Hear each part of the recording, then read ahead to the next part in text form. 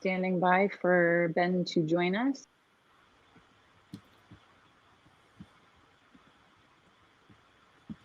Hello, and we are live.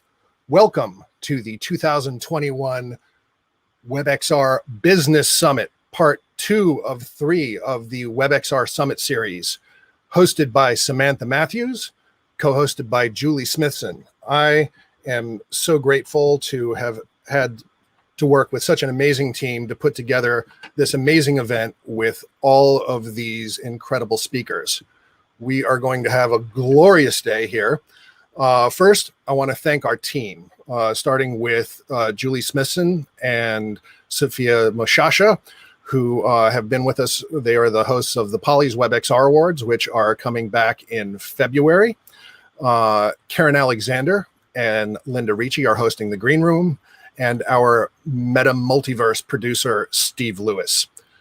We are very, very honored and grateful to have such a powerhouse lineup of incredible business leaders who are pioneers in WebXR, from Alban DeNoyle of Sketchfab to Gabe Baker of Frame, Artur Saichov of Somnium Space, who will be doing a live presentation.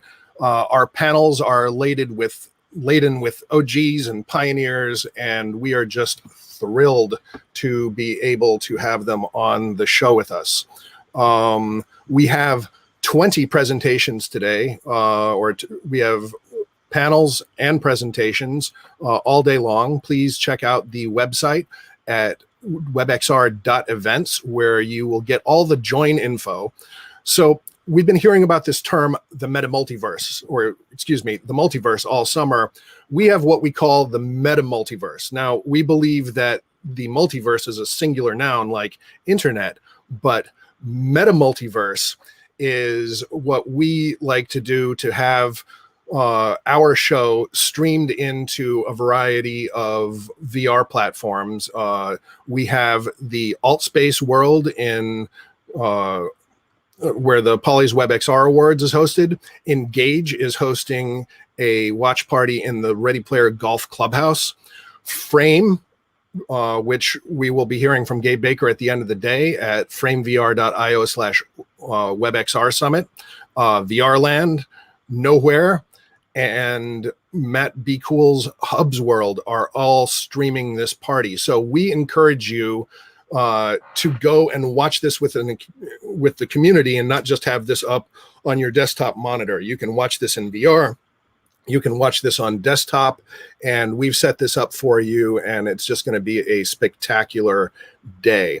So lastly, I would like to give a warm welcome and thank our host, Samantha Matthews, for hosting our summit today. Samantha has a deep background and is an OG in WebXR herself, and she helped a great deal bringing a lot of the wonderful people that we have lined up here, and we are so honored to have her. So thank you so much, Samantha, and take it away. It is your show. Hi, Ben. Thank you. I'm so excited to be here. It's I'm checking it out. There we are. Hi. Thanks, Ben, for putting together this incredible event and having me here. It's really, truly an honor to be working with all these people passionate about what I'm passionate about, especially now seeing this many faces, because when I was starting out, there weren't that many people, and all the cool kids in VR were telling me browsers were dead and didn't know what the heck I was talking about. So it feels really, really good to be surrounded by people who are just as passionate about the browser and immersive reality as I am, but also to have such an incredible sponsor, our Galaxy sponsor, FutureWay. They're shaping the future towards a fully connected and intelligent world by developing innovations to benefit an intelligent and digital society via open source standardization and collaboration. And those are very much our values here. So we're very happy to have them bringing this event to life with us. Now, the web has a magical way of closing the gap between physical and virtual experiences. The first time I became aware of this, I was performing as a DJ on a festival live stream, and friends from home were texting me, excited that they could watch me perform in real time. So that turned a relatively lonely experience of being a touring DJ into a connected one, where I wasn't just performing for strangers, but friends and family all over the world too. This started me on my journey to the experiential web. I started a live streaming company using hacked GoPros, but shortly after, and by chance, I discovered a new project out of the University of Toronto called Janus VR, and that they'd already done a live stream on the virtual web with avatars in 2015. They were building a game engine in the browser, and it was too cool to leave alone. It felt really right bringing presence and togetherness to the live music experience in a way that traditional live streams couldn't offer. So for years, I ran a WebXR lab exploring the business use cases, exploring verticals for business development with Janus VR with a hacker artist, Jin, who now works for Webiverse. We often made 3D time capsules by scanning environments and hosting them on the web. These snow globe worlds turned temporary real-world environments into places that lived online forever, that you could visit anytime from anywhere. To me, the 3D web solves the problem of how flat the internet is. Creating a digital sense of place makes doing anything online better. Meeting and sharing space online is really what it's all about. Unfortunately, from a first principles perspective, the internet is built in a dumb and hugely inefficient way. We keep centralizing everything more and more, when the original promise of the web is that it can be built by anyone, that it should be built by and for everyone. I began to wonder, why aren't we storing more information locally? Why aren't we using more protocols like IPFS? Why does information about the place that I'm in, physically in, have to go to Norway into outer space and back before I can get to it? It's crazy. Information in its right place may also be the last bastion of hope for personal privacy and creative attribution. In the cloud, I have no ownership over my identity or how I'm represented. When we spin up our own web servers, they remain under our control, a home platform that stays in the home. So in an effort to prove that this works, our lab created an event planning web app that used IPFS palettes filled with drag and drop media that allowed event planners to remotely tour a space, get accurate dimensions, and plan the event design. The workflow was lightweight, fast, and completely decentralized. We also worked on larger scale versions for festival planning. And what we realized is we were solving real world pain points of access to information, the time and cost of endless site visits, saving people time and money in their planning for events that are expensive to run. But shortly after, the Vegas shooting happened, and another reality of planning large scale events became impossible to overlook: safety. The reality that people didn't know where to go in the shooting when the shooting started meant that people inside the venue flooded out of the main entrance and jumped fences and had no idea where their exits were, putting them into the line of fire. The whole cold, hard truth of where essential systems like safety are operating from is deep in the last century. Maps, checklists, binders, signs. I began building loci by taking a step back and imagining how I might turn all this flat and inaccessible information into something that felt real and engaging, something that could actually prepare people for an emergency instead of passively waiting for something to go wrong. After spending years in my virtual time capsules, I knew how big the impact is that virtual simulation has on memory. But I also realized how difficult it is to put someone new into an unfamiliar digital environment. When people are using tools that are nearly 100 years old, you can't skyrocket them into the immersive web overnight. We need to focus on building for the current realities of the web before we can realize its limitless potential. I had to leave the 3D web alone for 3 years while building loci in order to set a really solid foundation for our long-term vision. The key to safety is accessibility, so I had to figure out how to reliably deliver something across all browsers and devices in 2D first, making sure the text on buttons auto-translates to the native browser language. These are little things that sound small, but they aren't, because browsers break. And it took building and rebuilding and a lot of learning and a lot of effort. And this is where most people abandon the web. It's easier to build an app where you can control everything. But walled gardens leave a lot of people out, and that goes against the core of our company's values to empower everyone with better information. And now, thanks to companies like Sketchfab, WebGL, and all sorts of others that you'll meet here today, we can deliver really awesome, juicy bits of 3D information across the web in ways that are consistent and reliable. And we can reach people with that information where and when they need it. This makes us able to really live up to our vision of not leaving anyone behind. It also helps us build a purpose-driven team, because the future of the web is a pretty cool thing to get behind. It might take a little while to build new behaviors into immersive environments. But let's remember that behaviors change from the brain, and the brain stores memory in 3D best. So baby steps like finding the places to add context with 3D on the web can make you a unicorn like Sketchfab. So at Loci, our niche is safety simulation and occupancy intelligence. Our location-centric game engine lets those liable for the safety and well-being of others deliver highly engaging, relevant safety information, simulation, and pre-visualization to all occupants as web-based mobile games. Being dedicated to the web brings me into contact with the most passionate and interesting people who share the value and vision of an open web for all. We met one of these people at the WebXR Summit town hall, Nitin Steven from India, who reminded us at the WebXR Summit town hall that we're all getting fired up about bleeding edge technologies that are accessible to only a privileged few. There are literally millions and millions of people in India who will be accessing the immersive web through Google Cardboards for the next decade. So with that in mind, I have had my hands deep in the web side of things for many years, but more recently, my incredible co-host and the co-founder of Metaverse has been far more active on the immersive side.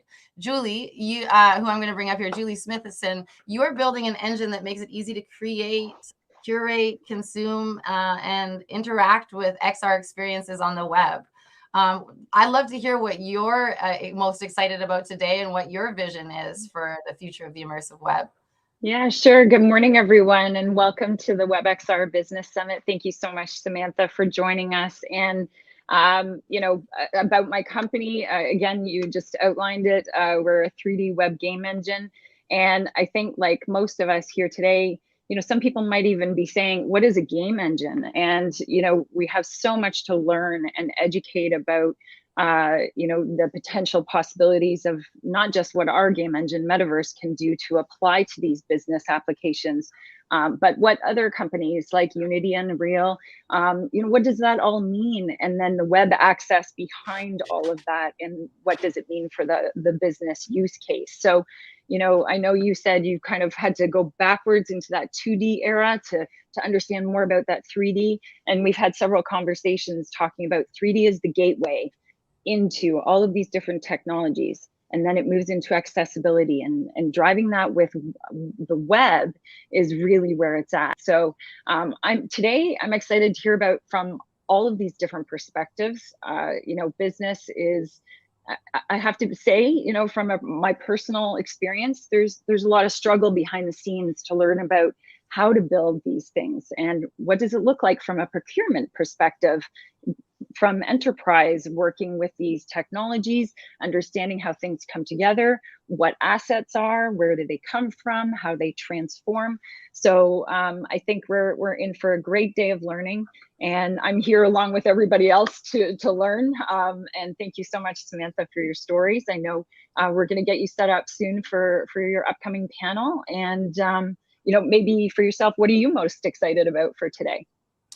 Oh man, it's tough because I think the main thing I'm excited about is hearing from really seeing everybody from the community see each other, because a lot of the things that people commented to me when I was saying, oh, there's a business where, who, like, because a lot of people who are working, we put our heads down and we work, and we don't see the incredible efforts and strides other people have made. And honestly, that momentum, the feeling of seeing someone solve something, of even just going into the little test run of the Somnium Web yesterday and seeing how great that worked, like I was floored.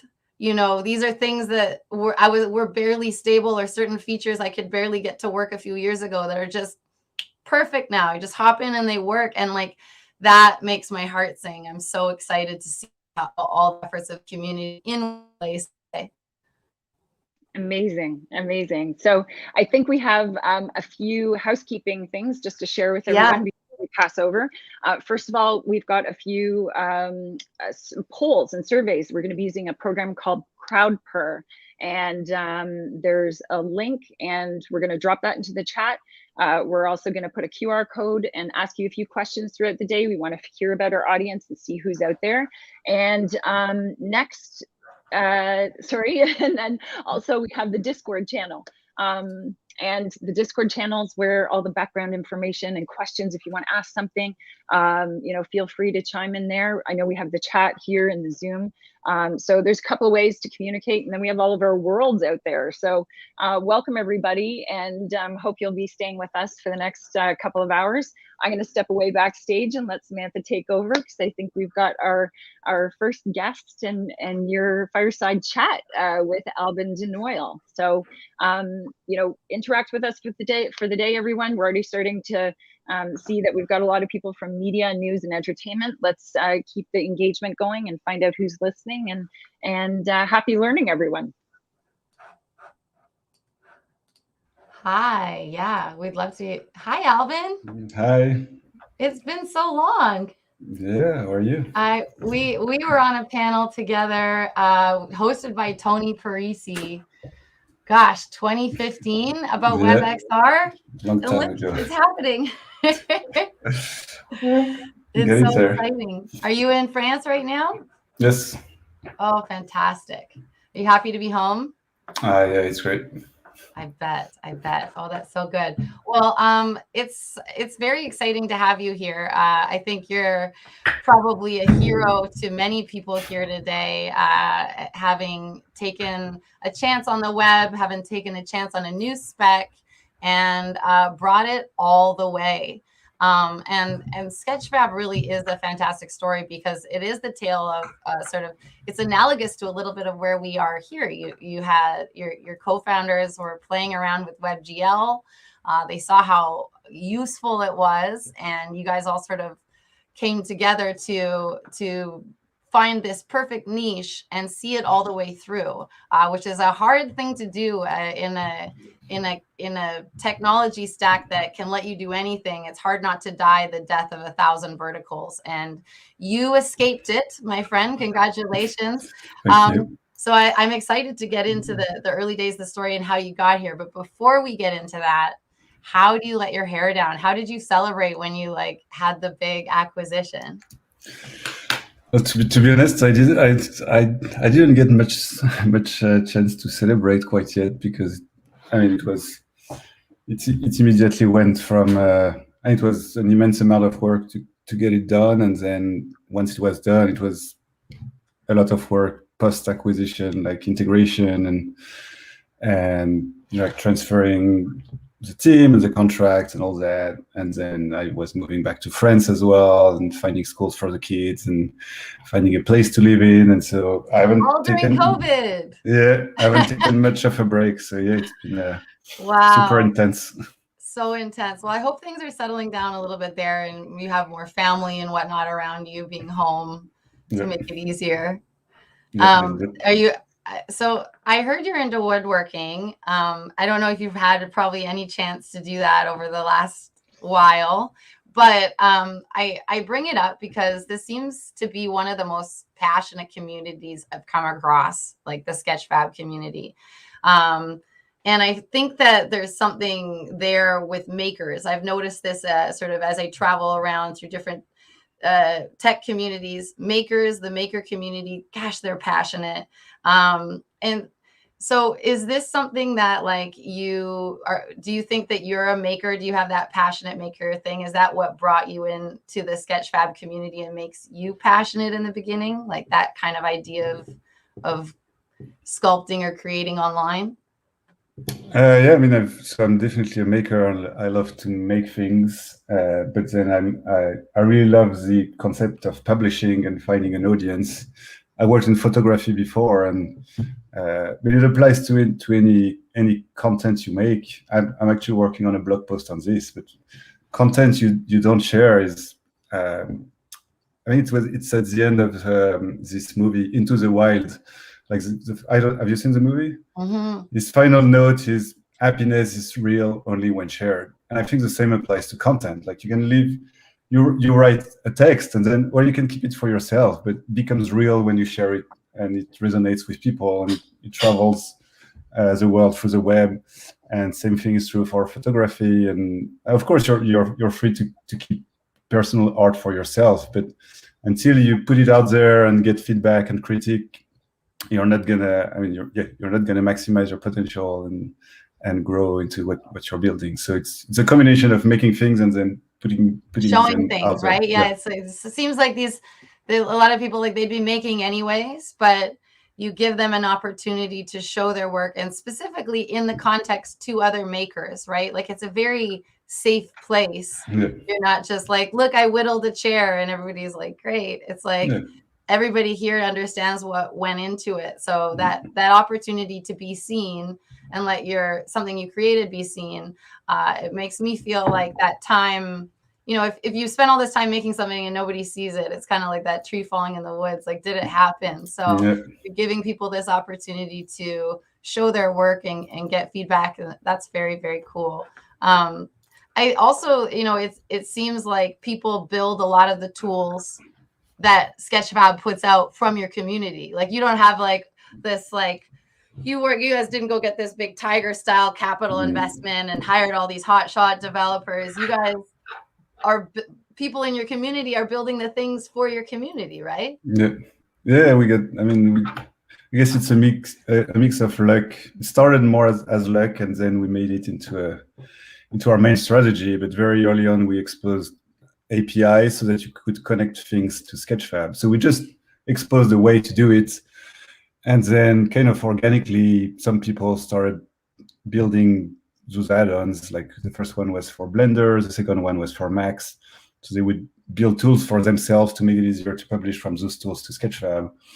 And then we realized this was just the best distribution strategy and user acquisition strategy, because it allowed us to target a user base in a very precise way. It allowed us to offer an easier workflow for those people. It allowed us to show that we cared about them and had a special path for them.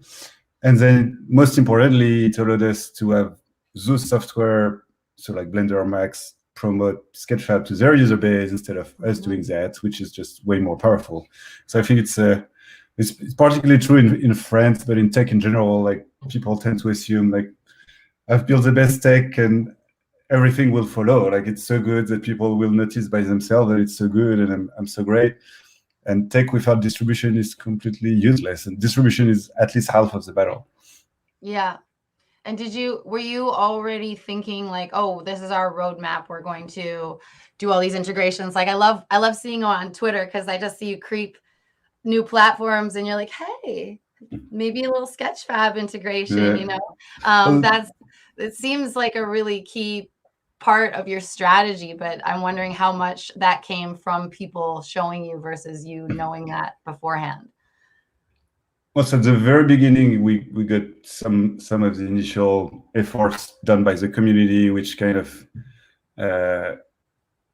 paved the way for making it into a deliberate strategy. And so when I saw the first two ones, I went full on to like spending a lot of my time specifically going after that. And so yeah, with our goal to be native. So it's cool to have the community build plugins, but then if it's just a plugin that you can only get from Sketchfab to install in your own tool, it's still not the ultimate distribution. And so the next level was to actually pitch the tools directly to integrate the plugins natively, so that it would ship with the tool. And so today we ship with more than 70% of our integrations, which is just, I mean, we have a Sketchfab button in all those tools. We have a Sketchfab button in 90% of the 3D capture apps. It's just a fabulous distribution strategy.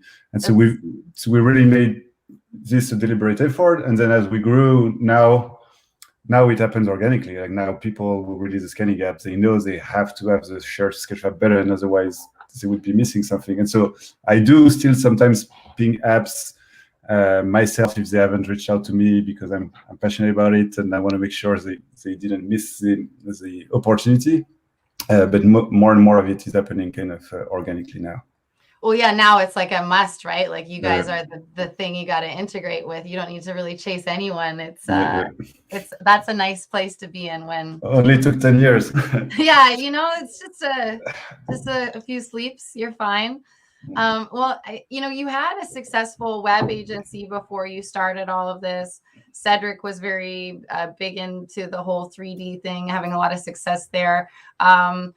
Pierre, Cedric, yourselves, how did you meet? And I guess for people in the audience who are coming into this space, or maybe they have their own projects and they're looking to kind of expand and grow, but it's a bleeding edge space. And so there's lots of, hot shots and talkers in these kinds of areas. How did you come together, and like what qualities do you see as the most important when making decisions to start a business or to go into a venture with somebody, particularly in an emerging space?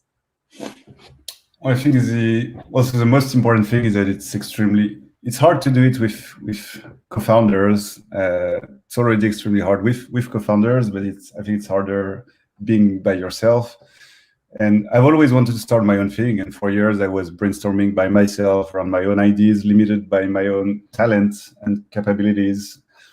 And then I realized, and I went through many projects. I would send a new business plan to my wife every 3 months. And at some point, I realized nothing is going to happen if I don't find someone who can complement my skills. And I have a business background, so it was pretty clear what I was looking for.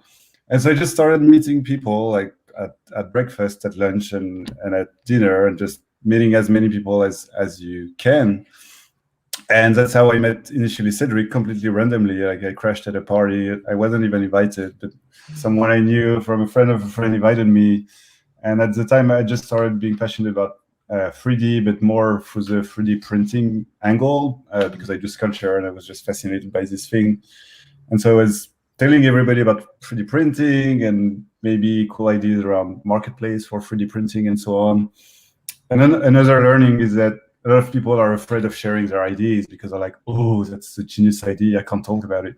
But nobody's gonna steal your idea. Like what matters is the execution. So you should have, especially if you're by yourself, like you should talk about your idea until someone finds it compelling and want to build it with you.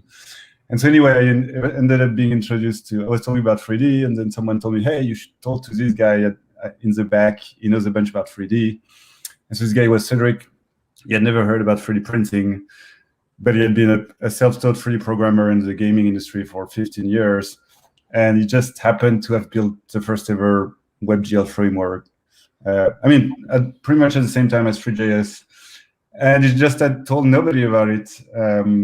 And so I knew nobody about this, but I found it cool and creative. And it combines the concept. It catered to creators, and there was this concept of publishing and sharing. And so we decided to have lunch the next day. He showed up 90 minutes late. And at the time I was working at night, and at the time I didn't have much going on. I had quit my job to move to full-time meet people and figure out what to do. And anyway, he hadn't told anybody about the project. And I was pretty much the first non-tech person that was interested in what he was building. And so yeah, that was the match, because well, for me, I was fascinated by the concept, and he was obviously skilled at what he was doing. And for him, I was not from his world and was interested in what he was doing, which was also new to him. And so that's kind of how it started. And as soon as I started taking care of everything that was non-tech, we launched the thing, and it immediately took off. And so I could see that there was market fit in what he had built, and he could see that I was able to market it. And then so 3D was really into, Cedric was really into 3D, like hardcore rendering. I was really into non-tech, and then we were missing kind of the web skills to actually build the platform around the viewer. And so PA joined us a few months later to be the third co-founder to take care of the web.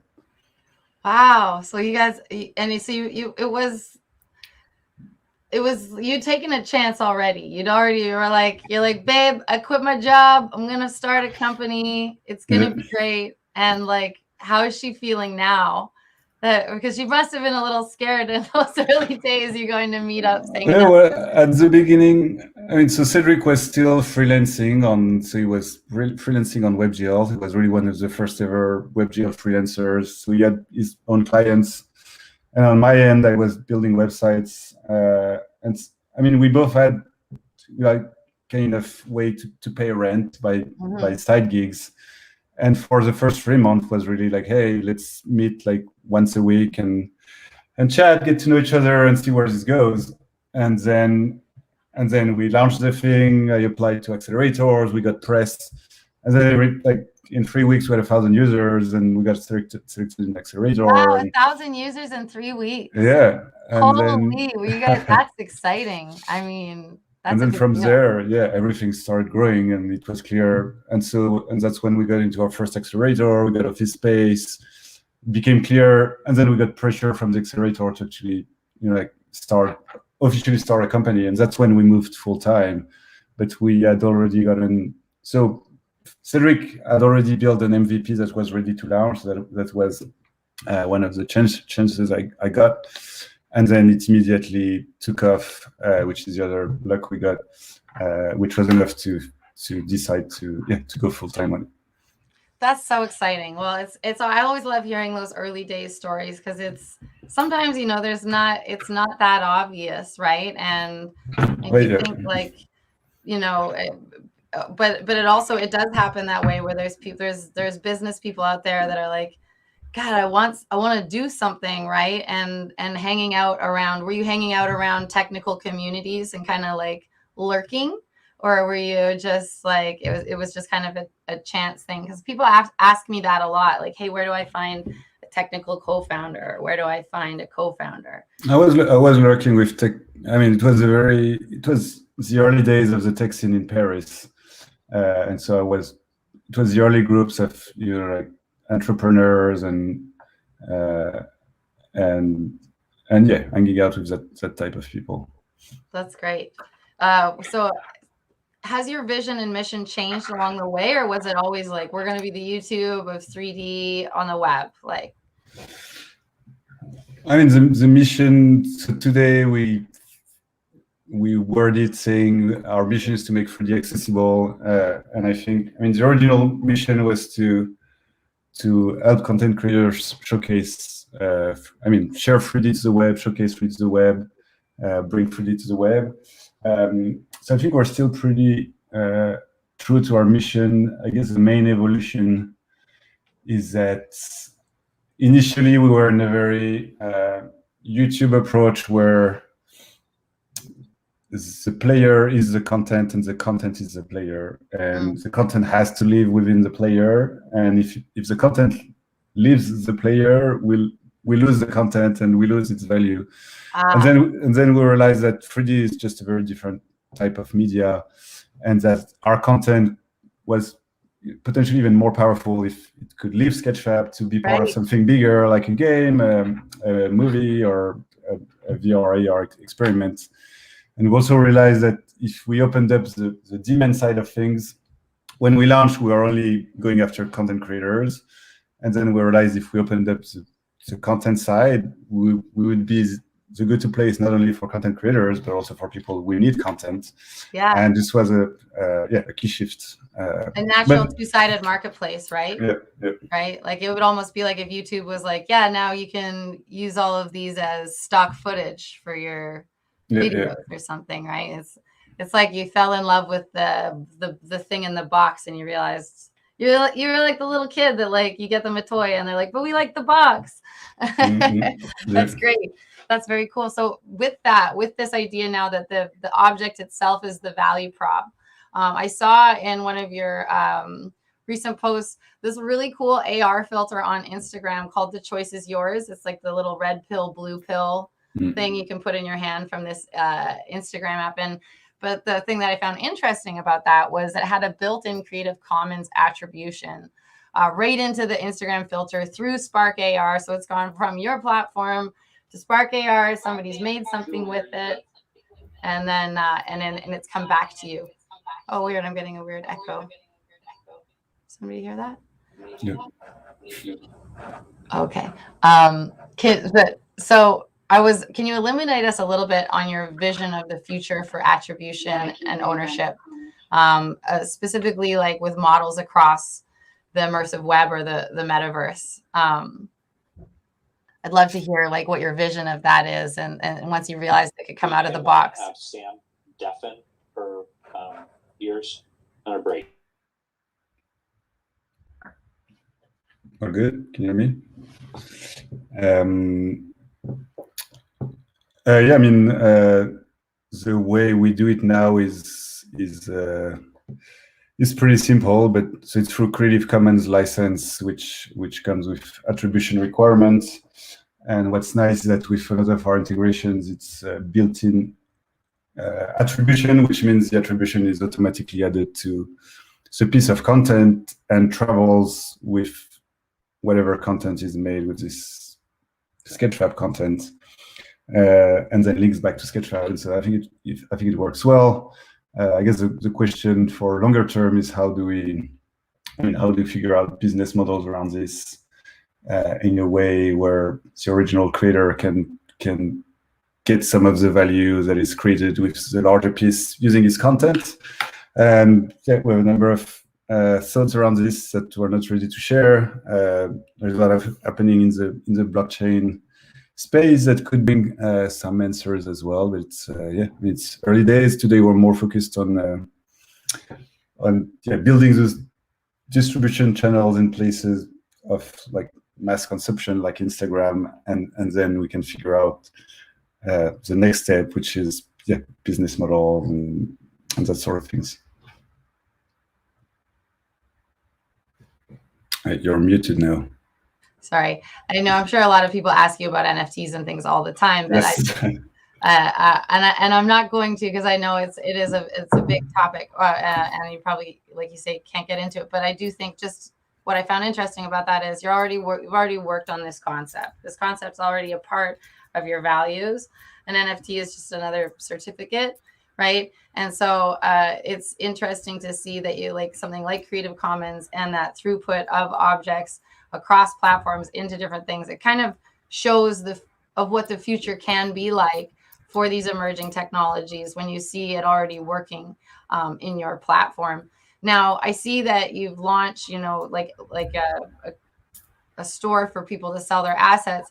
And last year, Envato's community, their earnings topped $1 billion, which is huge. You have people who make like one pitch deck template, and they're making like $100,000 a year on it. And so, do you have an earnings report for Sketchfab creators yet? Are there like, where do you see, if somebody's in the 3D space or interested in being in the 3D space, what kind of models should they be making, and who are your top earners? So we don't really share stats on this yet. The marketplace is still rather young. Like the marketplace is 3 years old, and Sketchfab is 10 years old, and so we're much newer than a lot of those other 3D marketplaces.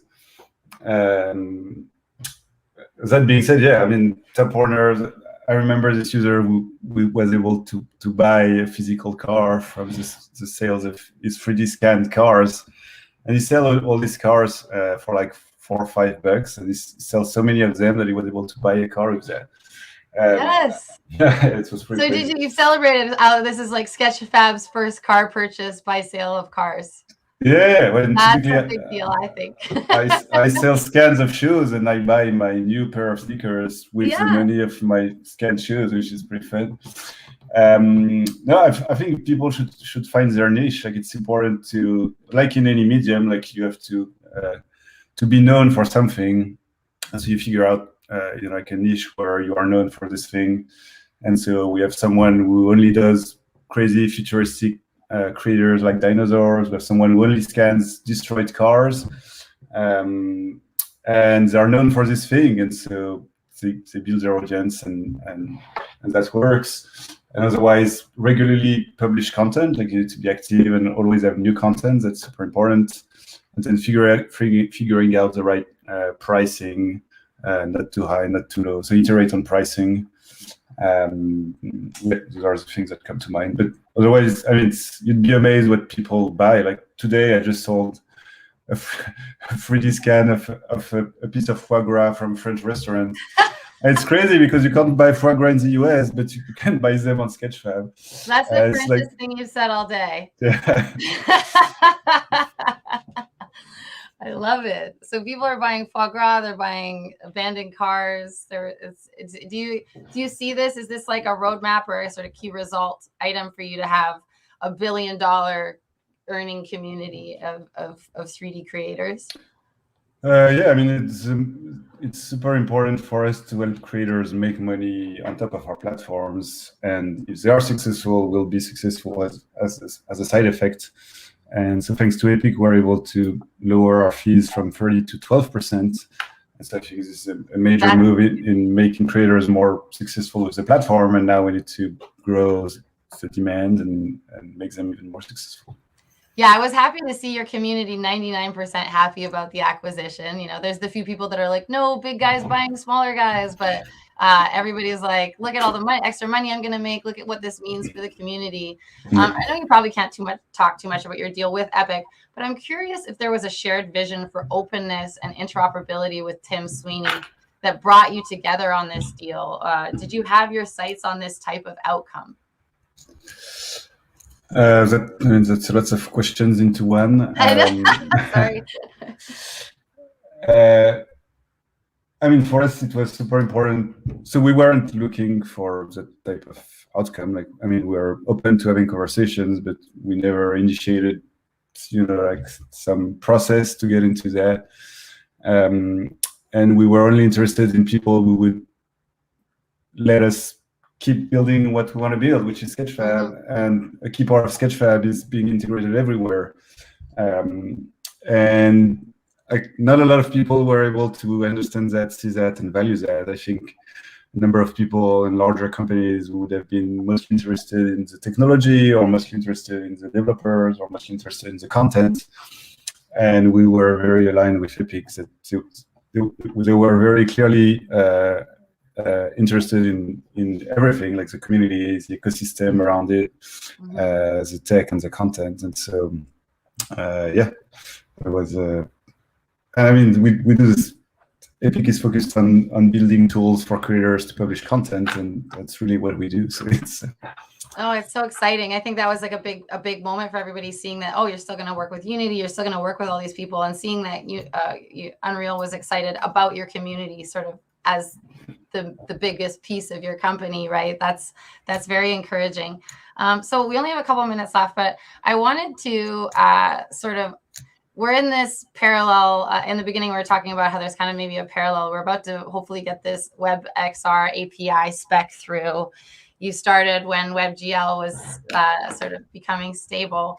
Provided that you will soon have these standards in place for WebXR, which vertical or use case would you be starting today if you were starting all over? Or put it another day, what company do you want someone to start in this space? I'm really passionate about 3D capture, and so anything around this is dear to me.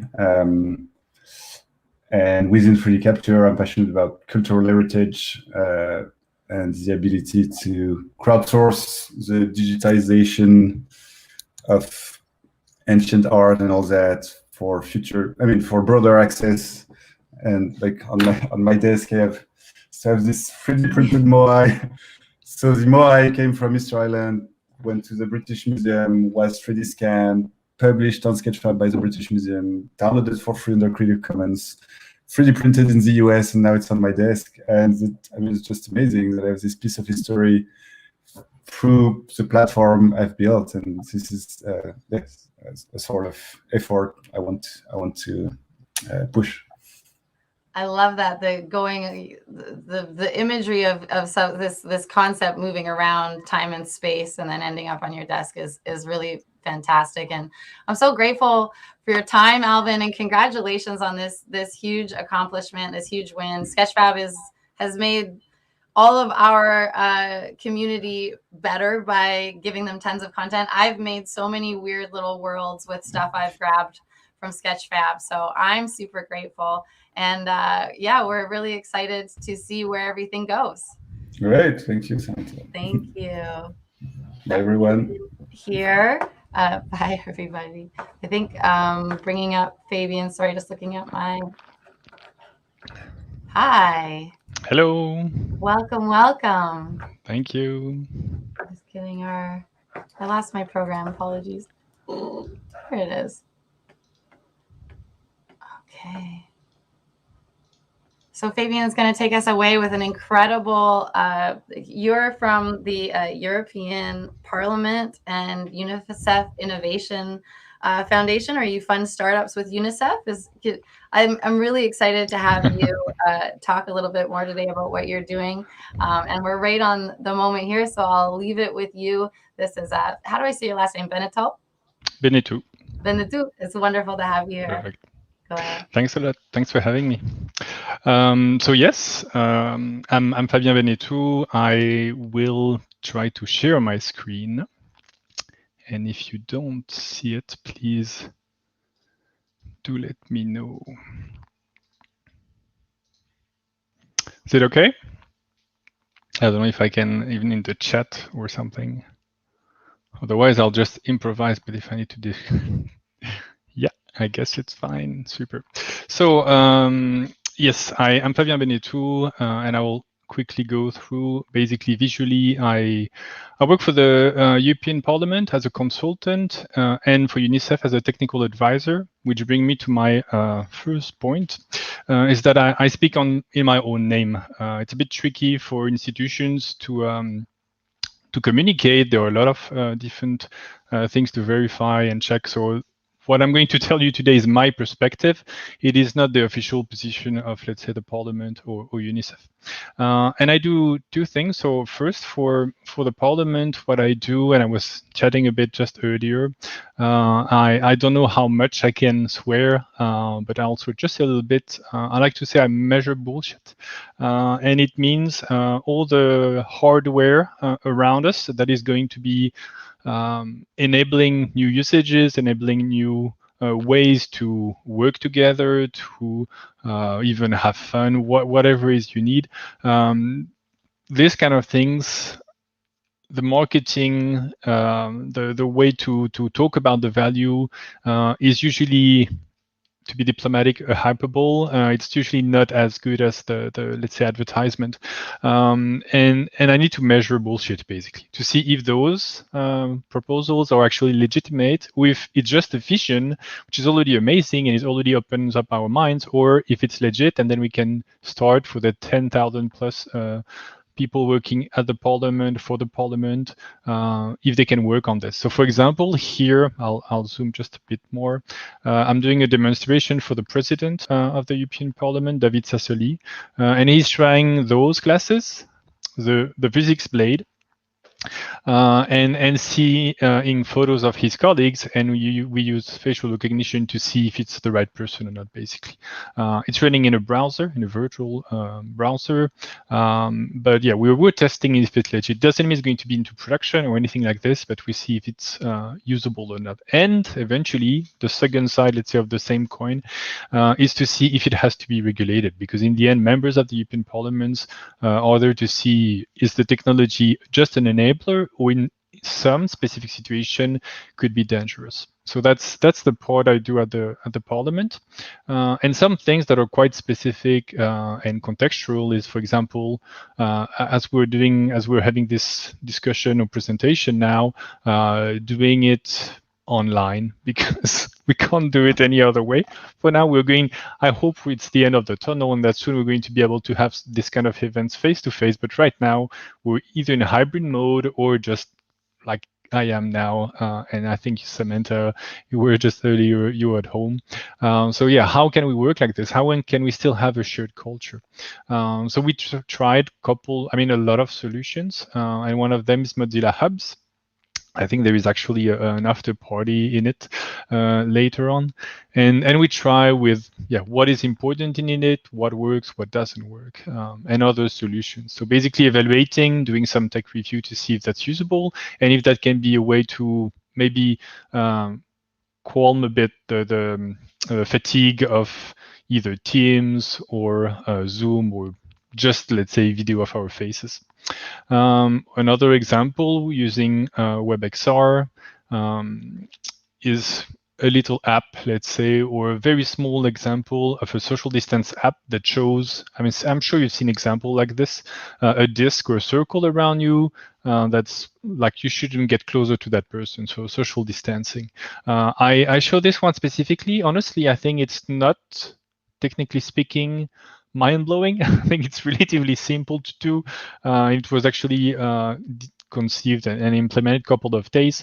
But the thing is, as you can see, you just have a QR code and it's a short experience. And so I think this embodies a lot of the, just like Alban mentioned just earlier, the power of instantaneous distribution. I think this, in terms of business case, is ideal because it's an experience that is very short. You're not going to spend 5 hours a day checking distance. It's like you're in front of the cafe and this is where you want to make sure that, or show to somebody who is getting a little bit too close, hint that maybe they should step back a bit. This is the ideal use case, because if it's a 30 seconds, 1 minute situation, you don't want to have to download 5 minutes of going through the store or login system, or I don't know what. It has to be instantaneous. So I show this one not for the technical implementation. I don't think it's that amazing, but for the value of it. I think this is a great example of, I want content, I want it now. The other thing I'm doing is working for the Innovation Fund. I had also a discussion earlier about what the Parliament do. The Parliament doesn't invest in startup. The European Commission does, but that's restricted or usually limited to Europe. What the Innovation Fund, though, does is invest $100,000 per startup in emerging technology. That is the innovation part of the fund. They are now a couple of startups invested specifically for VR and AR that are listed there. I'm going to put some links in the chat after. And I believe all of them at least try WebVR or WebXR.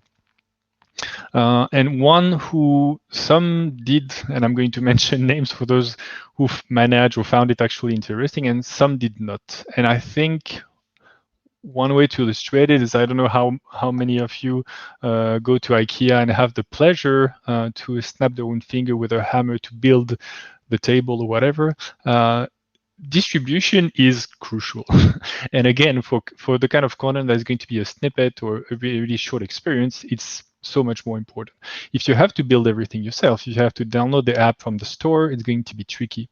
So one of the startup from the fund that I'm not going to mention worked on an indication solution, and everything was experimental at first. Of course, it's a startup.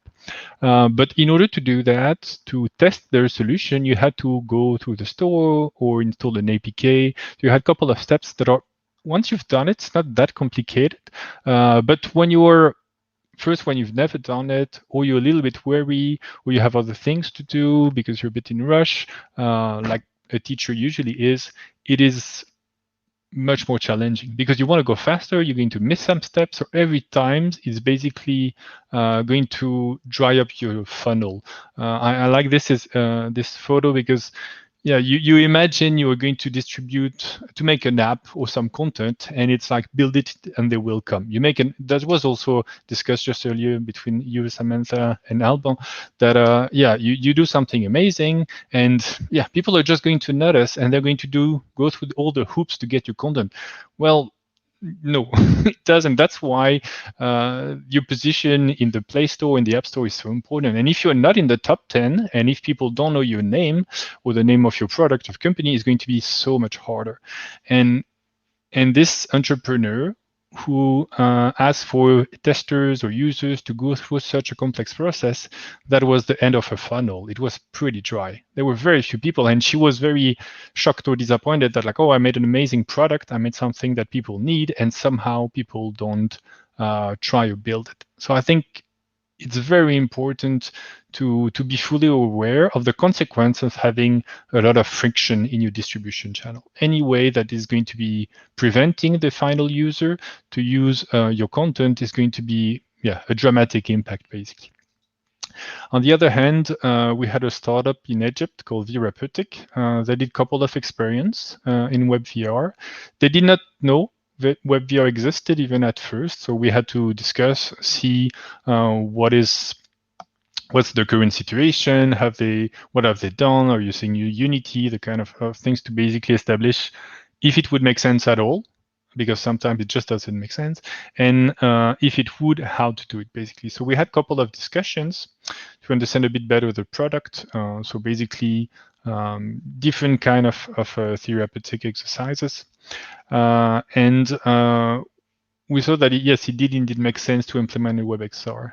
And a couple of months later, because the investment period for the fund is for 1 year, so we have to go fast. So they have to go fast. I'm just here to try to give some counsel, to say what I think makes sense. What is, for example, frameworks that could be efficient, like A-Frame.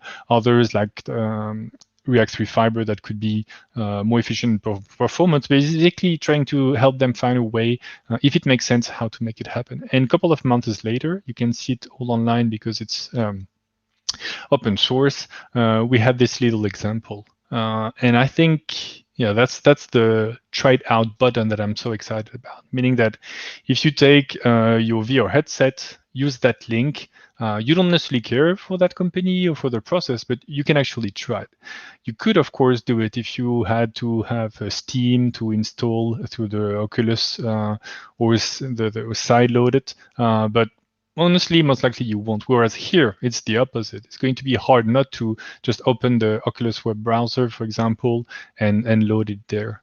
Yeah, I recommend that you do give it a go. You give them some feedback if you like it or not. If you see that for you as maybe a therapist or as a company that is managing this kind of center, it could be interesting. But this, to me, the try it out and this little button is the most exciting part of WebXR. It means instant delivery and being able to have it also across platforms. So basically, if you want to avoid this, WebXR is an amazing solution. And also one part that I did not mention is bring your own device. Specifically, this is for the Parliament. If I go back here, okay, we use Mozilla Hubs, but what was one of the key advantages? Not everybody, believe it or not, has a Quest, for example, or a Valve Index. Not everybody has a VR headset or some Microsoft HoloLens too. It's not that common yet. So it means you want to enjoy it to the fullest if you can, but if you don't, you want to remain inclusive. You want to bring people who can. And this is the power of WebXR, that in addition to the instantaneous distribution, if you want to have, let's say, cardboard or older version to snap on your phone, you can. If you want to have AR glasses, you can. If you want to have, quote unquote, just your laptop or your mobile phone, you can. So being able to bring all those use case with those devices together, I think is one of the most exciting part, especially right now in hybrid mode. This is a lot of the discussion, thinking, and process we have for the Parliament, as for the startups, for UNICEF, is we don't know where people are. I'm at home now, but maybe tomorrow morning I'll be in the Parliament. Maybe I'll be in a cafe, and I don't even know what hardware I'll have. I might have some funky device. So if you make exciting content, but nobody can enjoy it, it is the challenge. But if you can bring it across content, make it responsive, yeah, this is a whole new, especially for social content, this is a whole new way to make your audience bigger and have a bigger impact. So this I already repeated quite a few times in terms of distribution, but people, I mean, we get used even now to get instant delivery. Like, oh, I don't get my things I did not even know I needed or wanted yesterday. I have it. I click the purchase button, and I don't want it next week. This is just, we can't even imagine it anymore. We want everything now, and I think in some cases, yeah, we can wait. In others, it has to be instantaneous. So one way to summarize it for me in terms of use cases, if you only target one device and it's going to be used every day or day after day, you don't have web developers and you have Unity and Unreal developers, plus you want state-of-the-art visuals, like something photorealistic, maybe you should be cautious about WebXR. Maybe it's not ideal for you. But if any of those 5 points is not in your, let's say, absolute needs, then I think you should at least consider, just give it a go. It's so easy to fork an existing example and try it on your device that I think, yeah, most of the value, if you're not exactly in there, could be interesting to try. And I think that's it. Thank you so much for joining us, Fabian, today and presenting. That was really interesting. A lot of really good conversation points. Thank you so much. Thanks for having me. Yeah, Yeah, no problem. Incredible. I think we're getting ready to bring on our next panelist. So if you want to say hello, Fabian, as the next group comes in. Hey, everyone. Thank you so much, everybody, for joining us. I'll pass it over to Samantha to do an introduction. And yeah, looking forward to our next session. Yeah, I'm so excited. This is a really big one, building industry consensus around standards. We wouldn't be here if we weren't doing this. So I'm really excited to have one of our members here at the WebXR, the Poly Awards, Sophia Mashasha. She's also the VP of the DC chapter of the VR/AR Association. We have Yu Yan joining us. He's a chair from the IEEE VR/AR Standards Committee. Neil Trevitt, he's the president of Kronos Group. He's the VP of Development of Ecosystems at NVIDIA. I mean, this is such a stacked panel. I can't even get through it without being like, wow. Atsushi Shimono, he's from the W3C and Kilo University. And we also have Daniel Lundgren. Did I say that right? Senior Director of Strategy and Business Development at FutureWay, our Galaxy sponsor here. Everybody here is so passionate about standards and building consensus in the community. This is one of the conversations I was looking forward to all day, so I won't take up any more of your time. Take it away, Sophia. Thank you. Thank you, Samantha. And as Samantha said, my name is Sophia Mashasha, and I am part of the production team here. And I'm stepping in for Dr. June Wang of FutureWay. She was supposed to moderate this panel, but was unable to join us today. So thank you, June Wang, and I hope to make you proud today. So the process of graduating a specification to a standard is so complex and involves so much work that we want to create greater awareness of this process. So I'm joined by some great panelists that are advocating for the adoption of WebXR specification to become a standard to allow developers to run experiences that are compatible across browser platforms. So for our audience, please add in any questions that you have in the chat in Discord. And if we have time left, I'll bring them up here during the panel. And I'd like to start by asking each panelist to kind of reintroduce themselves and specifically give a little introduction on what you guys are doing relating to the immersive web and the work that you're doing. Daniel, would you like to start? Yeah, thanks, Sophia. So my name is Daniel Younggren. I'm the Senior Director for Business Development and Strategy at FutureWay. I'm based in San Francisco Bay Area. FutureWay is a US company dedicated to support openness in R&D. We work closely with other forward-thinking companies around the world in many different domains. We've been involved in standards for the last 20 years, I think. We're active in most open source communities to help build out the ecosystem. And just to say that with the web being free and global, I think WebXR is an incredible asset to drive the XR industry forward. So thank you for having me on this panel. Absolutely, thank you for that. Dr. Yu, would you like to go next? Sure, of course. I'm currently serving as a chair for the IEEE Consumer Technology Society Standards Committee and also the IEEE VR and AR Standards Committee.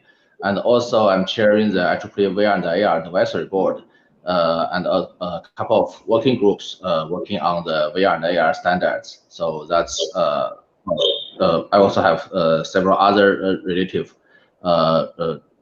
efforts which are not necessarily explicitly related to VR and AR, but also supplemental to VR and AR within IEEE. Thank you. Thank you, Dr. Yu. Neil? Yep. Hey, everyone. I'm Neil Trevitt. My day job is at NVIDIA, where I help developers use GPUs. But today I'm here representing the Kronos Group, of which I'm the elected president. Kronos is an open non-profit industry consortium. We develop API standards for developers to access the power of hardware devices such as GPUs for 3D and XR HMDs. And Kronos is always very happy to work closely with the W3C and WebXR, as often our native APIs provide the portable hardware access that is used by W3C's web APIs. Thank you, Neil. And Atsushi. Hi, I'm Atsushimono, working at W3C based at Keio University. So W3C is assigning a technical staff to each working group to support its development and activities. So I'm working for Immersive Web working group to support development and deployment of WebXR specs. Thank you. Thank you so much.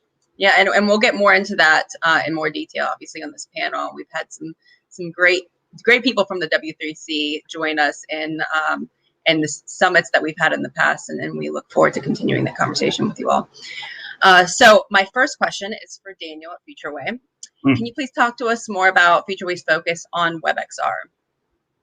Yes, definitely. So WebXR is one of our new initiatives.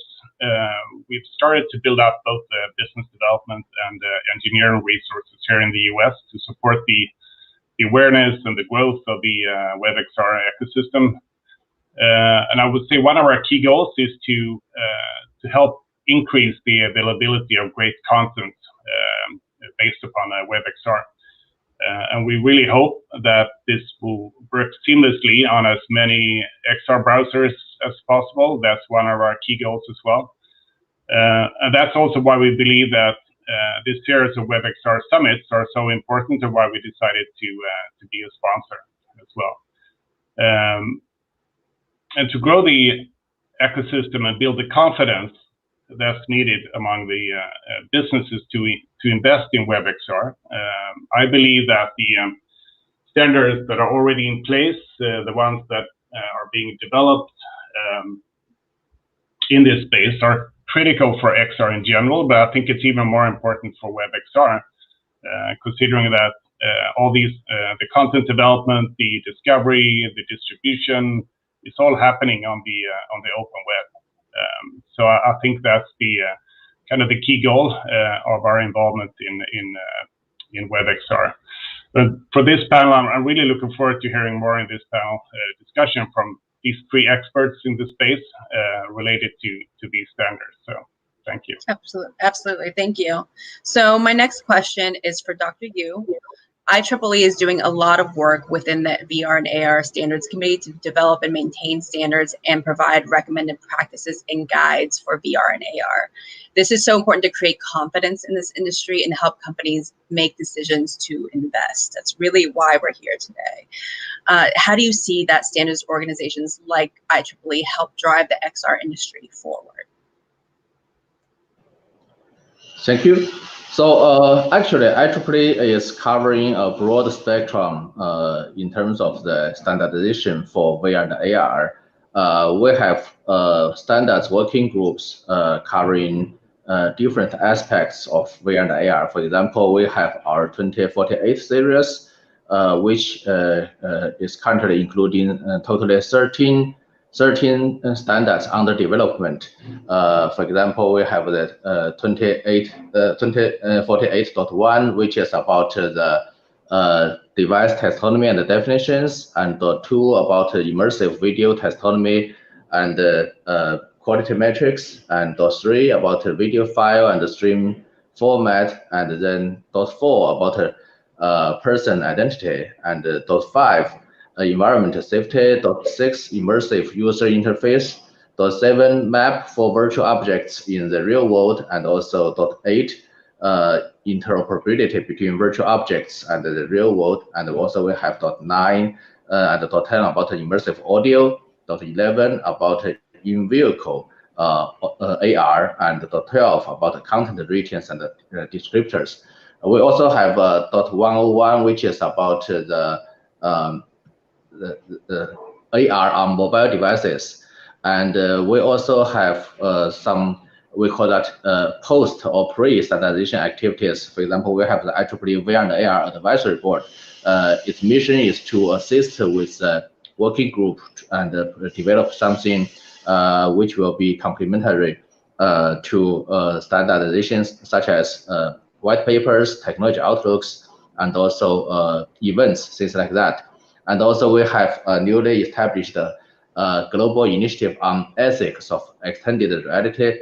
So you can say that IEEE standardization for VR and AR are not only about technical aspects, but also about non-technical aspects. And also we do things pre and post and in conjunction with standards development. So that's how IEEE works with the industry to drive the broad spectrum for the standardization needs in VR and AR area. So I understand that the standards that have been developed or are being developed within IEEE don't overlap with the WebXR specification. How do you see that it supplements WebXR?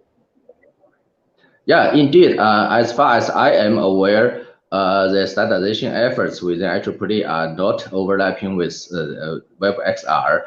As you know, IEEE develops many standards which are more or less related to VR and AR, even they are not explicitly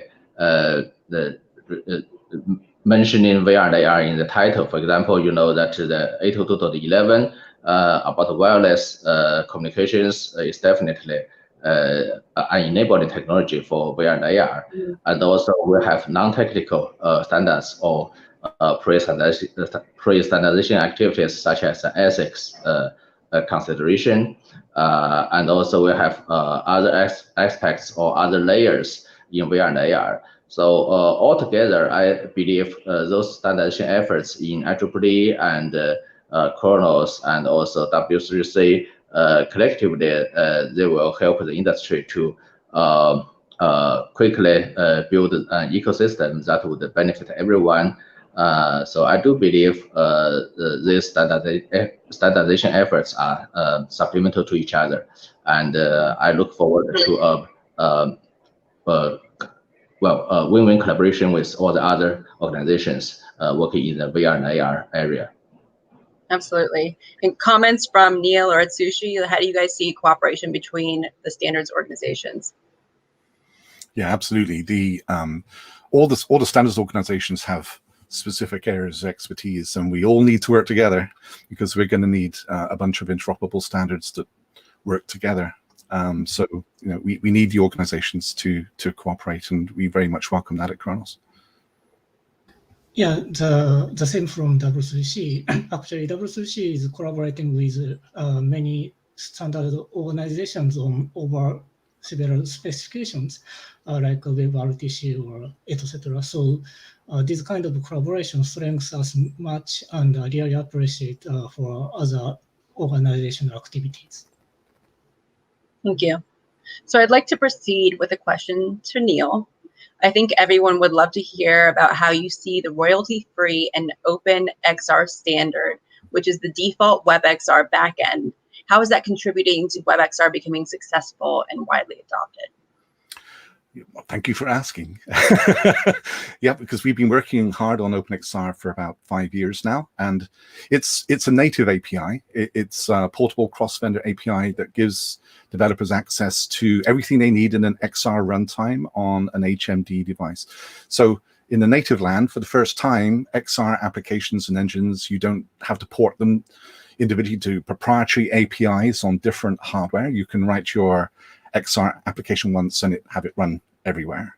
And OpenXR is now very widely adopted. All the hardware vendors, Oculus, Steam, and many others, HTC support it. All the engines such as Unity and Epic have OpenXR backends. So for WebXR, now OpenXR is very enabling, we think, and we hope, for WebXR, because WebXR, of course, needs to run everywhere. The web is everywhere. And using OpenXR, WebXR implementations can access any OpenXR compatible hardware rather than have to write and maintain dozens of different hardware backends. So it lets the WebXR group focus on their value and not just be busy porting to hardware all over the industry. So how do you see that the GLTF file format, which is another Chronos standard, can complement the W3C's WebXR to drive the WebXR device API to drive the XR industry forward? Yeah, so and if you look at the basic things that every WebXR application has to do, there's three basic things. You have to drive the XR HMD hardware, and that's what the WebXR API provides, running over OpenXR most of the time. It must drive the 3D rendering, which today in the web uses WebGL, which is a Chronos API. And it must download 3D assets, scenes and objects over the web. It's a web app. GLTF is a widely adopted 3D asset runtime transmission format that is designed to be small and easy to process on every device, including mobile. And so, we like that's a bit geeky. So we like to call it the JPEG of 3D. It's easy to process and just as ubiquitous. And today, pretty much any 3D authoring tool can generate GLTF files. So we hope this really helps the WebXR community, being able to focus on an asset format that can be produced by all your favorite tools and be widely shared to any WebXR application. We think GLTF helps avoid a Tower of Babel situation between 3D tools and applications, which is good for everyone, including the WebXR community. It would also be interesting to hear your thoughts about WebGPU and WebGL. Yeah, this is an interesting topic. So WebGL, as I mentioned, it's a Chronos API for 3D in a browser. It's a JavaScript binding over OpenGLES, which was a Chronos native API that became pervasive across both mobile and desktop about 10 years ago. So any graphics rendering you're seeing in WebXR applications today is using Chronos WebGL. Since 10 years ago, though, native graphics APIs have moved on from OpenGL. Chronos has the new generation Vulkan API, Microsoft has DirectX 12, Apple has Metal. And so WebGPU is now a W3C graphics standard that's being built right now to provide access to these new generation APIs from the browser, which is definitely a good thing. And when it's ready, WebGPU should provide both more graphics performance and significantly more GPU compute, which is important for many applications using WebXR. So Chronos, we're doing everything we can to ensure developers can have a smooth transition from WebGL to WebGPU when the time is right. But we suspect WebGL is going to be also here for a very long time alongside WebGPU, so developers have the choice of if and when they move over. But we look forward to working with W3C to make sure that developer transition is easy for everyone. Sushi or Dr. Yu, do you have any comments to add here? I really appreciate the great development of package of GLTF. Like we have standard image formats and video formats. So such kind of standardized format for media packaging is quite important to be adopted on the web. So yeah, I really appreciate of the activities.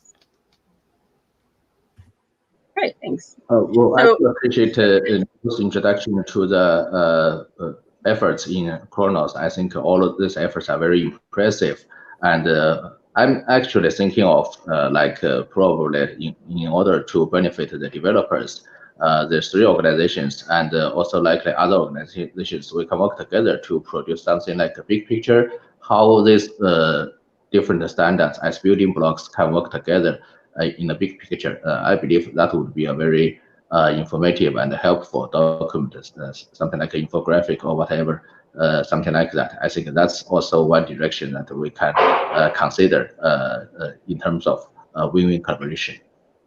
Mm-hmm. So we've had some other key W3C members that participated in the Developer Summit, and we also got the chance to hear from Dominique Aza-El-Massiou in the recent special edition interview that I got to do with him, revealing his thoughts about the Immersive Web and the work that the W3C is doing. So we're all very excited now to hear the update from Atsushi at W3C, and I want to open with this question. If you can please briefly explain the candidate recommendation process at the W3C. So WebXR device API is now working draft in a development phase. And once we agreed that the specification package is well developed, we will transition into candidate recommendation. And once we got into candidate recommendation phase, W3C will issue a request of implementation, which request browser vendors or other vendors to implement APIs on their system. And candidate recommendation phase is a phase to finalize the specification, including small or narrow areas like error handling or small kind of support APIs. And then once we have 2 implementations over all of APIs, we will turn into next step to the recommendation. So the candidate recommendation process is quite important to finalize and stabilize the specification. And what do you see are the key benefits for the industry for having the WebXR device API become an open standard?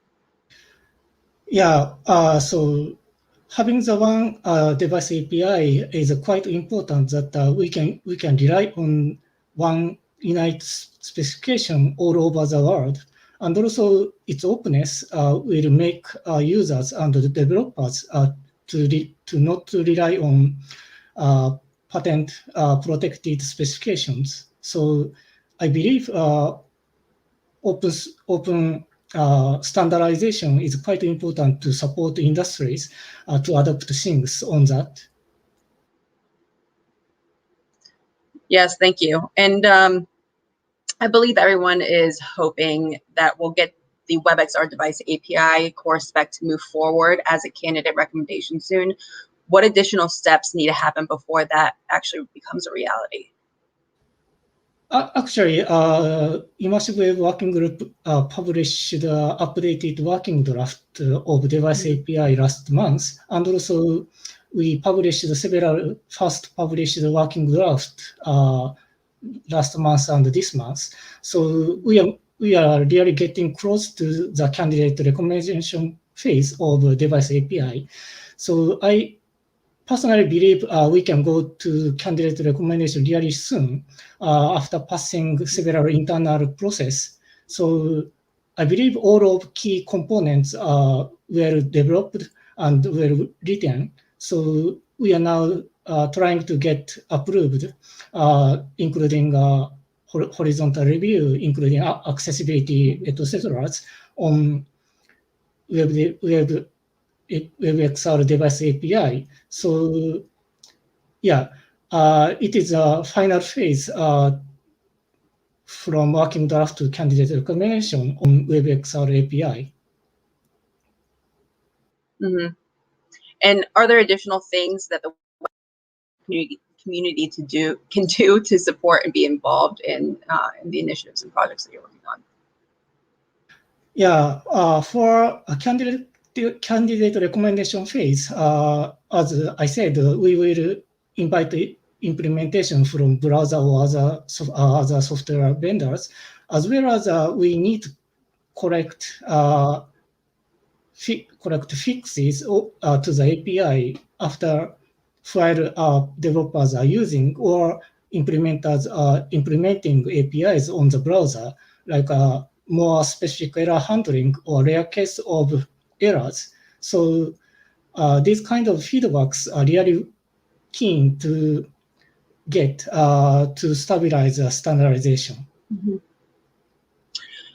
Okay, and so I'm going to open it back up to all of the panelists for these next couple questions.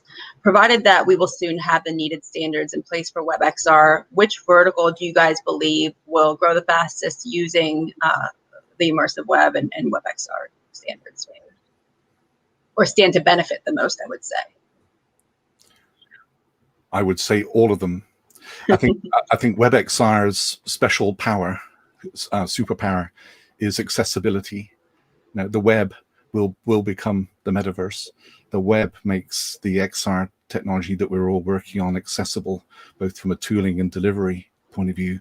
And it's that accessibility and widespread availability that is going to enable a whole bunch of market opportunities.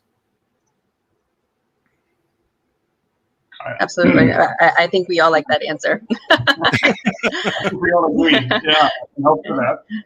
I think all of them are important. Social, entertainment, education, just the advantages with WebXR with the link. You just enter your in the experience, and then you can exit, and then you can go into the next one. The kind of ease of distribution and quick access, I think, is what will make WebXR a big success. Yeah, and I'd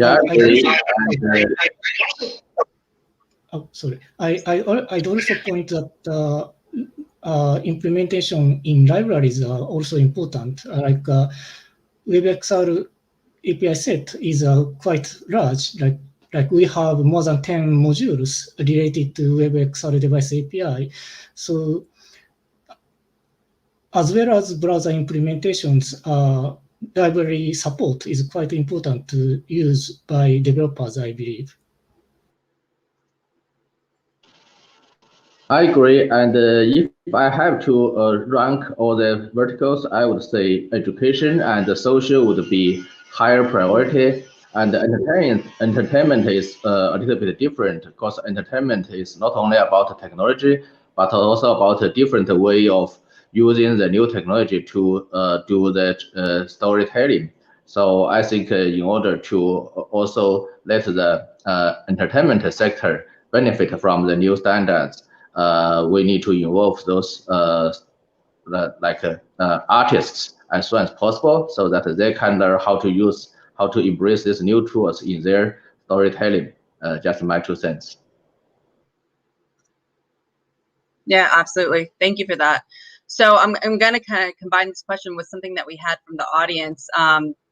So Daniel Meeks pointed out that he thinks it's the absolute worst when he's prepping for an expo and Chrome or Mozilla decide to update the browser, breaking his web space. And how can he ensure that checking WebXR is a part of the upgrade process? And then I'll also say, combining with that, like, how do you guys see that the development of current standards for browsers to support or challenge the future of WebXR?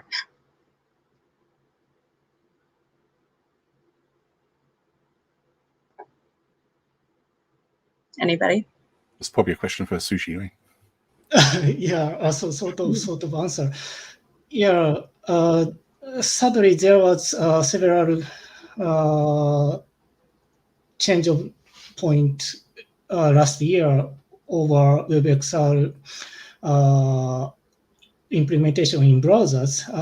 But again, I'd like to point that the implementation of WebXR in Safari seems ongoing. Like some of WCC member company published a press release that they are working on implementation on Safari. So I believe some additional implementation will be shortly out, and we can use WebXR device API more widely in the world. Mm-hmm. And also we hope we can have some integration between Firefox Reality and Firefox browsers. Yeah, I'm sure we all can't wait for that. So one last question for whoever wants to answer. Over the last year, Zoom and Google Meets have been the way that we do business and attend events like these summits. And provided that we will soon have the needed standards in place for WebXR, how do you guys see the immersive web to be an important complement used for these types of events? I think the spatial awareness that you can get in an XR app can be a big benefit to social online interaction, but I think we have a big barrier to cross first.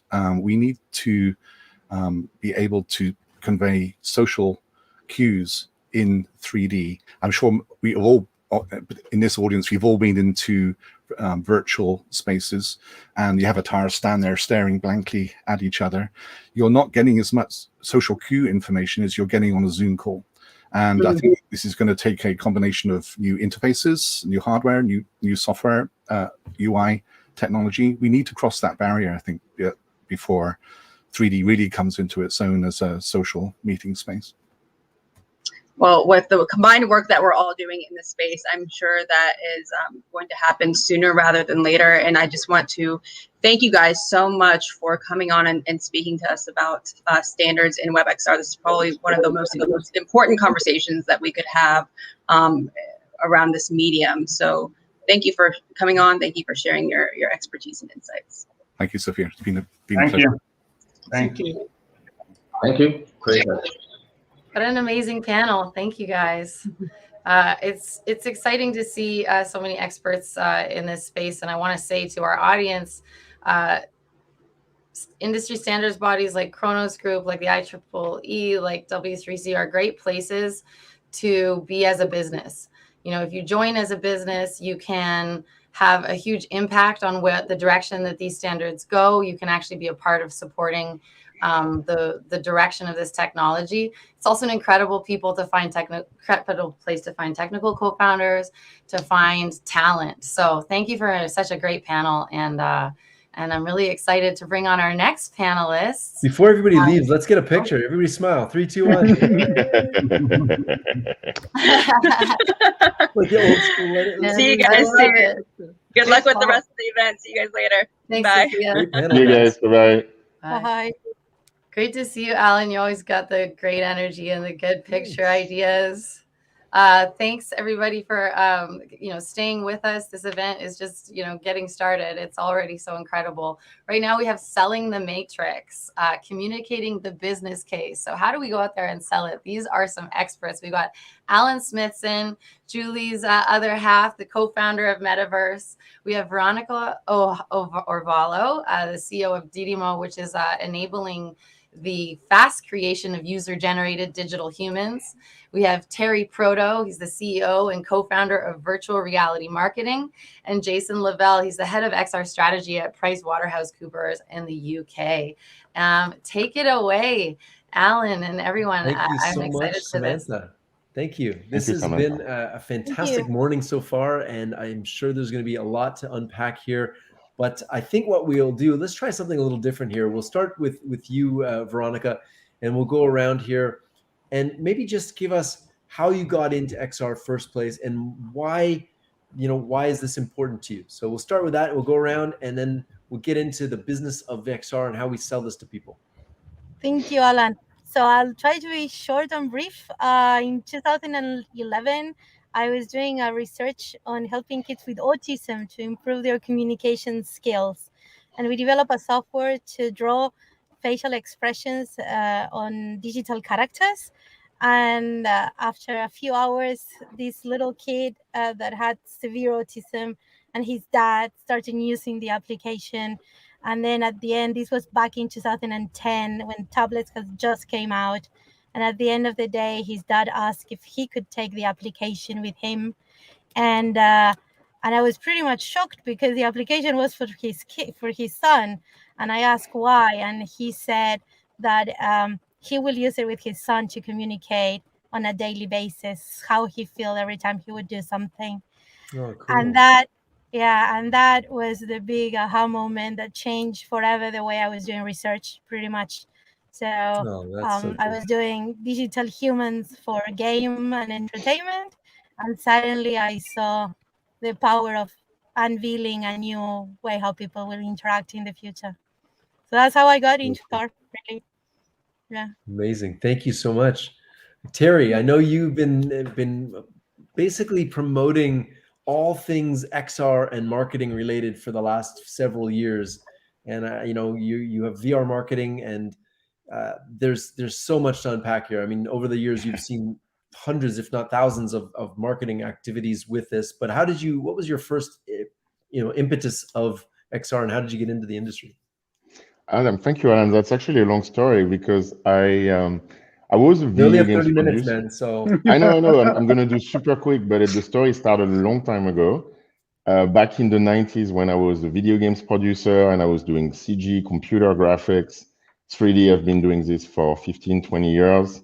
And we've moved from video games to digital marketing. You know, at the beginning of the internet, we were doing all cool 3D activations on the web and elsewhere for brands and agencies. And so when VR restarted around 2015, 2016, that was kind of the natural next step for us because 3D and interactive, and those are the basic building blocks of VR. And but this time we decided to take a different take on it and you know, become this consulting agency and advise people about, you know, it's all about education, and it made sense for us to become a directory of all the companies and a showcase of all the case studies to make it easy for people to understand how you could use this thing in all of the myriad of use cases that are out there. Amazing. So the amazing thing about this is that the last thing you said, the myriad of use cases, there's literally unlimited use cases for this. But before we dive into some of the ones that are actually creating value right now, Jason, you are leading XR strategy at PwC. PwC is a massive company. I had the opportunity to come to one of your events in Toronto where you had 300 executives all in VR, all simultaneously. And I mean, it was the strangest thing. I walked into a room with 300 executives all in VR, looking around, everybody's looking in different directions, and it was silent. You could hear a pin drop on the carpet. And what I realized was that all of these people were having experiences. They were all slightly different, but all unified. And then the selections they were making were taking them down different paths and putting that information on a board. But, you know, before we unpack those things, how did you get into this? Like, what was that, first look at this? What did it look like for you? To be honest, I think probably the thing that ignited my passion for VR more than anything else is probably seeing my 60-year-old father play Space Pirate Trainer. I think seeing him dive around my front room trying to shoot robots was probably one of the highlights. I started my career in mobile. I actually worked for a company called T-Mobile. I think obviously still exists in the States, but in the UK they don't exist anymore. But I worked for them in 2006 and 2007, and I basically kind of rode that smartphone wave. Really, I started selling kind of Samsung sliders and Motorola V3s. And I saw the smartphone come along and kind of change the way we interact with technology. And then through a variety of different places, I ended up at Samsung. And I kind of inherited the first ever Samsung Gear VR product, which I'm sure you guys remember. You docked your Note 4 in the front, and it was a kind of dawn of this stuff. And I don't know, it's really weird. It sounds a bit cool. It sounds a bit corny, but I just I kind of saw it as more than just another tech. I saw it as a new way of relating to tech, and something in that, amongst all the mobiles and wearables and tablets and all of this stuff, there was something about VR that just grabbed me, quite honestly, and it was something about it I couldn't really shake. And then after launching that and spending a bit of time there, I then started my own sort of VR consultancy, and here I am now. So yeah, I guess the short answer really is I just fell in love with the tech, and I thought it was something unique and different, and I still believe that to this day. Amazing. I think it's interesting. We all have, these stories where, Veronica, you mentioned that you had this moment where you realized it was the future of human communication. And I had a very similar aspect. I was invited to perform at Curiosity Camp put on by Eric Schmidt, and Chris Milk, of all people. I didn't know who he was at the time. And he's like, try this thing on. And I put this bulky DK1 headset on, big headphones. But when I put it on, I was on stage standing next to Beck. And he's playing guitar, and I'm looking out of the crowd. I thought, as a DJ, a performer myself, how rare is it that you could put somebody on stage next to a world-class performer? It's almost impossible to do that. And I thought that this is going to have ramifications far beyond concerts. I thought this is the future of how we're going to communicate as humans. And that was kind of my first foray. And then I've dedicated, the last 5 years to trying to figure that out. So the last 5 years for me, and it sounds like all of you as well, has been really around, we fell in love with the tech, we fell in love with the potential of it, And then it's like, well, how do we make rubber hit the road and make it actually valuable to people? So I guess with that, we'll go kind of back around the other way. Jason, where do you think the majority of value is being created, and not just for WebXR, but for XR in general? I think there's, there's 3D on web, there's AR on your mobile devices, there's, Snapchat has AR, Instagram.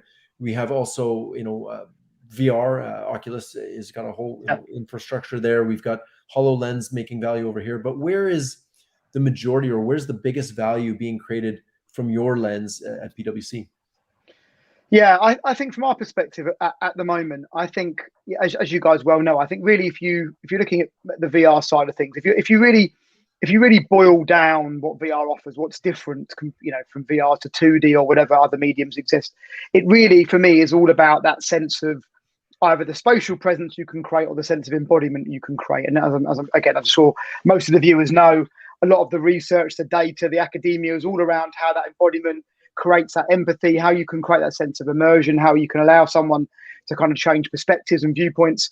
I think one of the most exciting things we're seeing at the moment at PwC is just the amount of clients now that are really accepting VR as a viable business tool, as an enterprise tool that can solve problems. And then as a result of that, we've done some, there's a lot of exciting work going on all over the industry around allowing VR to be used for all sorts of training, be it soft skills, leadership, practical training, and lots of incredibly innovative companies doing work in that area.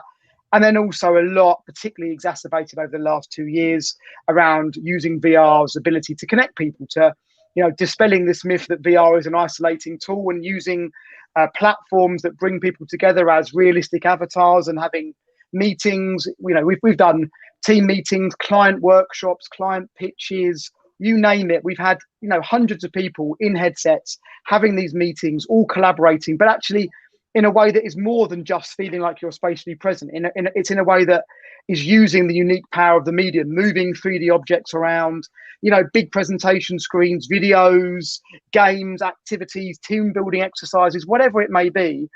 And clearly, we're not saying that VR replaces in-person meetings, but in a world where people aren't traveling as much or can't be co-located, it's been so exciting to see how people have started to adopt VR and some AR tools as well, to make them feel more intimate with those around them and feel like they are being transported to the Swiss Alps or whatever it is and having a meeting. And for us, you can imagine the amount of clients we have. It's been a great way of not only getting the partners on our business in headsets and seeing what it can do, but also showing our clients the real underlying power of this. And then from that, as you can imagine, we've had lots of work around wider virtual worlds and also lots of different training and remote assistance solutions as well. So it's just been great to see how VR now is really being seen as a tool that can actually be used at scale and be used to derive some serious ROI, which I think is obviously what it all comes down to. Amazing. And really, your last point about ROI, this is where people get a little sheepish. Is there any numbers you can share? Is this, because you mentioned a lot of things, but really when it comes down to it, you mentioned, presence and embodiment in a VR headset, so you can embody something, but then you also mentioned training and collaboration. And, I don't know if anybody's familiar with it. We've actually written a whole report on XR collaboration. You can go to xrcollaboration.com.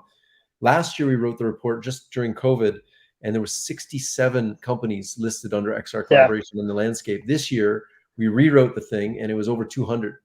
So, the space is growing exponentially. And so when you look at training and collaboration, that seems to be, a polar opposite of what Terry is dealing with in kind of marketing. So let's pass it over to Terry. And actually, before you share, Terry, I'm just going to hit the share button and share my screen for 2 seconds. Sure. Let me know when you can see my screen. Yep. Can you see my screen now? No, I can't. No. Okay. It says StreamYards. Anyway, I did a poll 3 weeks ago, and there was only 700 votes, but pretty good poll on LinkedIn. And it said, what is the use case of XR technology that you see the most value? Training came in at 47%, marketing at 11%, meeting and events at 10%. And education at 32%. So if you add up education and training, you've got over 80%, 79% of people that that find that to be the most powerful use cases, which is interesting. So how do we even that out, Terry? Because over to you, you've seen and spent a lot of time on the marketing side of things. Well, to be fair, we're following all business verticals, and yes, marketing is has been for VR the first, the biggest, the most obvious at the beginning, but it's everywhere. One of the things we do is we track case studies across all verticals. We've got more than 500 on our site, and marketing is certainly where you've seen at first the shiny objects, the activations for trade shows, those kind of things. And when you move to other verticals like training or remote collaboration, is where you've seen serious traction, especially in enterprise, where businesses realize that, hey, you know what, it's not just a fad, it's not just the flashy things that I can use to drive attention to my booth, but it's something that's actually going to create transformation in my company. And one of the things that I really liked about what you said, Jason, is, for instance, talking of the cases like remote collaboration, is VR is not necessarily competing with other technologies out there, VR, AR. It's another tool on your tool belt. And for instance, when you want to connect with people, well, you can call them on the phone, you can do a Zoom call like we're doing, and you can now do this, those immersive experiences. And when you do, it's just another way to connect with people, and it's great for certain cases. And, so the short answer to what you're saying, to your question, Alan, is we find that it's all about the use cases. It's all about how this technology applies to one situation. And it's probably one of the most challenging things for people to grasp because, for instance, in your case, Veronica, you're talking about how to use XR to help with autism. In your case, Jason, it's all about connecting for businesses. And I find the key is really it's all about education. And what we do on our end, the way we say it, it's all about inspire people first and, get them on a headset, get them excited, and then educate them and tell them how it's going to relate to them. And it relates to people in a million different ways. Yeah, I think that's very true, Terry. The problem that I have personally in this industry, and we've kind of very put our blinders on and focused now, but there's so many things that can be done with it. It's like, well, what are you going to do in VR? I'm going to do everything. We actually, when we started Metaverse, we had a little moniker. We do VR thing, like everything. Oh my goodness.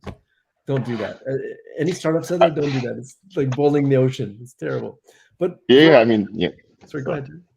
No, I was about to say we have one thing in the company. We say there's no such thing as the XR industry, because when you're working in XR, where you're working in real estate marketing, or you're working in medical training, or you're working in virtual and immersive events, and those are completely different things. And of course, if you're an expert of medical, you're not an expert of events. And I'm right there with you, Alan. Yeah, I think that we're at this precipice where we're going from being technology-driven solutions to solution-driven technology.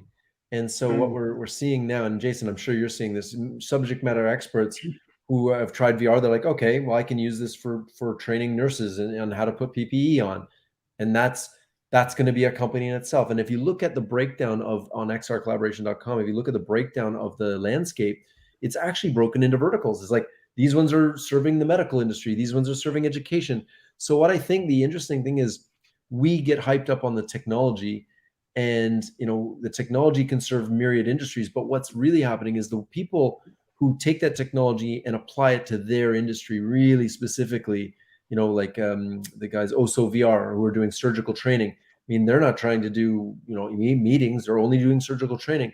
And I think we're going to see these verticals be really led by subject matter experts who leverage the technology, not technology people who are trying to find a bullet for absolutely. Yeah, and exactly it's already right. happening. Yeah. So Veronica, on your side, you're creating digital humans for the virtual worlds. These could be anything from a game, a casual game to train people on maybe a brand or something, all the way to training nurses or doctors on protocols for emergencies. What are you seeing from a value creation standpoint around this? Is it mostly training? Is it training marketing? Is it entertainment? Where are you seeing? We get everyday inquiries. So can we use your digital humans for whatever you can think of? The trend that we get most is on retail and communication. We get a lot of requests as emerging areas. How can I use the digital human for like a customer service, like a chatbot, or Okay. then for virtual try-on experiences? That we get a lot, because we can create the digital hue, like the likeness of a person, and then we can create the body types and all that type of things. But I was really happy to hear that the poll that you did highlighted education a lot, because that's kind of like my passion, and one of the things like I hope to see digital humans in the future is actually to be able to create 3D digital humans that can speak any language, and that eventually will bring education to those that don't have access to an education system. That will be the ultimate use case where I would love to see this technology to be used. So it's really cross vertical. What we're doing is we're trying to provide this generic digital human asset, so it can be it can go how do you say in English? It can be Interoperable. exactly. Thank you. So it can work in any type of engine at the end of the day, and can be embedded in any application. But yeah, go Very education. I exciting. think that's the future, because as It's soon as interesting that you say education, because it is, I think everybody is passionate about that, because we see the cracks in the current education systems around the world. But I think there's a path to get there, and the path to get there, in my opinion, is doing what Jason and Veronica and Terry, what we're all doing now is we're going through the enterprise route, because education doesn't really like to take risks, and this is unproven technology. I'm going to give a shout out to my good friends at WebXR, because from all of the different stuff I've seen over the years, these guys seem to be the closest to bringing what we're doing in XR over to the education side. There's some really interesting things being done there, so check out WebXR. But let's bring this back to the kind of the reason why we're all here together, and it's the WebXR Business Summit. The web for years has been kind of this underpowered technology that didn't really allow us to push the limits of 3D and to do this. But we're seeing with the advent of new technologies, similar to, I guess, Snapchat bought a company called Play Canvas. They had a web-based game engine. Things are starting to move on the web now. And ultimately, the web is the ultimate equalizer, because if you can have access to the web, doesn't matter if you have an old iPhone or if you've got a brand new M1 MacBook, the web is the web. And if we can kind of make the web better for everybody, what are your thoughts around that and how to deliver it, Jason? Maybe we'll start with you on how is the web starting to pick up the slack, because I'm assuming a lot of the stuff that you've done, up till now has not been web-based because, the fidelity just wasn't there. How do we move this over to the web to give a ubiquity and a democratization? And that would be the first step into creating this for teaching and learning as well. But how do you do that, and what are you leveraging on the web now? Yeah, no, it's really interesting. I mean, at the moment we tend to use a lot of WebXR stuff on the AR side, mainly we do a lot of work, things like data visualization, or it can be report enhancement. It can be simple things, bringing reports to life. I think absolutely. I think it's one of the most exciting areas in XR at the moment, because clearly, as you said, Alan, if you can put this on the web and you can bypass having to have native apps, you can have some of these applications streaming on various types of headsets across web browsers, then it'd be tremendous. It'd be great for accessibility. It'd be potentially quite a powerful tool for developers. I think it's something we would absolutely embrace. And again, we never tie ourselves to one platform or headset or OS or whatever. We try to utilize the best hardware, the best solutions for the particular client. So in that instance, we will always look to use technology that allows us to have that ubiquity and allows us to scale our solutions as wide as we can. It's interesting. You mentioned reports and AR enabled reports, and actually PwC released a report called "Seeing is Believing." We'll put the chat in there. It's what is it? pwc.com/seeing is believing, and that was a report that basically said, over the next decade, I think the report was in 2019. Over the next decade, we're going to see these technologies, XR, virtual augmented mixed reality, 3D, create over $1.5 trillion of global value to different industries. Is that correct? Correct. Correct. So, we're going to see this massive thing. But the cool thing about that report is it's AR enabled from the web. There's a couple QR codes, you point it, and it comes to life in 3D. So check that out. PwC Seeing is Believing report. It's I've been using it as a way to demonstrate the enormous value creation that's happening right now. And if you look at the industry where we are right now, the whole VR, AR, XR industry will be about 30 billion this year, 31 billion, somewhere around there. And they're projecting that this will grow to 350 billion by 2024. So in the next 4.5 years, we're going to see a 10x growth in this entire industry. So we're in for a crazy ride. So all I can say is buckle up. But Terry, what are you seeing in you see a lot of different marketing things, and you mentioned the quick hits in marketing. So the things that are happening, like WebXR, we've got Eighth Wall on the web as well. So the web is this nice way of delivering things without apps. What are you seeing in the marketing realm? Well, you see a lot right now. It's a lot about AR, web AR, those kind of activations. I think one of the beauty of the web is to allow people to experience XR technology without dedicated hardware. It's been a big hurdle in the past. People, each time you talk to someone in the industry, they tell you, hey, you want to get people in a headset first. And all of our story starts with a headset.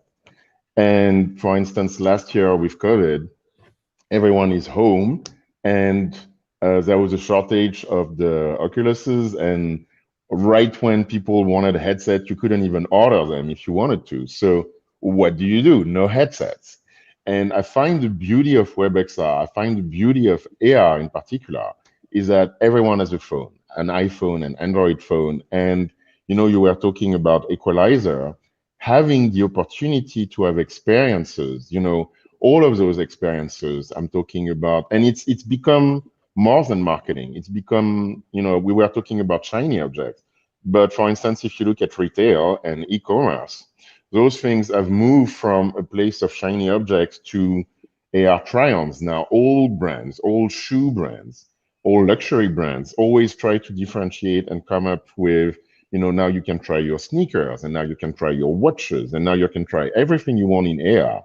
Now you can't go to a website, you can't purchase furniture anywhere without having the app where you're going to be able to see the furniture. Furniture is the big one because, of course, if you buy the wrong size or the wrong color of furniture, it's very challenging to give it back and everything. So those use cases have become commonplace, and bringing people into the technology without dedicated hardware, and I find it's extremely important.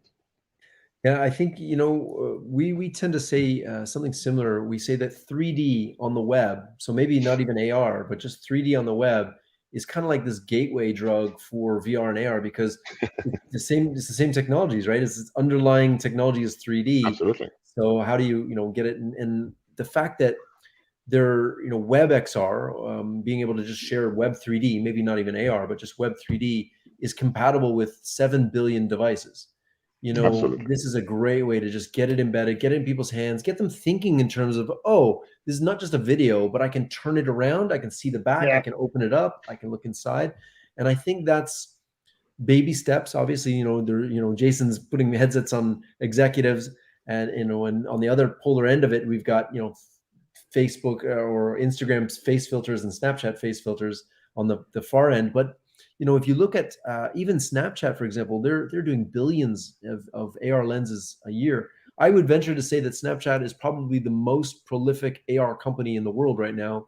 And their new glasses, I keep seeing highlights of them, and they went the opposite of like full HoloLens where I need spatial computing to Yeah. just a light pair of glasses that I can see some holograms. It's super cool, right? Mhm. So Exactly. I think, you know, there's everything in between. So Veronica, what are we doing to bring avatars into the mix here? I know, you know, we're in the era of NFTs. Things are blowing up with NFTs. People are selling, you know, art. We're, you know, and also, you know, you've got, you know, virtual worlds. People are spending way more time in things like Roblox. Fortnite is massive right now. And, you know, all of them are driven by avatars. So where do you see kind of avatars making their ways around the web in WebXR? So I'm just gonna say my long-term vision of why do I think, you know, digital humans are so important, or avatars. I think they're gonna be, and I strongly believe this, the next way on how people will interact, right? So if we think about it, long ago, some time ago, people will draw on the cave, on the walls, and that's how they used to interact, right? And they will leave messages. And then we moved on and we had the phone and the internet and the mobile phones and the tablet. And now we have these immersive worlds. And the question is, which will be the interface, right? And I think it's going to be an avatar. An avatar will be the owner of that center of action. And through that digital human, that it can be me in many different ways. You know, it can be like a cartoon, or, you know, any Jedi, or my own self. And that will be the new interface. I That's love how that, I Veronica. I think think that's so avatars will cool. be so important. Yeah. We've already seen. And then we need to Go build the ahead. technology around it, right? You need to build the mechanism then to interact. Well, I mean, I can say it's going to be the interaction model, but then how does that interaction model would look like, right? In terms of usability. But anyway, we can deep dive more technically, which probably is for a different We'll panel. keep it high level on this one, but you know, I think the interesting thing is that, and I think you're very right.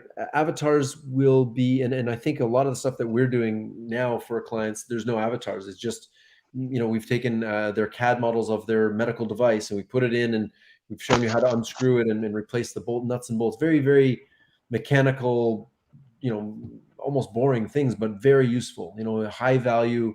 But I think the next phase of that is having a little avatar talk to you and walk you through the process, because, you know, it's one thing to see the process in step-by-step instructions, another to have somebody teach it to you. And I think the one-to-one feeling that you get from an avatar, it's not one-to-one, it's one-to-many, but you can get this feeling of one-to-one. And I think this is where it gets really interesting. And I think we can start to personalize education. We can start to personalize training and do it at scale. And this is something that we've never been able to do before. So Jason, are you starting to use avatars in your projects? You know, absolutely. Yeah. I mean, I completely agree with you. I think we've done scenarios before, much like you've described, where you are taking people through a training scenario, and it kind of humanizes it. You have someone there, they're guiding you.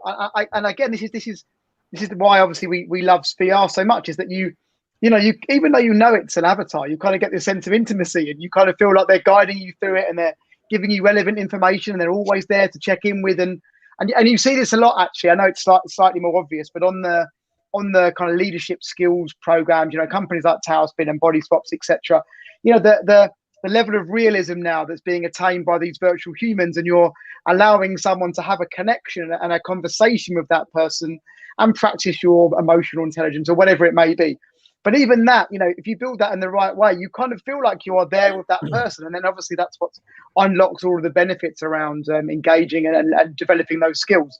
So yeah, I completely agree. And I think also on the, you know, even we're talking about, you know, you look at brands all over the world, sporting organizations, they're all looking at, and tourism and travel, all looking at in this, you know, massively exciting AR world that we're all excited about, both on mobile, on these next generation of smart glasses. You know, why can't you have an avatar of a famous person or whatever guiding you around a landmark or whatever it may be, right? So I think the whole world of that there's obviously a lot more to come, but it's very, very exciting. A few years ago, to your point exactly about that, Jason, we consulted for the Museum of the Future. We had an idea that you could put on a pair of glasses and have Elon Musk walk you around the Museum of the Future and give you a personal tour of what he thought was cool. Exactly. Yeah. I want that. Exactly. And when you boil it down, that is just something you cannot get with any other medium, right? And that's what it all comes down to. Amazing. Right. Well, first of all, hey, Philip. And I guess thank you to you guys. I guess since Julian and Samantha are back, our time must be up. That was super quick. I want to say thank you to you guys, Jason, Veronica, Terry. Thank you so much for spending time with us today and sharing your insights and wisdom. If you guys want to follow everybody here, you can do that on LinkedIn. And I'm sure everybody here is active on LinkedIn. And yeah, if you want to learn more about PwC's Seeing is Believing, you've got to read that article or that study. I think it's very important. And Terry is vrmarketing.com. Veronica, I believe, is didimo.com. Is it? Didimo.co. Yeah. Didimo.co. And of course, we're Metaverse, METAVRSE.com. Thank you guys so much. And thank you, Julie and Samantha, for hosting today. Thanks, Alan. That's what right. a fantastic panel. Thanks, I know guys. Thanks, we've Alan. gone longer with that. I think with all of them, but this was really great. I know we're competing now for the Apple event, so you guys kept it spicy, and I appreciate that. That's what we need. It's like morning boost, right? So we do have a break right now. We're coming back in 10 minutes, or is it 10 minutes? Do we just stay on here and talk while All right, totally. Well, we did put out a poll, and we're just putting out a poll. It's like, we'd like to know what role do you have in your business? Ooh, well, there we go. And so that we can start to get an idea here of where everybody's Crowd coming live. from. So just scan the QR code with your phone, answer the question. You can also, sorry, now we have that thing on the bottom, so you can't see the QR code. There we go. AH5ZQ. Yeah, and I'd love to see what everybody's doing here. I'm even going to answer it. Me too. I love QR codes. That's my favorite thing that's happened out of the pandemic. It's funny to see how it's, made a big comeback. Yeah, huge. This is so cool. Well, and I mean, it for me, like, I think some of the things that we forget about when we skyrocket into the future is like the behavior change that it takes, for the huge shift in behavior it takes for people just to even understand, oh, this is a portal to information. Like, this picture is a portal to information. Oh, I can access something here about here. Just that instantaneousness of the web. I just seeing my 81-year-old dad pull out his little super cased up iPhone and scan it to get a menu gives me hope for mass adoption of just web enabled portals in general, right? Just this idea that information is just a glance away, It's but interesting. So go ahead, Sherry. Go ahead, Sherry. In this last year, again with the pandemic, if you look at the silver linings of all of this, it's with the real world closed for business. What we've seen, I'm sure everyone has seen that, is that people have really been much more open to trying new things, trying new technology, because all of a sudden, the things that you were doing for the past 20 years that were obvious and working, you don't need something else because I've got these old things that's working. Well, it's not. So all of a sudden, you need to figure out stuff. And I find that it's been really helpful for our industry. Definitely. The interesting thing about QR codes is that China has had these QR codes for, I don't know, a decade now, and the whole infrastructure runs on it. Yeah. And then we're like, what's a QR code? What? How can you? What?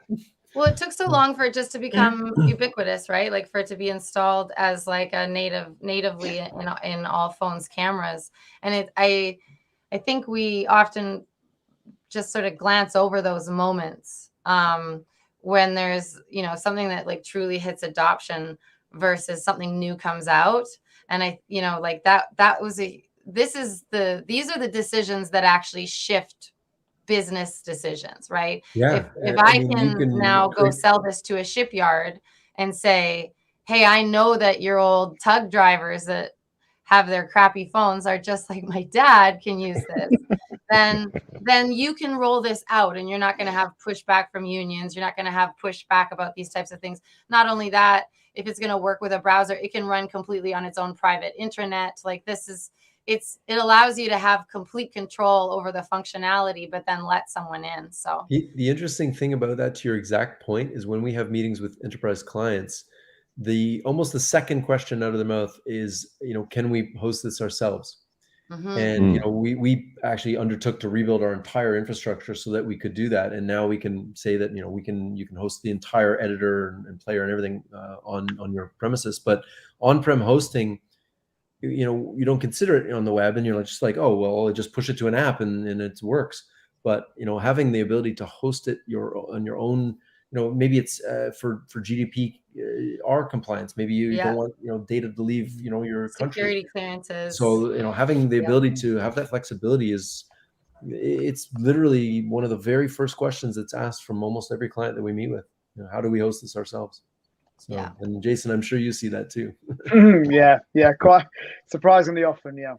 Well, I awesome. see. I think a lot of like newbies coming up in this space, developers coming up in this space. I mean, even just like if it's not in 3D, being built in a way that is going to even make it through the front door to a presentation room, let alone into somebody's stack, is something that isn't made obvious to people until sometimes too late, and they have to start from scratch with their code base or something. Samantha, to your point, exactly.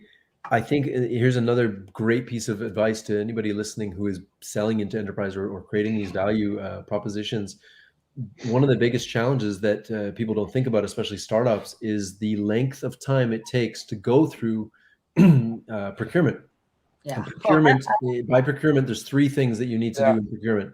You need to get through finance, you need to get through legal, and you need to get through technical. If all three check mark boxes are not checked, you're not getting in. You'll get a prototype, you'll get a POC, they'll do some tests, but you'll never get embedded. So those three, legal, financial, and technical, you have to get those three boxes checked until you go. And this could be 6 to 9 months from what we're saying. Well, you might have these great meetings with the marketing team or some business development person who's just super, like, that's their job, to be chummy and excited about what you're doing, right? And then you make it to the back office and you got the sort of curmudgeon old CFO, or you've got the IT person who's just like, no, and it's the difference between or the IT stack that they're using is not browser based, and they're using some old school, piece of technology.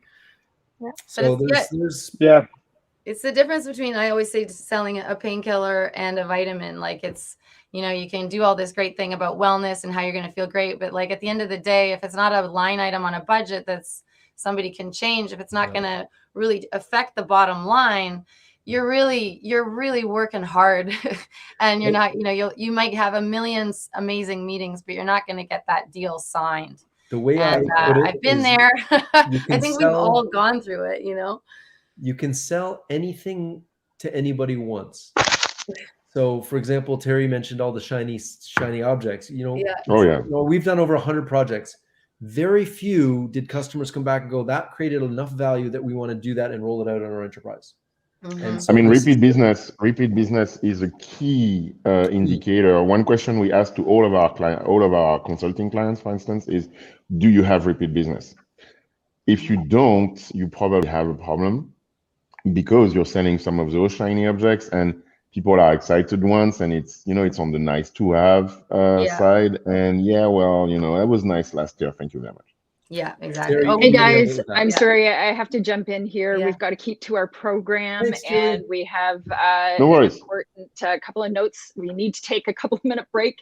Lots of things going on today. Thank you so much to our panelists for joining us.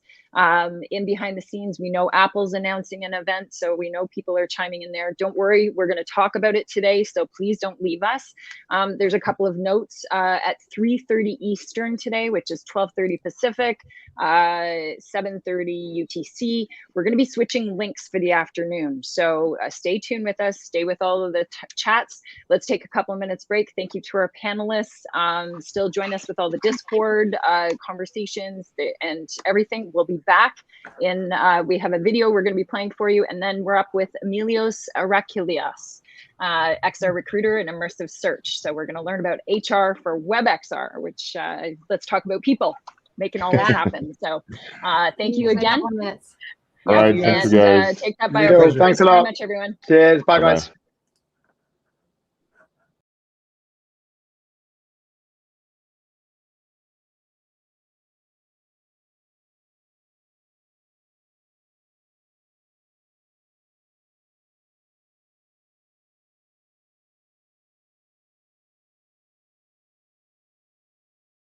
we already have clients that we've actually paying for this also reflects that. The fact that Safari is soon to support WebXR. These are all things that demonstrate that a lot of people really do see the browser as a first-class vehicle for delivering enterprise value.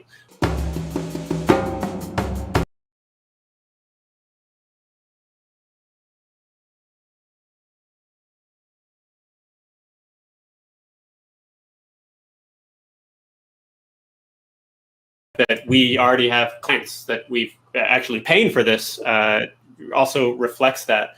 The fact that Safari is soon to support WebXR. These are all things that demonstrate that a lot of people really do see the browser as a first-class vehicle for delivering enterprise value.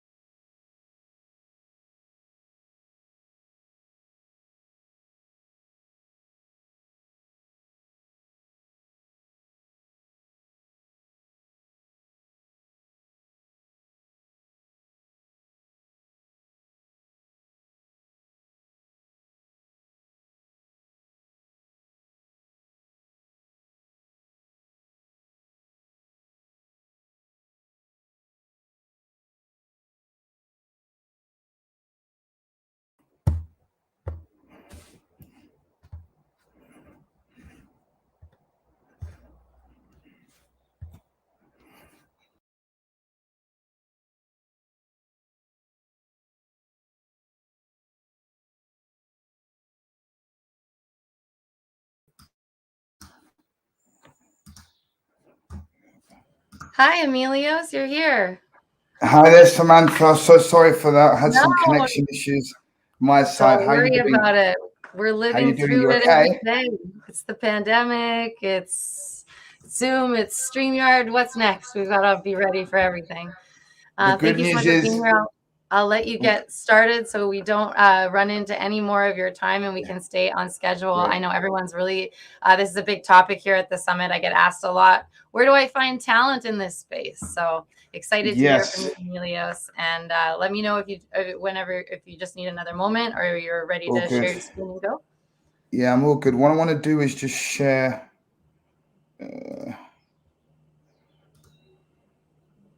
my screen with you. Okay. This is a big topic. The HR.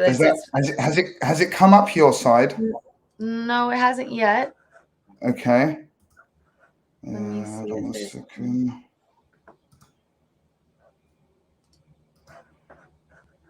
Do you see the share button down at the bottom? Is that not working? Yeah, for I'm you having some issues. If I sent it to you in the chat box, Samantha, would that help or not? It could. Yeah, you can send it to me in the chat and I can share the screen for you. Yeah, if you could. Sorry. No problem at all.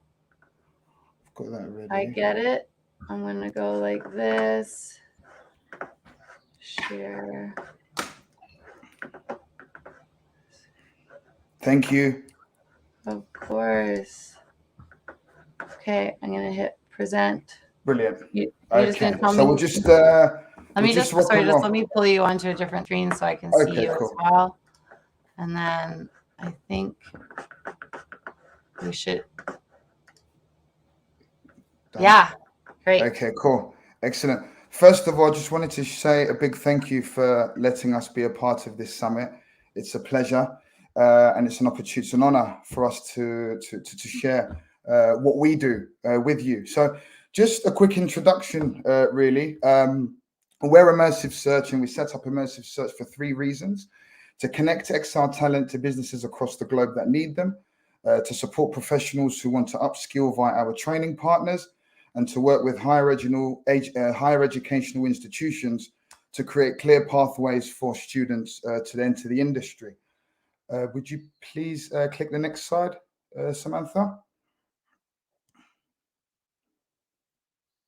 Thank you.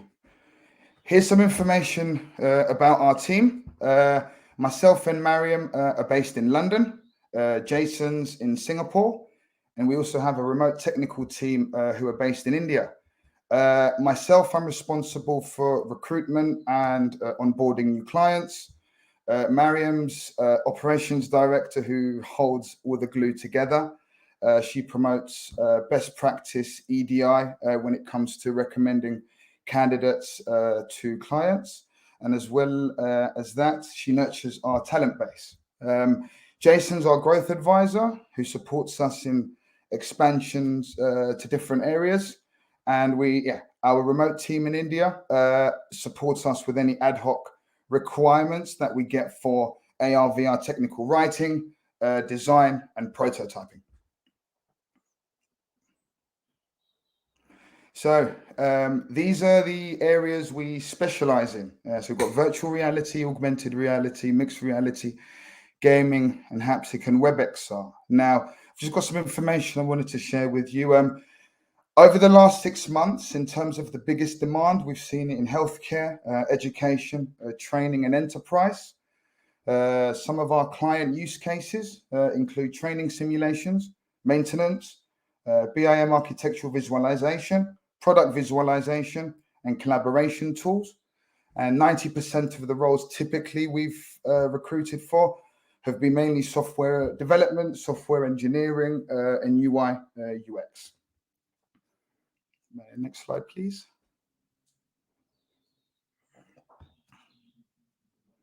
Thank you. So, job descriptions. Look, it's the most important part of the hiring process. It's the initial step. Now, here are 4 reasons why a job description could make or break your hiring process. Okay, wrong information wastes time and money. if the spec's vague and written poorly, there's a greater risk of unqualified candidates applying for your roles. As a recruiter in this space, we can't start our process without having a spec. So if we don't have a spec, you don't have immediate results. Now, some of our clients are new to the industry and need help when it comes to putting together specs. Now, part of our service is to make sure that we have that as a service offering. So what we have to do is, before we even talk about what you need, we understand who you are, what you're about, what your mission is, your life experiences, find out about the culture, the working environment, what the structure's like, you know, and then what we'll do is we'll take that information, we'll discuss it internally, write it all down, and then send it back to you for approval. So that will increase. Well, since we've incorporated that process, we've noticed a 29% increase in starters since we've incorporated that. So it's adding value throughout. Here's an example of a spec that we've created for one of our clients. Now, without being upfront, you could face higher employer turnover rates. So we've got to make sure that we, as an agency, manage the candidate's expectations from the get-go, responsibilities, key requirements, nice to haves, you know, all of this, you know, may sound straightforward, but if you speak to a lot of candidates in the market, they'll tell you that a lot of the specs don't make sense. And this is a big issue for us. So yeah, we're just trying to find solutions to try and streamline the recruitment process for projects specifically.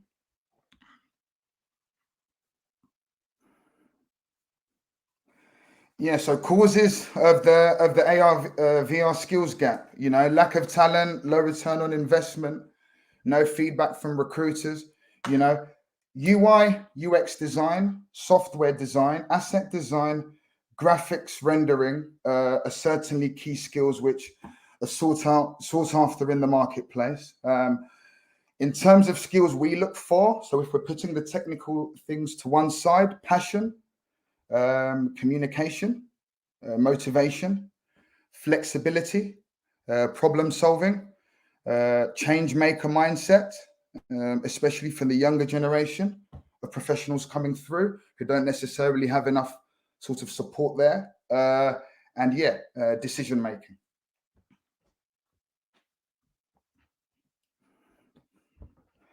So, recruiting talent.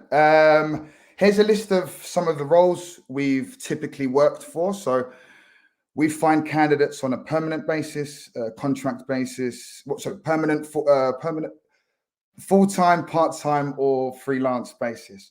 You've got WebXR developers, web browser open source architect leads, senior full stack developers with WebRTC experience. And lately we received our first spec actually for Unity lead developer with experience with WebRTC integration into Unity. Okay. Now, every spec you see on our website is a spec that we've created. So none of the specs that we get are sort of, you know, just copied and pasted. You know, we take time to make sure we get it so there are no gaps. How do we find candidates? So we've got an online job portal, which is linked to our website. Referrals is very big, you know. The community special. We reach out to people 7 days a week and ask them questions. And we help people. People help us. We don't speak to people expecting anything. And I think that's the beauty. I think that's probably one of the reasons why we've been able to get to where we are so far, is because when we speak to you, we honestly don't expect anything. We just have a chat and then just see where it goes from there. You know, AR/VR community groups, virtual environments, and obviously LinkedIn. So if you're a business, here are some benefits. If you're a business who need AR, VR, WebXR talent, here are some benefits of using a portal for emerging technology requirements. So we've got an all-in-one recruitment platform, which I believe other agencies may do as well. We use Vincherry, which is tailored specific to our needs. In terms of our tech stack, just to give you some information, okay, it utilizes SOLR search on multi-tenant architecture, powered by a Kubernetes backbone and hosted across multiple global AWS deployment.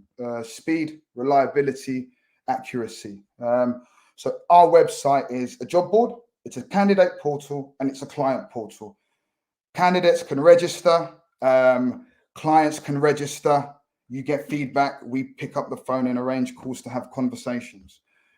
So yeah, it's just really, really easy, straightforward, and all of the roles are specifically, geared to professionals for the AR, VR industry.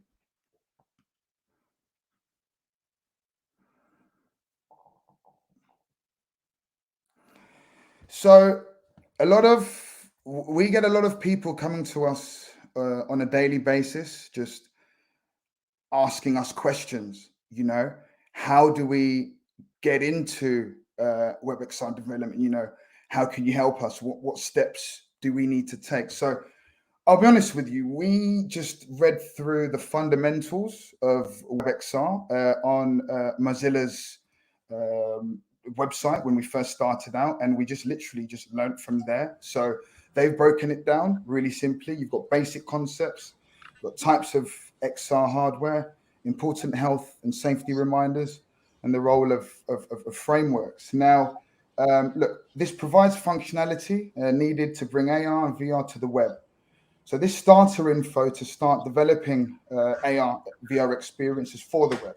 So we've got basic concepts. You've got field of view, extent to which you'll see environments, degrees of freedom, indication of how much freedom of movement the user has between the virtual world.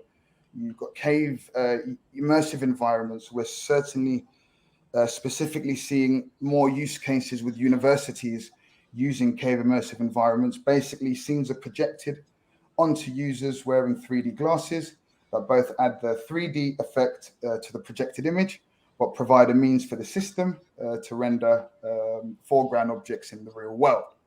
And obviously, you've got your types of XR hardware. You've got headsets, goggles. Yeah. Sorry, I've said that. No, it's okay. No, I'm sorry. We're just running into a little bit of time there, Emilios, because we started a little bit late. But yes. Okay. And how long have I got, Samantha?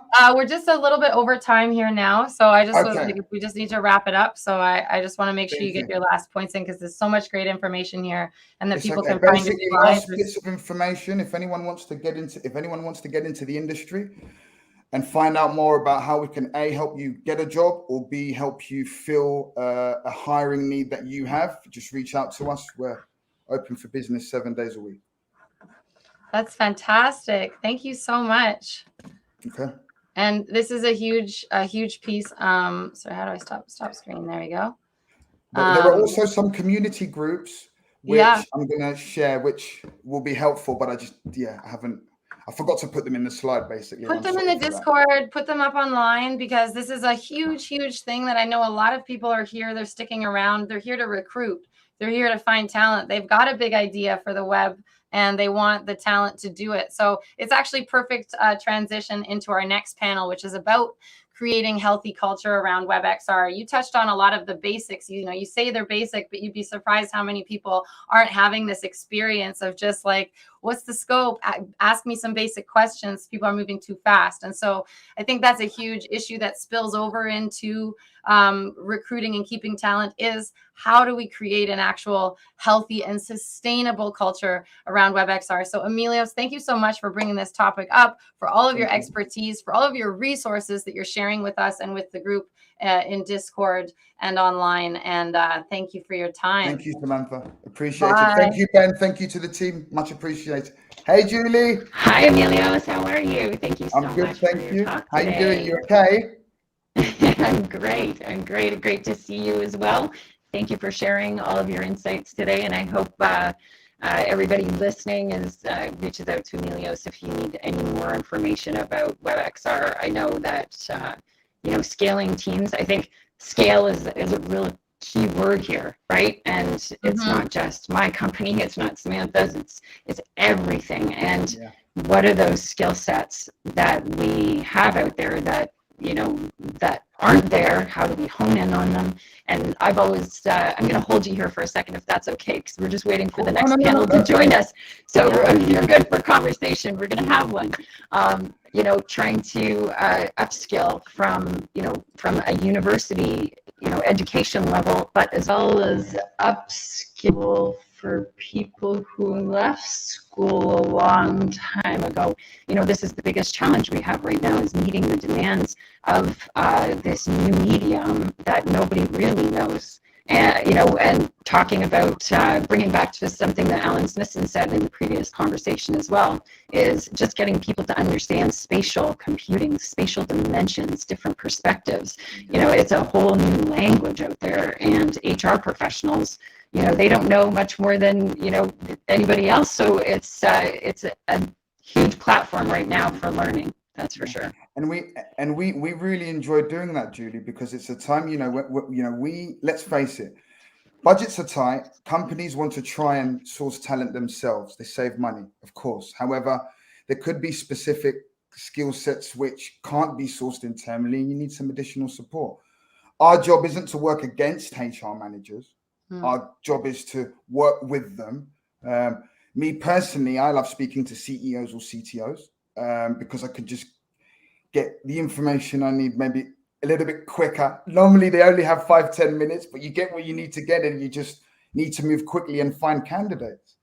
And look, the demand, honestly, the demand is unsustainable. Okay, if you speak to the average professional at the moment, they'll tell you they're getting contacted pretty much every day. The challenge for us at the moment is, if we're speaking to professionals who, we're talking, senior professionals, a lot of the time they have a lot of interviews on the go, other applications on the go at the moment. And some of these big companies who we all know, they have 3, 4, even sometimes 5-stage interview processes. So, and these candidates sometimes want to wait. Of course, if they've got an opportunity with Unity, if they've got an opportunity with Apple, let's just say, they want to wait. But as a result of that, we need to try and move quickly. So it's challenging, but we love it, I suppose. So. Yeah. Oh, that's amazing. Thank you so much. Hello to our new panelists. We're getting ready thank for you, creating. Julie. Your audio is cracking, so I'm just gonna introduce them for everybody here, because we've got an incredible panel here, and we're continuing on with this conversation about getting people, keeping people, bringing people into the fold, creating a healthy culture around WebXR. We have one of our team members here, Karen Alexander, who's also the director of XR Connected. We have Christopher Lafayette, the founder of Black Technology Mentor Program. We have Alex Howland, the president and co-founder of Verbela. And we have Vivian Chan, CEO of Red Threads. I'm really excited that we brought this conversation into this summit, because it's so important. And I'll leave it with you, Karen. Thank you. Wonderful. Thank you so much, Sam. And thanks very much to my panelists for being here today. She's already given you a brief introduction. And so I think we are going to launch right into this conversation. If you would like to give a little more introduction to yourself, please do. But let's get started. So first of all, I would like to ask you, what does having a healthy business culture mean to you? So I'll start, Karen. I've been in technology for about 22 years now, and in XR for 7. And in reflecting on this question, it really is around empowering employees to be able to act on values. It's really our actions that are expressed that reflect culture, and where culture really reflects itself is how we handle conflict, how we handle friction. I think it's one of those things that when you look at how an organization comes together, to solve customer problems, it's also having permission for employees to say no when something is out of scope, in scope. And so, a lot of organizations say they have a customer first sort of culture, but I think more mature organizations have sort of customer values in which they act on. And so, that's my take on culture. Wonderful. Thank you so much, Vivian.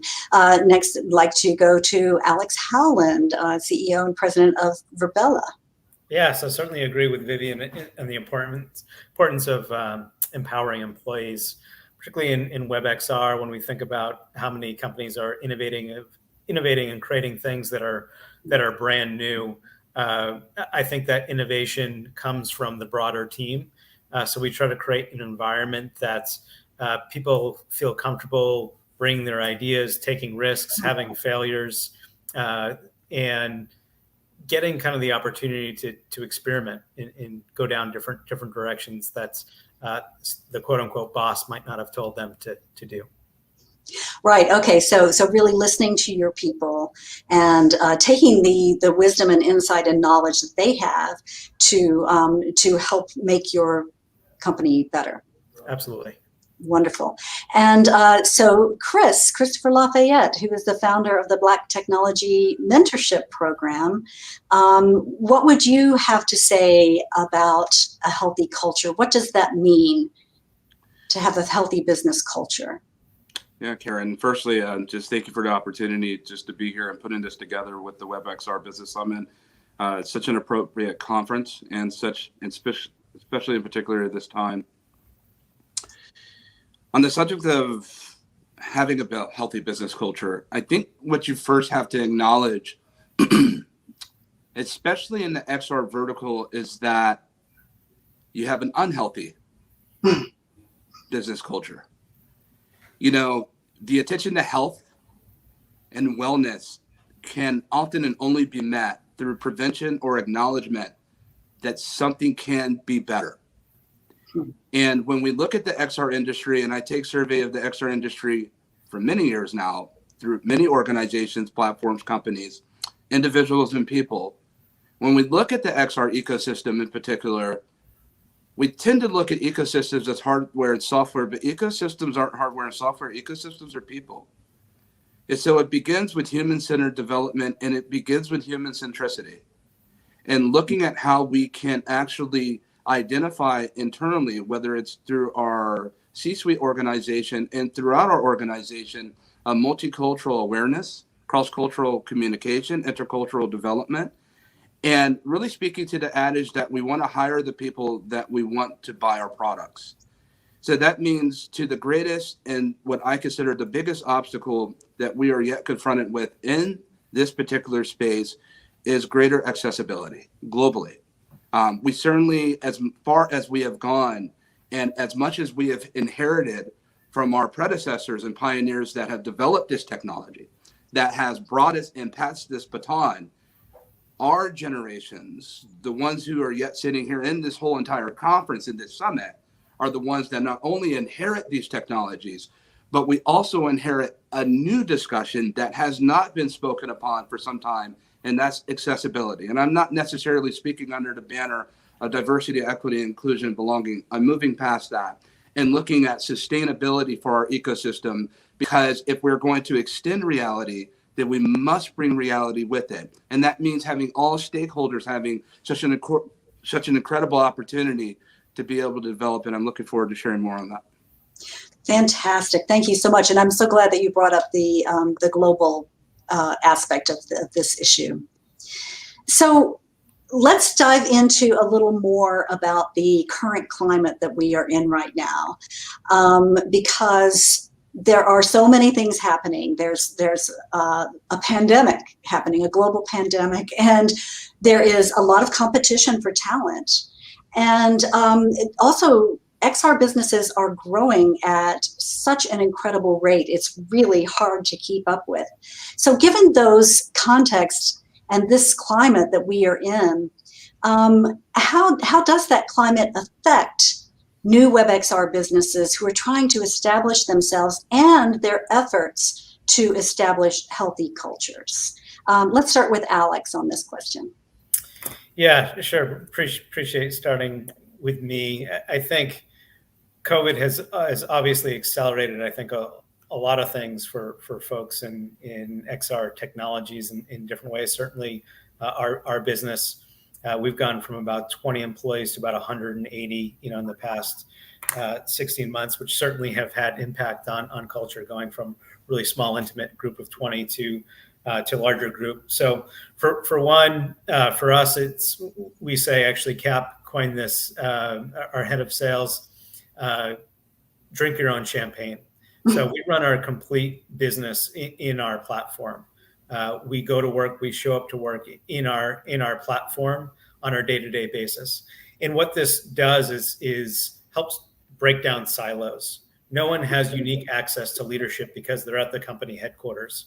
Whether you're overseas or across country, you're all in a shared platform together. It's really helpful for recruiting, right? Because now we can recruit from all over. It's nice for people with different personalities or backgrounds. They can choose how they show up with their avatar. Introverts report, more comfortable speaking up in the environment than others, and it gives us a real opportunity to see what are the struggles with our platform that we're having. Because if we're having them, certainly our customers are going to have them.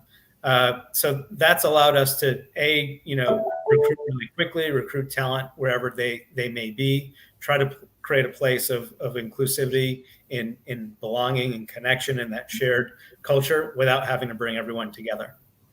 That's fantastic, Alex. And I'll just mention that Alex has a PhD in organizational psychology, which I think really informs what he is doing and has done at Virbela. And I'm glad you called out the introverts there. As a closet introvert, I can really appreciate what you had to say about that. Yeah, so Vivian, what are your thoughts on the current climate and how it affects the attempt to develop healthy cultures for WebXR businesses? Yeah, I think that there's really been a shortage of talent. Everything has moved digital. I think we're all, competing for very specialized and skilled talent. And the thing that I would say is that this is a moment in time where we've got an opportunity to be able to recruit and train and reskill people that are not in the technology sector. I think one of the things that I've been seeing trending in tech is that we can often be myopic if we create groupthink. And I think this has created opportunities to hire people in different sectors, like in the hospitality and tourism sector. We've had some success hiring sales and customer service and project management folks in that sector. They're widely skilled. They've got great best practices from their sector. And we've been able to kind of reskill them by just, providing training around language, showing business value in more human terms, being able to kind of simplify the way we talk about tech. And so I think, again, diversity of perspectives has been a big win, overcoming a challenge. Yeah, fantastic. Thank you. And there is so much new that it's hard to find people who already have all the knowledge that they need. And maybe that's true for all businesses, but it is especially true in the case of WebXR businesses. Thank you very much for that, Vivian. And I know you have just made a change in your position and role. Would you take just a brief moment to tell us about that? Yeah, so I'm pivoting over to a strategy consulting organization. Building on sort of monetization of analytics, AI, and whatnot. And so that's what I'm focusing on now, helping organizations scale, but also helping organizations monetize. So that's going to be my focus in the next bit. Very excited to start that. Wonderful. Congratulations. Thank you. So now we've talked about the larger context here, but what is it that matters about building a healthy business culture for WebXR businesses specifically? And what are the benefits of promoting healthy cultures and the consequences of not doing so? Chris, would you like to start with this question? Of course. I think, speaking to the climate and speaking to the benefits, let's take a step back and first to better understand that we've become more virtual in the past year and a half than we have the last 10. And it's of this industry in particular that has played a significant and updated and very progressive role in helping bridge the whole world together of communication. And when you think that the responsibility that we have inherited, look, none of us knew that a pandemic was coming down the pipeline that would actually bring the whole entire world. You know, there's an old thing they used to say, if you listen to your audience, they'll tell you how they want to be sold. And it wasn't just, it was the world that was defining virtual and wrapping their minds around even 2D environments, let alone 3D realism and hyper-realistic immersive simulated environments and virtual worlds and the metaverse and things of that nature. And so now bringing it up to where we are today, that we've established that, look, we're now in a bona fide remote working hybrid economy. And here in Silicon Valley, they're not going back into the offices yet. And let me tell you, now that some people have had their 14, 15-hour work week back and have saved that from the commute, some people are never going back again.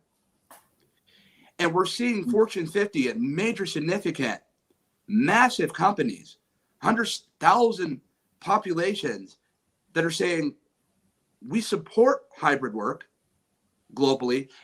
And in the career side of things, we now have members, and Facebook came out with incredible numbers and saying, look, we've hired over 18,000 people that have never set foot on our campus. And in this present day that you find ourselves in, because we talk about the benefits, do you know that you can now meet your co-founder, build a startup from the ground up, and have never met her or him in person? Because now we're taking advantage of the tools that we have been developing for years. But we are met with the obstacle, and in the same breath, with the beneficial opportunity to take a look at the metaverse, if you will, and the XR industry, and to consider that you cannot have a metaverse without meta people. Mm-hmm. And at the heart of everything we build, now keep in mind, we have been building hardware and software for years. We know about that here in Silicon Valley. Transmetropolitan, across the world and around the globe, people have been chopping significant wood and building hardware, software, virtual worlds. I've seen a lot of them. I've been in Verbella. I've been in there with Laval. I've been and explored all different types of virtual worlds and environments. And I think we've come a long way. We still have a long way to go for true human factor fidelity and really bring us into educational and learning environments through cognition, right? Environmental fidelity, contextual fidelity.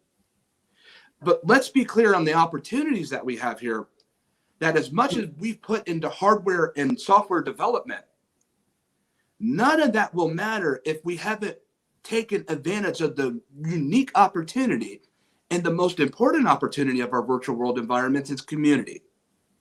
And at the heart of every single metaverse is community. And if we don't get community right, we will have empty virtual worlds. We will have empty virtual campuses and spaces, because people that look like me, I started the Black Technology Mentorship Program last year during the time of the pandemic. We have thousands of people in our community now, active. It's fantastic. Mentors and mentees that don't just look like me. They look like you, Karen. Karen, you've been a big part of that. And other different people that have said, hey, let's bridge this gap. Let's get off the soapboxes and let's bring people into technology. And so how do I bridge my community to Alex's community and platform? How do I get people to listen to Vivian? How do I get people that come from places where a lot of us don't come from?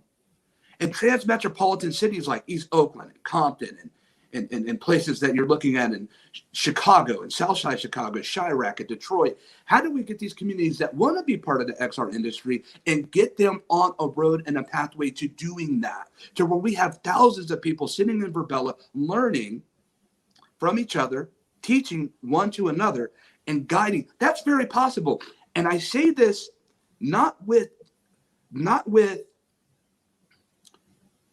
malice or contempt for the prospects of success in our industry.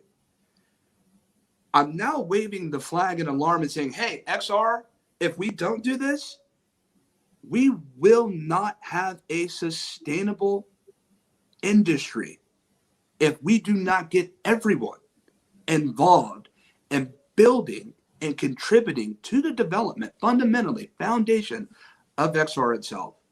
That's absolutely right. Yeah, thank you for that, Chris. And you touched on a couple of things there that resonate with Alex and what he is doing with having this remote workplace, drinking his own champagne, having all his employees do that, and bringing them together that way. But also the fact that he strives to create a psychologically safe environment with Virbela. And also the fact that Virbela owns the Frame platform, a WebXR platform that is in development with the fabulous Gabe Baker, who Sophia Mashasha will be interviewing as the last session of this business summit.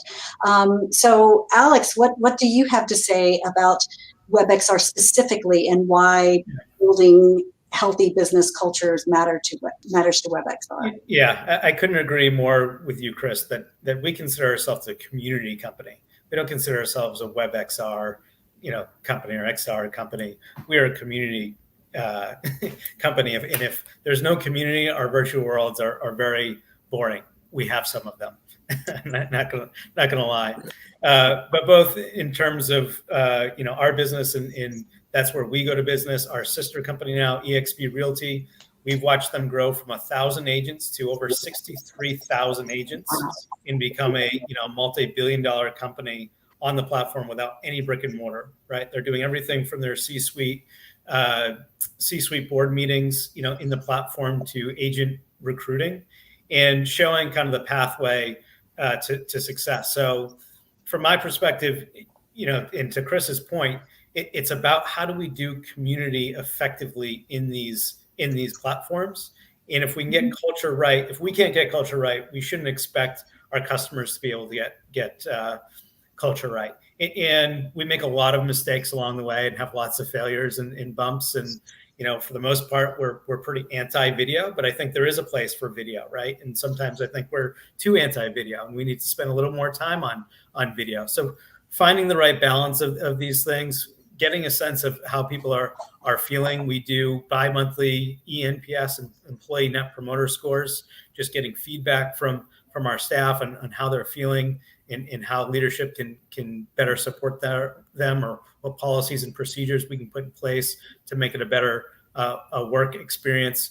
We've tried to become more cognizant about really reaching out to diverse and inclusive communities and getting involved both in terms of the customers we serve as well as how we recruit to the events that we're hosting, as a team. So during Pride Month, we had a drag queen come and do a staff event and did trivia with staff. We had a lot of fun. So experiment, try new things, and measure the impact from your staff as well as your customers. Wonderful. Thank you. Thank you so much.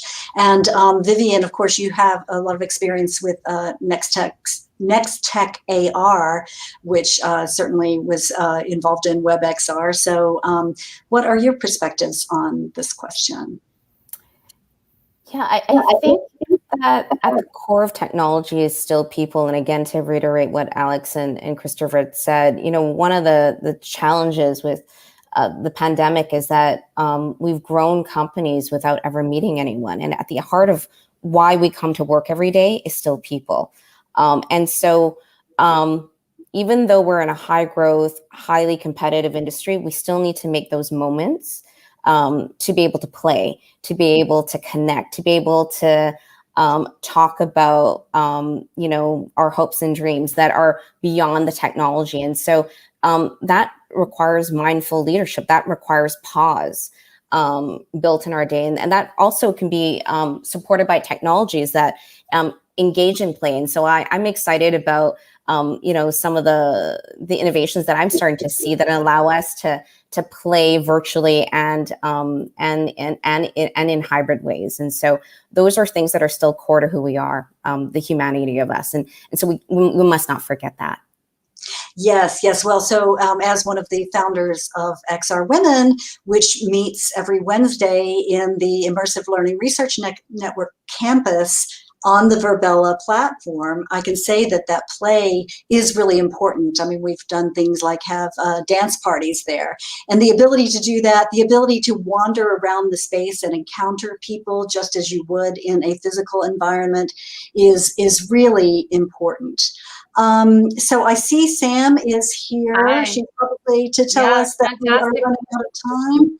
Yeah, fantastic panel. I think everybody brought such an incredible perspectives. I know for me, I have ADHD and I wasn't diagnosed until much later in adulthood. And I was able to create a lot of workspaces that worked better with my brain and object permanence issues by creating more space in my work environments with WebXR.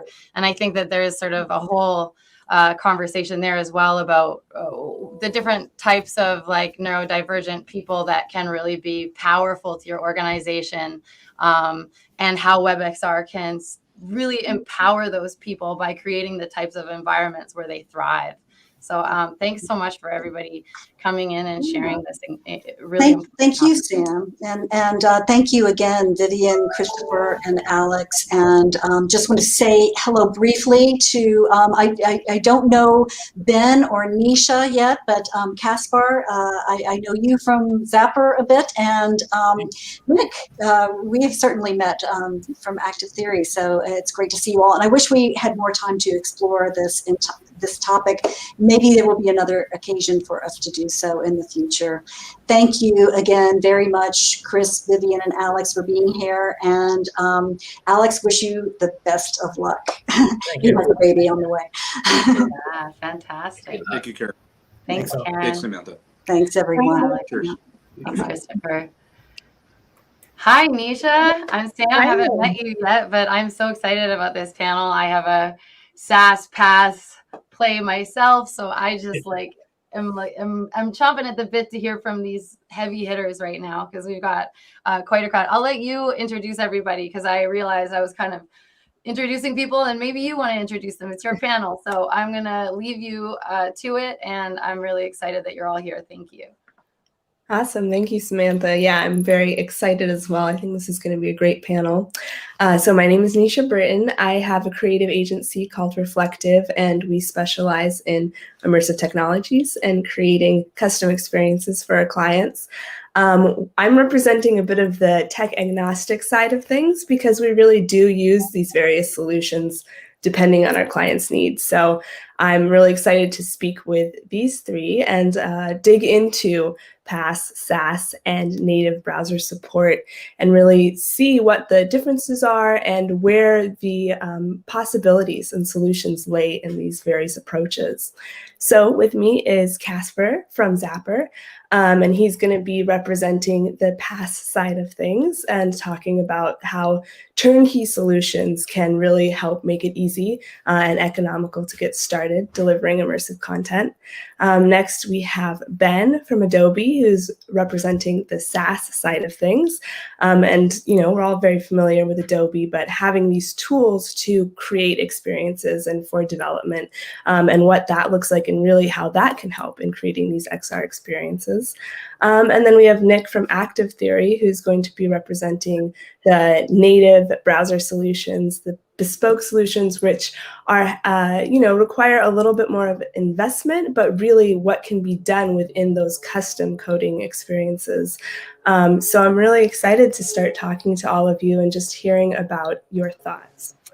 So the first question that I have is, I just, you know, I did a little intro of you, but I'd love for you to intro your specific approach and how you think that, what scenarios are really best for businesses to approach and look at these different ways of creating WebXR experiences. So let's start off with Ben. Yeah, let us know what you think about that. Sure thing, and great to be here. Thanks for the introduction. We at Adobe care about making creatives productive. That's kind of the MO of lots of our products in Creative Cloud. So, you know, Photoshop for photo editing, Premiere for video, After Effects, and the list goes on. And people here are probably pretty familiar.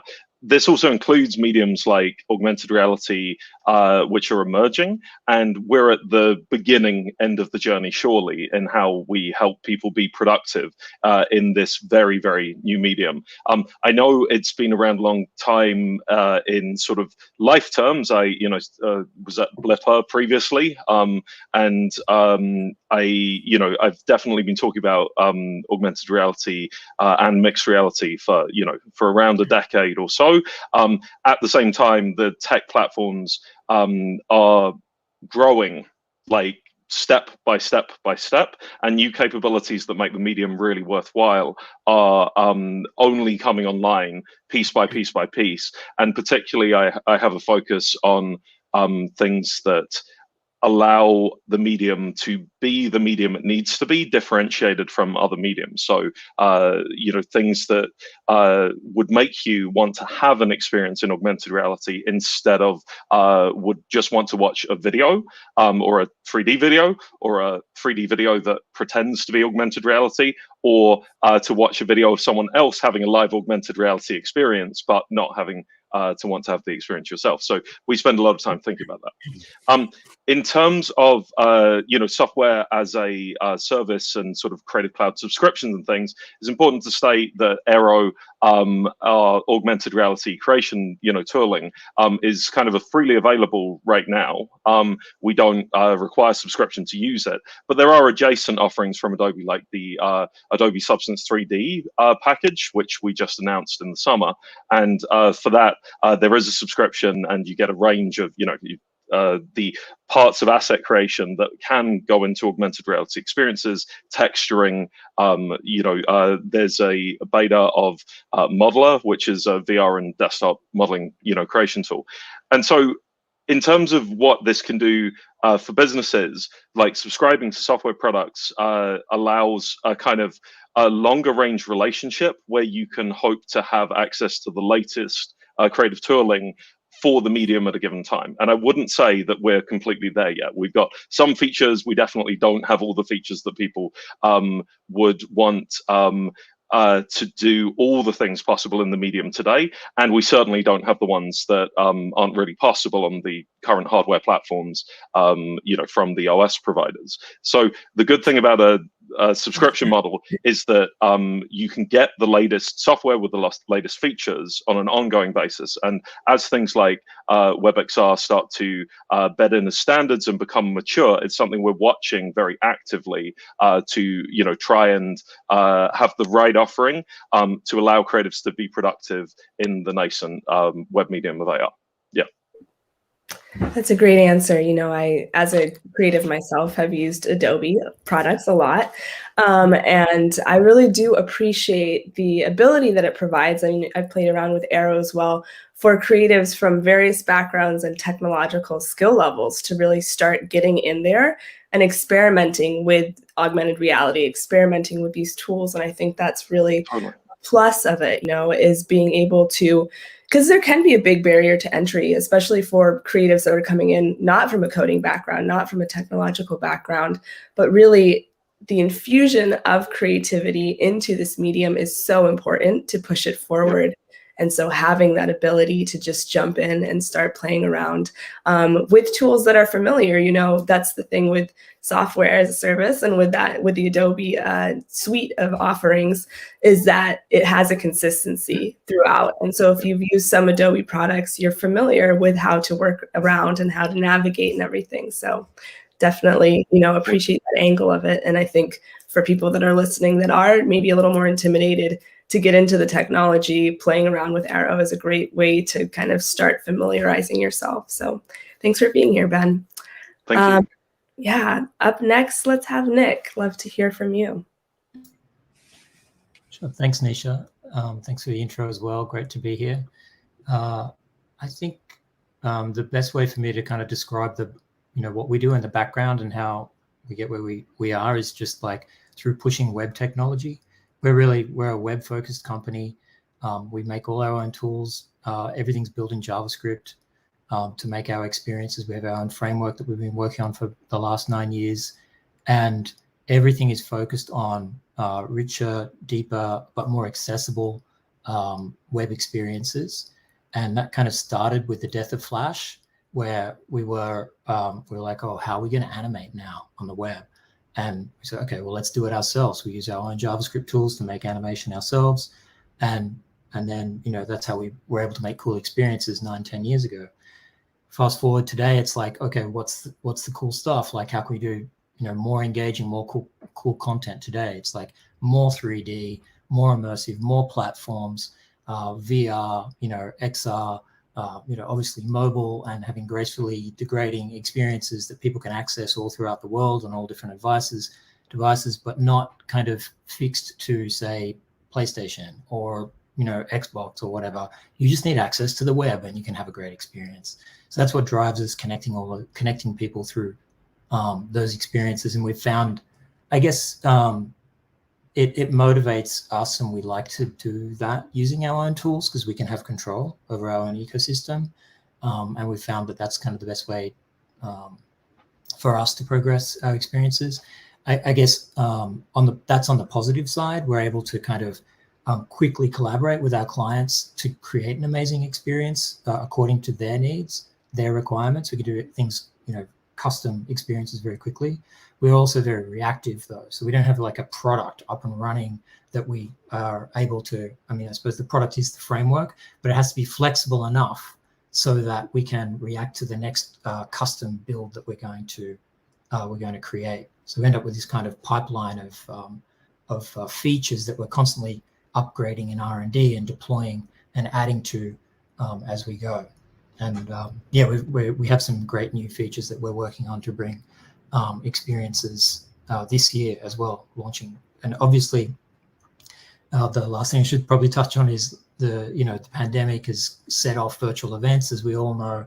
So that, in a sense, was an opportunity for us to further invest in our tools so that we can create great virtual experiences. And we did that through a product that we created called Dreamwave, which is available VR, XR, mobile. We can bring like I said, we can bring all the attendees together via the web. They can have a headset on, or they can, be using their mobile device kind of, while they're on a trip somewhere or whatever, and they can all connect together. It doesn't matter. I think that's what motivates us, and that's kind of what brings us to where we are now. That's beautiful, Nick. Yeah, thank you for sharing that. I think you're bringing such an important point in, which is that what really excites me about WebXR specifically is that ability to reduce friction and to really get these technologies into people's hands, to have them experience it regardless of their, what technology they have. If they have their computer, if they have their phone, if they have a VR headset, really being able to introduce people to these spaces through that. And then, talking from your angle about how, yes, there is not just a plug and play way to create the experiences, but having, I looked at your website and you have so many great case studies, and really having that customization. There's something to be said for that, for certain clients that are looking for that level, and really being able to get in there and create these memorable experiences through custom solutions. So thanks for chiming in with that. Casper, I saw you unmuted. Did you want to chime in about that too, or are you just ready for your turn? Probably a bit of both. Great to hear, Ben and Nick's very succinct summaries there, and interesting that they're all sort of 10-year arcs, if you like. And I guess we have a similar sort of decade in AR, and I think it remains the case that it is very much a marathon rather than a sprint. And lots has been learnt over that period, but still lots to do. From our side at Zapper, I guess we've always had this rather, in hindsight, lofty ambition of democratizing AR, to try and build this platform that could be robust and scalable and affordable, and I guess really appeal to this next generation of designers and developers who are looking to get into sort of spatial storytelling and understand what the value was for that for end users and for businesses. But I guess what became very quickly apparent is that there are an enormous amount of constituent parts that go into making that sort of AR tech stack. And I guess, clearly back then it was more native. Now it is more sort of web-based.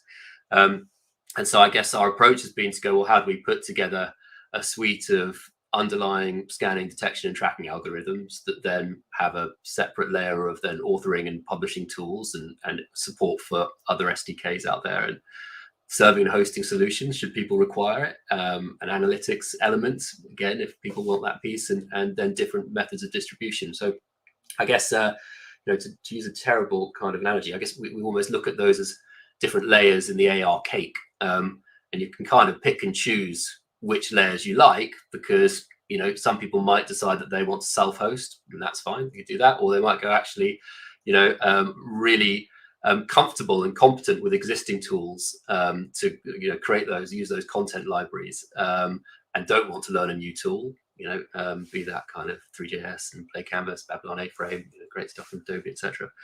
But still be able to access the underlying computer vision. And I guess the basic principle has always been, you know, how do you allow creators to focus on making the content well and once, but be able to distribute to as many platforms, you know, as they can, be that sort of natively or through the browser. And so, you know, it's interesting, you know, I do find it's a you know, using the cake analogy, it's a very thin slice between PaaS and SaaS in my book. But we find that some people want to, I guess, eat the whole cake. Maybe others just like the jam and want to make their own, you know, whatever, strawberry sponge cake. And we don't really care which. I'm going to stop the cake analogy. Don't worry, that is not a running theme for long that. Just not fruitcake. Yeah, just not. We can agree on that. So I think it's, you know, the challenges then when it comes to WebXR is, you know, how do we then in that kind of build well and once piece, what do you do when you can't access things like ARKit and ARCore, and okay, then you have to build your own sort of set of world tracking algorithms, etc., to support that. And so I guess that's what we do. So actually go, you know, what are then the missing tools that exist there that we need to support in order to make sure we still have that central tenet of democratization and being scalable and affordable, etc. And I think, you know, linked to that democratization piece is, I guess, this notion then that, you know, we do want to move to a place where, I guess, the use of AR is seen as something that can be always on, and that people are thinking more about what is their camera strategy than just their AR project. And that, again, sort of means that you need a suite of tools that can allow for all the different types of experiences that an organization might want, because some of those might be external marketing, but some of them might be learning and training and development. They might be about remote assistance. There's so many different things that you might want to do with a camera strategy. So I guess the platform play, if you like, is let's try and, you know, vertically create a stack that people can pick and choose from in order to meet the needs of their requirements. That's a great answer. Yeah. Oh, Ben, did you want to chime in with something? Go ahead. No, I just think it's a really good description about the kind of a la carte analogy, where people need different pieces depending on the use case. I love the breakdown of the diversity of use cases that we see. Really fascinated by the gaps between face-facing and world-facing experiences, for example, and how often people approaching the medium from a commercial perspective are, you know, they aren't bound to specific use cases as they first approach, and then they start to get deeper opinions as they learn about limitations, advantages of the different pieces, and about deployment things, like you say, Casper. And so, yeah, it's I think if there was a piece that would be really interesting to focus on, it's the distribution stuff you mentioned, particularly you know, regarding WebXR. It is the dream to be able to kind of publish everywhere, and there are such different capabilities on different platforms, and so it's interesting to wonder what approaches that customers of the space should be taking that best engages with that. And I suppose one of the things we'd say is that if you want to distribute to lots and lots of platforms in the long run, it's probably good that you support the formation of standards, and that you're, as a customer of the space, you're also interested in trying to find standards that form and support efforts to form standards so that wide distribution becomes possible in the long run. Yeah, absolutely. I think that's very true. I think, and again, I'm no engineer and no technologist, so I'm definitely speaking at the edge and limit of my understanding. But clearly, one of the things for WebXR is we're having sort of tunnel in to a degree to try and get to create some of this kind of technologies that so we can support AR well in the web. At some point, trying to get to some of those lower level APIs would be incredibly helpful, and I guess that will come through some greater standardization, over time, and that's the exciting bit. But I was going to say, one of the other things is, I'm a great believer in that, simple is beautiful, and also, that we know through our own internal team, but many others, that they can do incredible things with the Adobe suite. And it's not that big a leap to then give them the tools to be able to understand how that might work in AR. Now, whether it's worth doing in AR, I think was the point you were making, which I think is really interesting about, don't just do it for AR's sake, have a purpose, reason why you're doing it there. I think it's, I've always found that, once you show people something in AR, they have that amazing kind of, wow, this is amazing. Then they sort of think of a million things they might be able to do. And it almost bamboozles them a bit, and then they get nervous about where they should start. Absolutely. I think that's a really important point too. That's kind of leading into the next question, which is both with like client expectations or business expectations. How do you set it? Because it's true with WebXR, more than like native apps, there are certain limitations just for what is able to be accessed, tracking, all of those things. And so from your different angles, how do you set expectations properly for what can be done in this space so people aren't disappointed and saying, oh, AR, web AR, I tried that, it sucked. So maybe each of you could speak to that a little bit. Absolutely. I mean, Nick, do you want to start on that one from your perspective? Sure. Yeah, we do get a lot of, I suppose we're face to face with our clients, trying to kind of guide them through what the ideal experience is on a daily basis. So I would say that if a client were to come to us saying we want an AR experience or we want a WebXR experience, we're kind of going, oh, warning already. Yes. Because it's like, why are you thinking of this to start with as just AR or as just WebXR? Because the way we try and approach it is that's just another window into the overall experience that you could have that we can create for you. It exists on the web, so it should exist in all of these different touch points. And then people, clients and their customers are not, their expectations are kind of managed.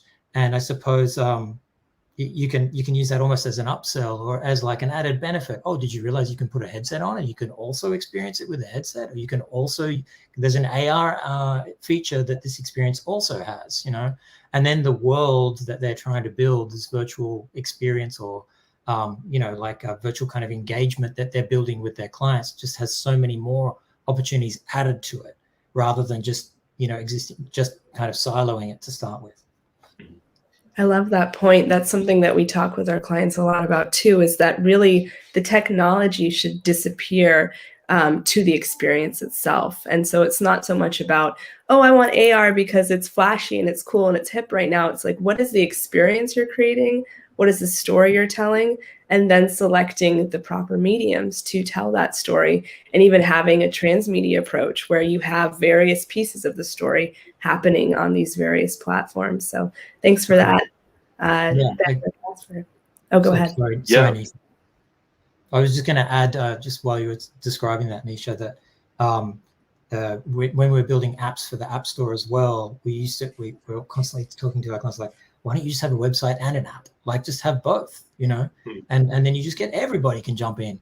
And you remember those days when you had like, oh, it's only on iOS, you know, you can't get it on Android. Like, that's so frustrating, I think. And it's just, don't frustrate your users, you know, enable them to get info everywhere. Yeah, I guess I'm a big fan of treating experiences holistically in general, like Nick and everyone's been saying. And so even if you think about a cinema experience, it's not only the pixels that show up kind of in the big box. It's even when you're sitting there, the kind of social experience that surrounds it, but it's also the smell of popcorn and the entry and the fact that you made a thing of making an event to go there. And obviously, you know, different in the living room, and there are lots of overlaps between different kinds of scenarios. But I think with a HoloLens, I'd echo that thinking about all the different kind of media needs that providing a whole experiences for people, you know, can provide for. Like think about people want to have narration for this. People want to kind of enter the story, but they don't want to do AR scanning immediately right as they land in an experience. They might be reticent to put on a headset before they're given a description of what they're about to go through, or there might be physical aspects to the story that are, you know, really important in how the total experience goes. And so, yeah, it's sort of, it's really important that people understand that AR is not particularly fit for, like, let's just throw our customers in there, right? Today, particularly, like, and let's, particularly if you want to throw all your customers in there and they're on Android and iOS, and some of them are willing to install apps and some of them want in-browser experiences only. It's going to be really hard to even achieve it. And if you do, there'll be frictions all over the place. It's not like a standardized, simple experience pattern for all kinds of experiences and all kinds of users. And so it's, yeah, trying to take a world where basically customers come with expectations of like, okay, so it'd be like Minority Report crossed with the Matrix, and we're just going to shove people in there, and then slowly elaborating, actually, in the technology story, though the movie came first, that moment is, you know, in some future timeline, and maybe not even a future timeline we want. In the Matrix, maybe it's dystopian, and in the Minority Report, maybe UX designers think it's a terrible idea. And so it's kind of, yeah, trying to calibrate expectations for what sets people up for success by thinking about the whole, and by talking about, you know, current limitations and trying to mitigate those and make it all simpler despite the heterogeneity is kind of the meaningful approach right now. Yeah. Casper, yeah. Yeah, no, gosh, I agree with all that. But I think there's only two things I'd add to what Nick and Ben have very clearly and cleverly said, which is I guess we take two approaches. One is always start talking about what is the context of that exact moment that you are asking someone to do that AR experience, and how do you control it? Because everything, as we know, looks great in, you know, a beautifully lit office with, you know, a phone that is, you know, being, you know, really lightly sort of nudged in the right direction to create this wonderful AR experience in front of you. That's just not how any normal individual uses their device. And so, you know, really, yes, we want the tech to disappear into the background, but actually what is going on, you know, to your cinema example with the acoustics, and, you know, what kind of occlusions going on, what happens in time of day, what's all these other environmental things that have way bigger impact on whether someone has a good experience or not. You know, what their network connectivity is, what market are they in, all that sort of good stuff.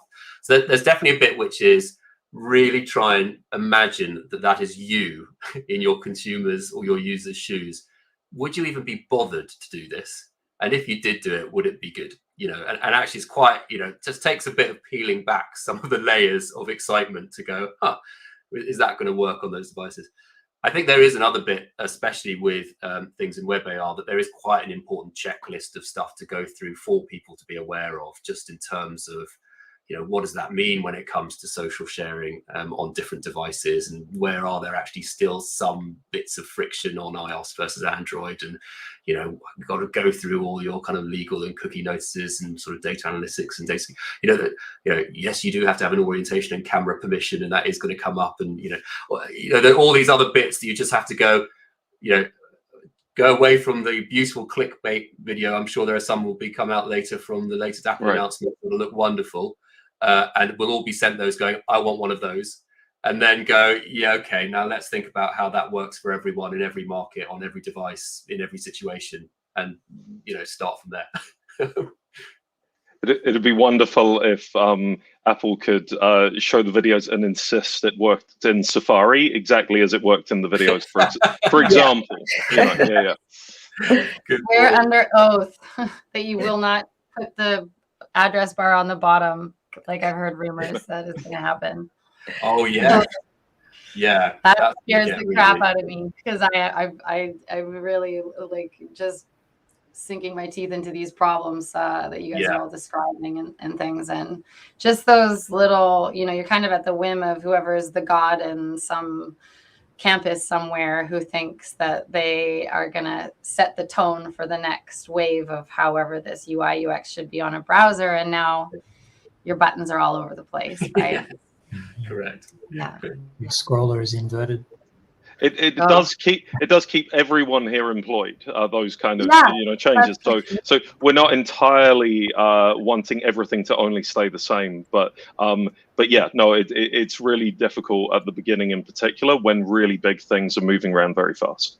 Yeah, and I think it's hard to make it past that little hump where it's like somebody wants something cool. You're like, finally, somebody wants something cool, and then you're like, but like, who is going to be left behind with this cool thing if we do this? So, I mean, you guys brought up so many incredible points, and thank you, Nisha, for your thoughtful questions and for this incredible panel. Wow. Like, Nick, I just have to say, like, I'm just like such a fan of what you've done with Active Theory. And like, that was just such a big moment for me as somebody who's been trying for 5 years to put virtual performers into the WebXR space. So thank you so and incredible to hear from all of you. And we have something really exciting now.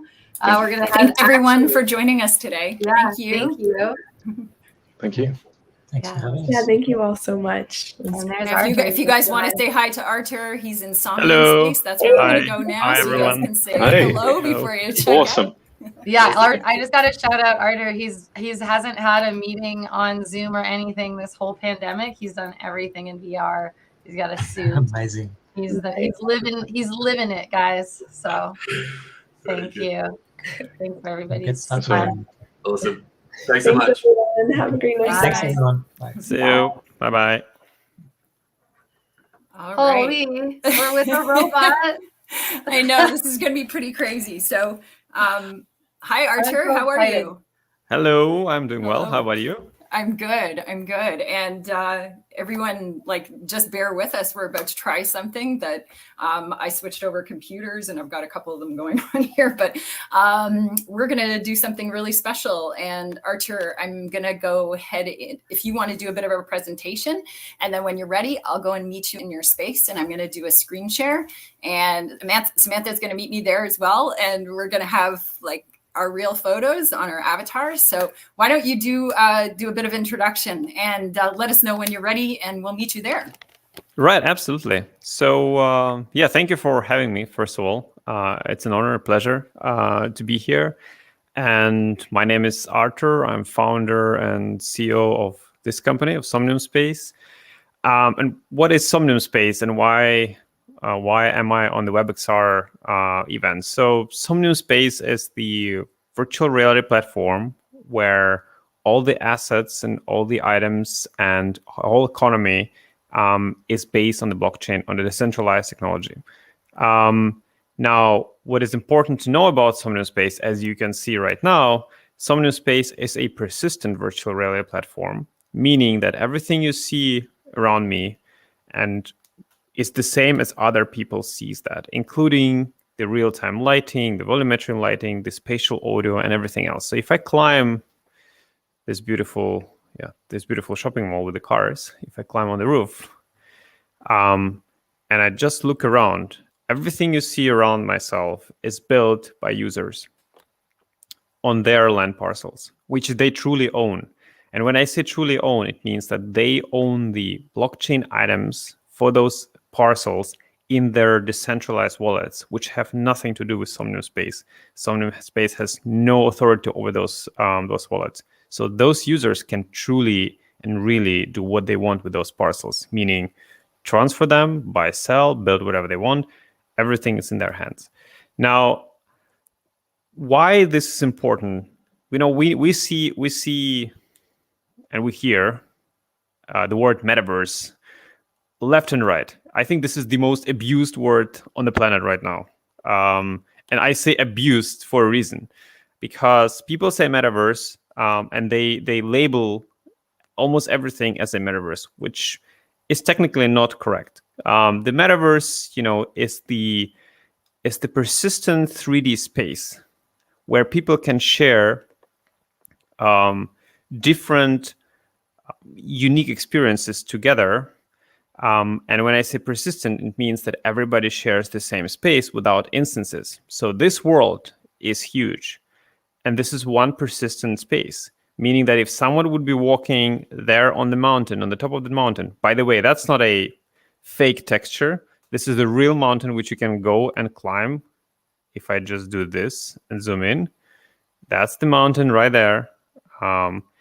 And that's how you see it. And that person, if I'd be, if I had a bright avatar or something, that person would be able to see me from that distance. Again, we share the same persistent space in one reality. And for us, the reality becomes this around us. And of course, we're in virtual reality right now. I'm using virtual reality headset, with finger tracking and much more. And I exist here. I see, for me, this is the real. This, what I see right now, this is real, with the scale, with everything else. So Somnium Space allows to do basically anything, from building to creating items, to having workable items, and many more things. Just let me switch the camera here and give me a quick second. You hear me well? Everything is running? Yep, we can hear you just fine. All right, perfect. All right, just checking out. All right. So let me switch back to my camera. Oh, and by the way, I can actually do this. That's just a cherry on a cake. I think you just flew away from his presentation. I'm coming back. I'm coming back. All right, let me put the camera back. All right. Yeah. So this is the persistent space. This is the space where you can be anything you like.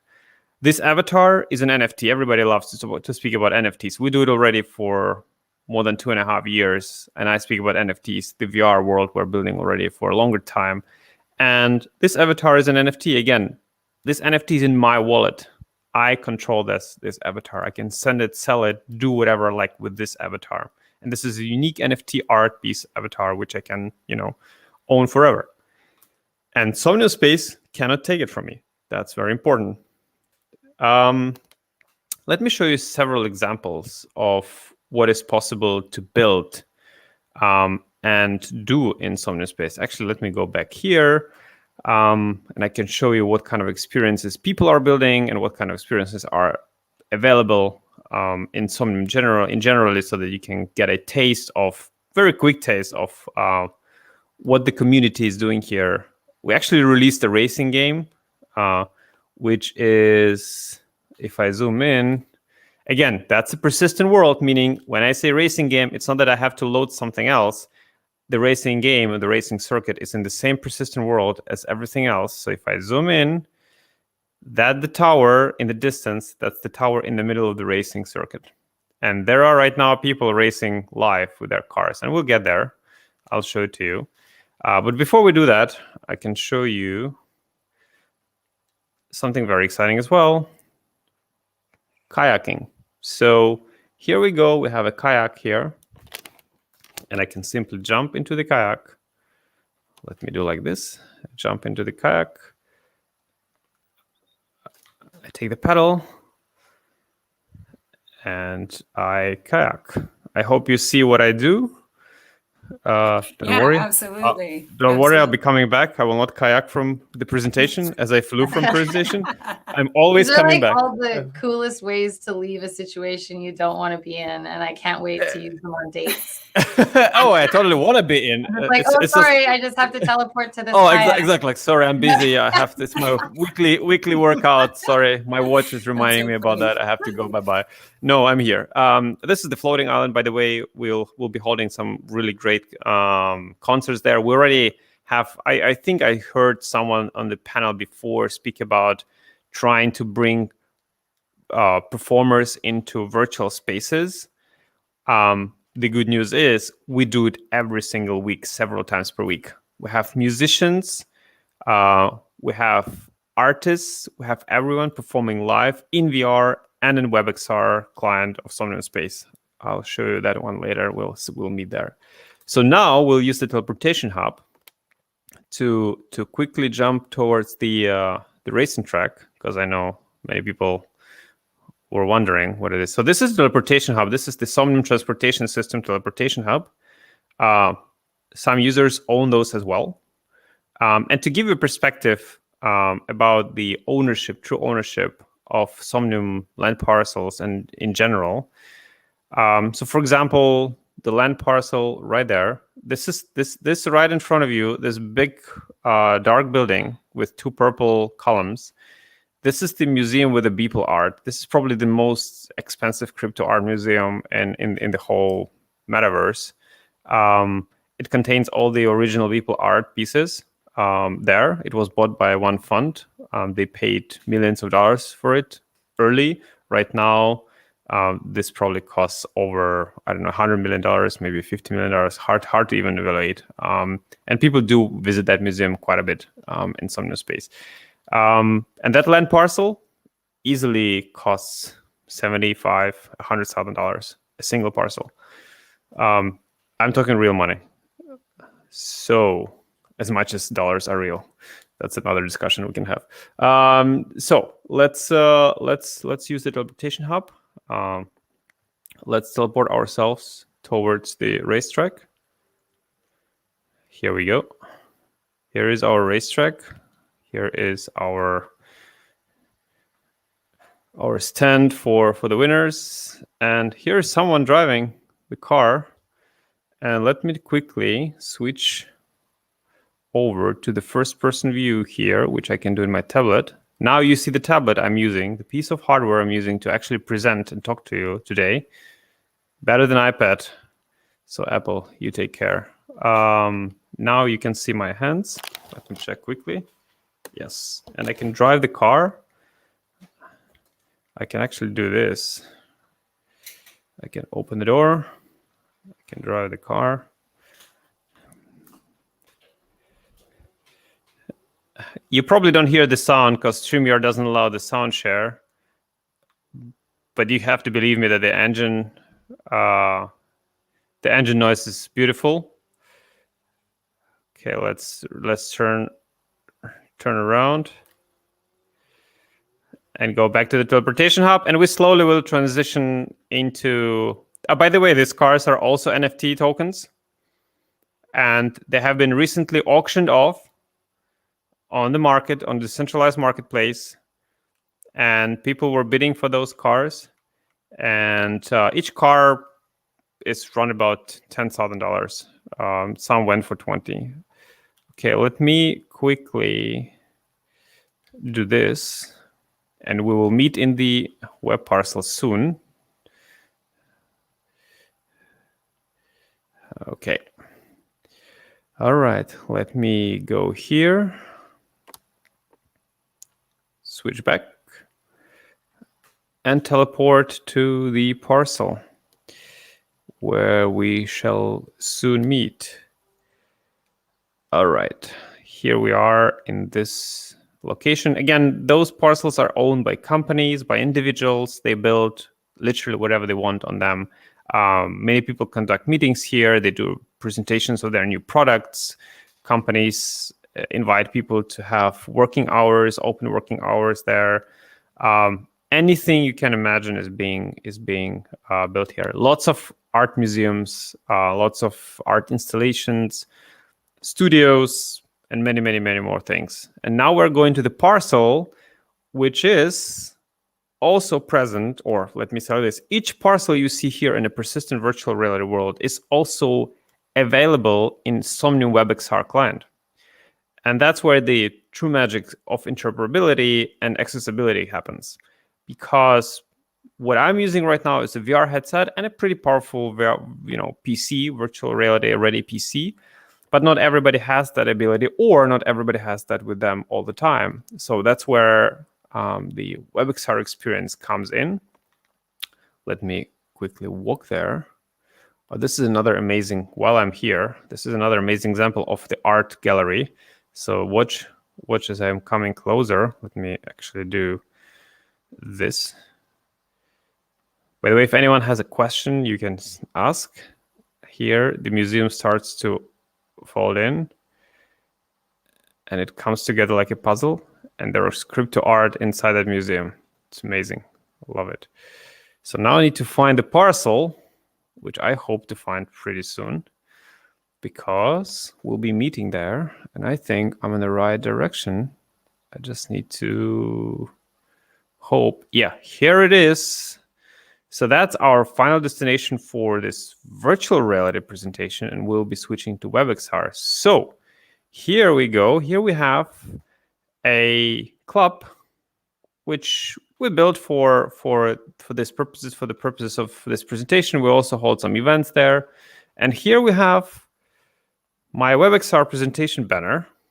And that's amazing. Again, I'm in a persistent virtual reality world. Around me are different parcels, different people, different events, different venues. And I think ladies will be transitioning into the WebXR parcel right now. Please confirm that you will be doing that. We can do a small do a small tour of this parcel. We go in, there's a stage, the microphone, beautiful lighting. Look at the stage. We did some comedy nights here. It's an amazing place. Some chess. So what I'll be doing right now, again, this is virtual reality. This is a persistent space, and that's what we call, and I call, a metaverse, a spatial 3D-dimensional space where you share experiences in virtual reality with other people. And why this is important? Because virtual reality is the most advanced technology, allowing you to actually really be tricked, your brain to be tricked into believing that you are there. And actually, that's really the case, because physical space, your brain perceives physical space almost the same way as it perceives virtual reality, because the light comes to your eyes, it analyzes, and then the brain analyzes that light and actually gives you the shape and the image of the world. The same happens in VR, and that's why I feel the scale of this building. I know how high it is from just being able, to stand here and to look at it. So with that being said, I will now transition in less than 30 seconds into WebXR. Yeah. Sorry, do you have, so I'm in this other world and this is the same venue, but there's not yet persistence between the web world and the VR world, right? So that's what is missing. The only part which is missing in Somnium right now is the persistence between the WebXR and the virtual reality client. We're working on it. We're probably 1 or 2 months away from that feature to be live. But right now, the virtual reality client is persistent for people who are in virtual reality. And then the WebXR client is persistent for those who are in WebXR right now. So what I'll do right now, I'll tune out from here, and I'll appear next to you in the WebXR experience. So see you in a bit. And see you give there. me just a second. And while Artur is doing that, I'm going to share my screen and show everybody where Samantha and I are hanging out. Just bear with us for a second. Let's get this going. You're going to see some multiple screens happening here. And there we go. Okay. Hold on a second. Now, let's see if Samantha can hear me. Can you hear me? Yeah, you can. Okay, see everybody? This is like, I'm sure there's lots of screenshots happening right here. Yeah, we don't see your screen. We don't see your screen yet. Just saying. Oh, okay. You don't see that on StreamYard yet. Yes. Yeah, we don't see it on or maybe it's on stream. Maybe I don't see it here in the back. Okay. Yeah. Can I maybe get a confirmation? Is this on StreamYard? No, I don't see it. Okay, so let me do a re-engage and let's try this one more time. Okay, let's try share screen.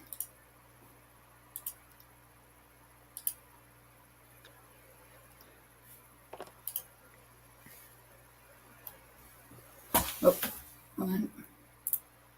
There we go. And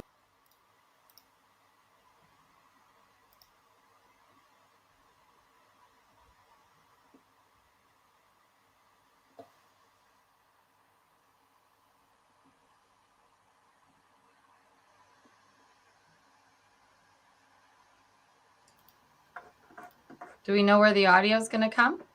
Yeah. Do you hear me still? Yeah, I hear you. Perfect. Okay, perfect. Let me quickly. So I need to see where you are actually. But you should be able to see We me. lost your screen share, Julie. All right. Okay, Here I can see Arthur's though. That's cool. Okay. All right. So I just transitioned from the virtual reality persistent world where we have been standing in front of this build into WebXR client we have. So let me greet you, everybody. Hello. Yeah, so let me actually allow this. Yeah, so now I enabled the microphone. Oh, hello. Hi. I can hear you. I can see you perfectly fine. And that is our WebXR client, right? And this WebXR client, of course, allows people who are landowners and creators in Somnium Space. Amazing dancing. I can do the same. It allows people to actually create and engage with their creations in VR and on the web from any device, right? It's mobile phone, smart TV, anything which has a browser generally works in Somnium Web. Somnium Web works on that. Moreover, we just pushed a new update yesterday or day before yesterday, which allows people to enjoy these land parcels in AR, in augmented reality. So they can actually take their tablets or phones and pin the parcel in their living room and walk around it. And the closer they bring their phone to the person or to the subject, it of course all supports spatial audio, meaning that the audio comes from that direction. Everything is with the real-time lighting. So I can switch from being night mode to being a day, and then I can switch to the night or dynamic, right? So now we see the light is changing dynamically. And by the way, there's a cool feature I can show you right now. We kind of try to bring, because WebXR it has its own limitations, but it also has a lot of cool features, and we bring a lot of new amazing features all the time. So for example, those blinking stars you see around the parcel, they're just not for fun there. You can actually hover over one of those stars and you see neighboring parcels around this parcel showing to you with images and with the preview images of those parcels right in front of you. And you can travel to those parcels. If you click on them, you'll just go to the next parcel, new browser window will open. So that's another thing. We kind of try to bring you the persistent in a non-persistent environment like WebXR Somnium client. If I go inside, for example, and I teleport here to the microphone, it will amplify my sound no matter how far you stand from me. Thus, creators and performers can actually perform. And you see there is a special sign hovering above my head, above my avatar. That means that my sound is being amplified. So independently how far you go from myself, you will still be able to hear me. So that's what is being used by a lot of artists, musicians. And as I said, every week we have musicians here. We have artists performing and making talk shows and everything. Literally, event is happening every day, or several events are happening every day on different parcels, which are used by people. So let me go out of the stage.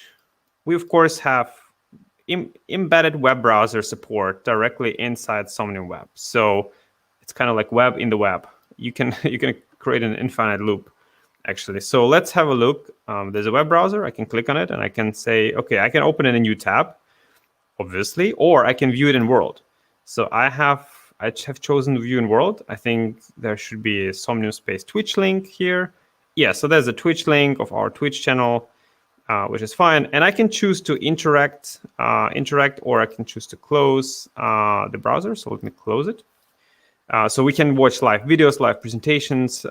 People use it for discos. Some DJs are, performing on Twitch. Some are performing directly live in Somnium Space. We have some new visitors here coming in. And yeah, so this is, this is a different take on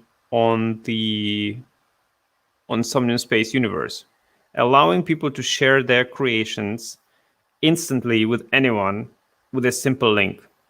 Of course, as you've seen before, I was in VR before that, and sharing VR experience today is much more hard, and it's not that quick as we would want.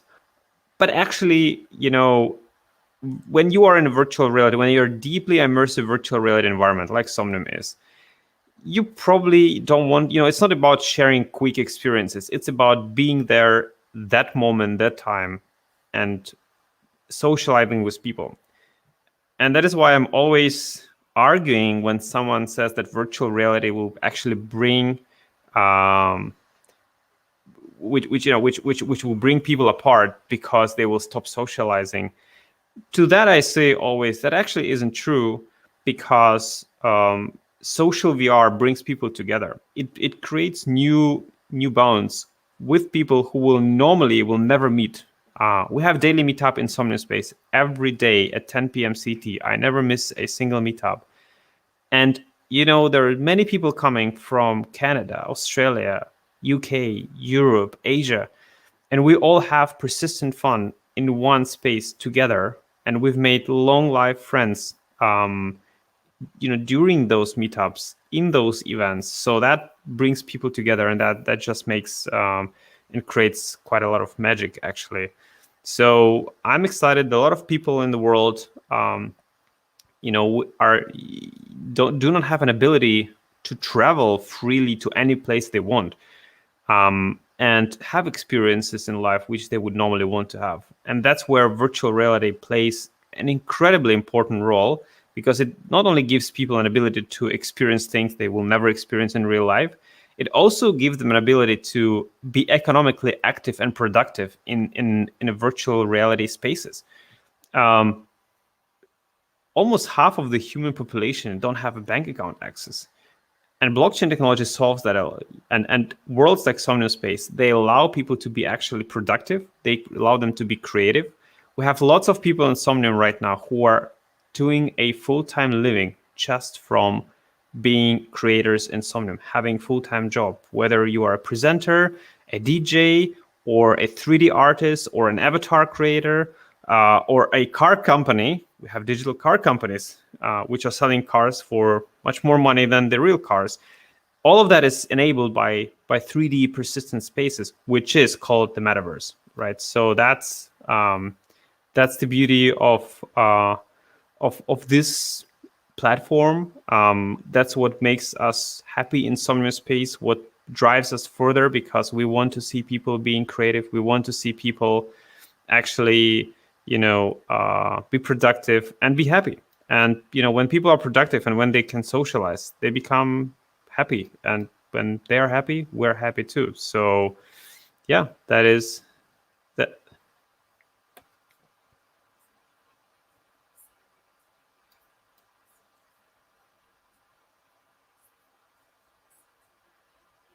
Woo!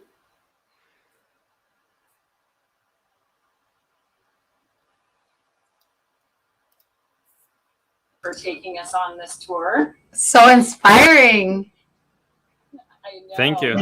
Thank you for having me. And of course, since we're on the WebXR, like this all of this is enabled by WebXR. Of course, you can dive into this parcel in VR.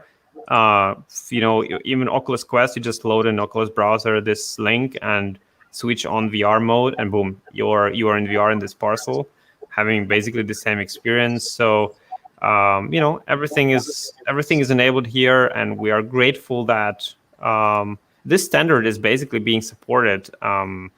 And we're happy to be big contributors to this, and also showing to developers kind of how we can take this technology and make it very useful, and also push some technologies further, and show people that there are no limits in creativity in what you can do and how you can apply those in the persistent spaces. So again, thank you very much for having me today. Oh, so great to have you. And it's a perfect kind of like tease, like a visual tease of what we're about to talk about, Linda, right? Absolutely.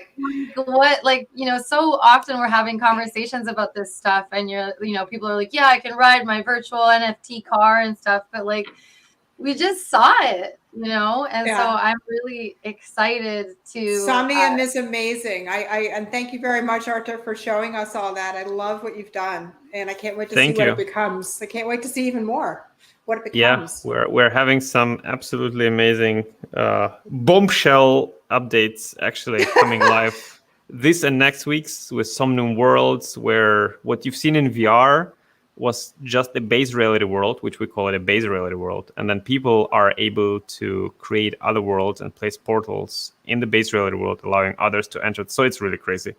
It's going to be nuts. Hey, Artur, by the way, good to see you again. Hi, Artur. Nice to see you. Hey, Jamie. We're Hi. way overdue. We're way overdue for a catch up. So soon. Absolutely. All right. Well, listen, it is Thank great you very seeing much. you. Party there. Hi, everybody who's tuned in. I'm really excited about this panel as well. We have a very exciting panel. We have three amazing guests here. We have Jamie Burke, we have Luke Malks, and we have Amy Packett. I'm going to let each of them introduce themselves to the audience. So, Jamie, you want to go first? Yeah, sure. So I'm Jamie Burke, CEO and founder of Outlier Ventures. We are an accelerator for the metaverse. This year, we will hit our 100th portfolio company after near 8 years in the kind of crypto space. And in the next 12 months, we're going to double that to 100 startups. So hence why I need this kind of lighting, because I've no idea how we're actually going to do that. But, that's what we do. That's awesome. Luke, how about you? Yeah, I'm Luke Malks. I'm a VP of Business Operations at Brave and Basic Attention Token. We're about 36 million monthly active users, and have been growing the business lines that include privacy and blockchain. I'm a huge Brave user, so thank you. I can vouch for it, and that's because my other half is way into privacy. It is true. Brave is awesome for that. Amy, introduce yourselves from Tbilisi. Yes, I'm currently in Tbilisi in the country of Georgia, and my company is EndeavorXR. I come at this space from a very different angle through XR. And we actually focus on strategy and consulting for large enterprises, but I've always kept an eye on blockchain and crypto, as well as AI, and because I really believe that's sort of the future of, and again, to use the overused word, metaverse is sort of the confluence of all of these technologies. And I am also a very big fan of Outlier Ventures, because they came in early. They came in hot, and they get it. So yeah, amazing. Oh, you're so generous. And by the way, we're an investor in Brave, so we naturally love Brave. Appreciate it. Love fest. I love this. I am really, really grateful to have all of you here, frankly. And we are going to have a very open and very free-flowing discussion. And I'm sure there will be some questions for the panelists. So if you could, and you're listening, keep them till the end. There will be a Q&A session. But if you could, post them in the Discord, because that's where we are able to keep an eye on, because we have so many people watching in so many different worlds right now. We can't get questions from all over the place. So if you can and have a burning question, put it in the Discord and we'll try to address it at the end. All right. So we are here, and the subject of the day, I'm sorry, my panel's the best panel, is immersive e-commerce and crypto economic infrastructure. The description was the ability to take payments and conduct transactions securely on the immersive web isn't in place yet, but is essential to its growth. Blockchain, cryptocurrency are enablers of NFTs, and they offer new solutions to the next generation of e-commerce. So let's just jump right in. But before we get to the financial stuff, I was going to kick off the discussion with just a really simple question for each of you, because I want to use it as a basis for what comes afterwards. What do you think the benefits of WebXR are? Ours. But Luke, what do you think the benefits of WebXR are to you and to Brave? Yeah, I mean, I think for us, it's just kind of like creating these new spaces that are open and accessible for everybody, and kind of building new markets on top of them is like a huge thing. But doing it through the web and making it accessible is key. All right. Jamie? Well, so I'm, Emmy's going to hate me for saying the metaverse buzzword. So early on in the conversation in the green room, she said it's one of her most hated words on top of NFTs. But we did have that discussion. I kind of see the metaverse as an open economic system, and I think it's already here. I think it's just going to get more immersive, and as Amy said, it's through a convergence of technologies. And I think it's really important that in an XR context that we can maintain a spectrum, right? So because it's an economic system, it's not just something that you're going to go play in a game. It's not just fun. It's increasingly a way to earn money, earn an income, derive value from your time. I think it's important we entertain a spectrum that's accessible. So whether that's from very high-end hardware heavy requirements for you to really push the boundaries of that immersive experience, to the other end of it, which might be something like crypto voxels in the context of highly pixelated, voxelated worlds. For me, they're both really important to maintain as an economic system for it to be financially inclusive. So for me, that's like the important thing that I want to get across here. Cool. Amy? What do you think the benefits are? Let me kind of qualify and I think I was a little brazen because I said, Linda said, so what do you guys want to talk about? And everyone else was like very, intellectual and clever. And I was just like, shut up about the metaverse. And so, but what I mean by that is I've heard so much pontification from people who are not creators, not builders. And I'm not a creator and a builder, but I'm working in the space and I have a perspective on what the opportunity is.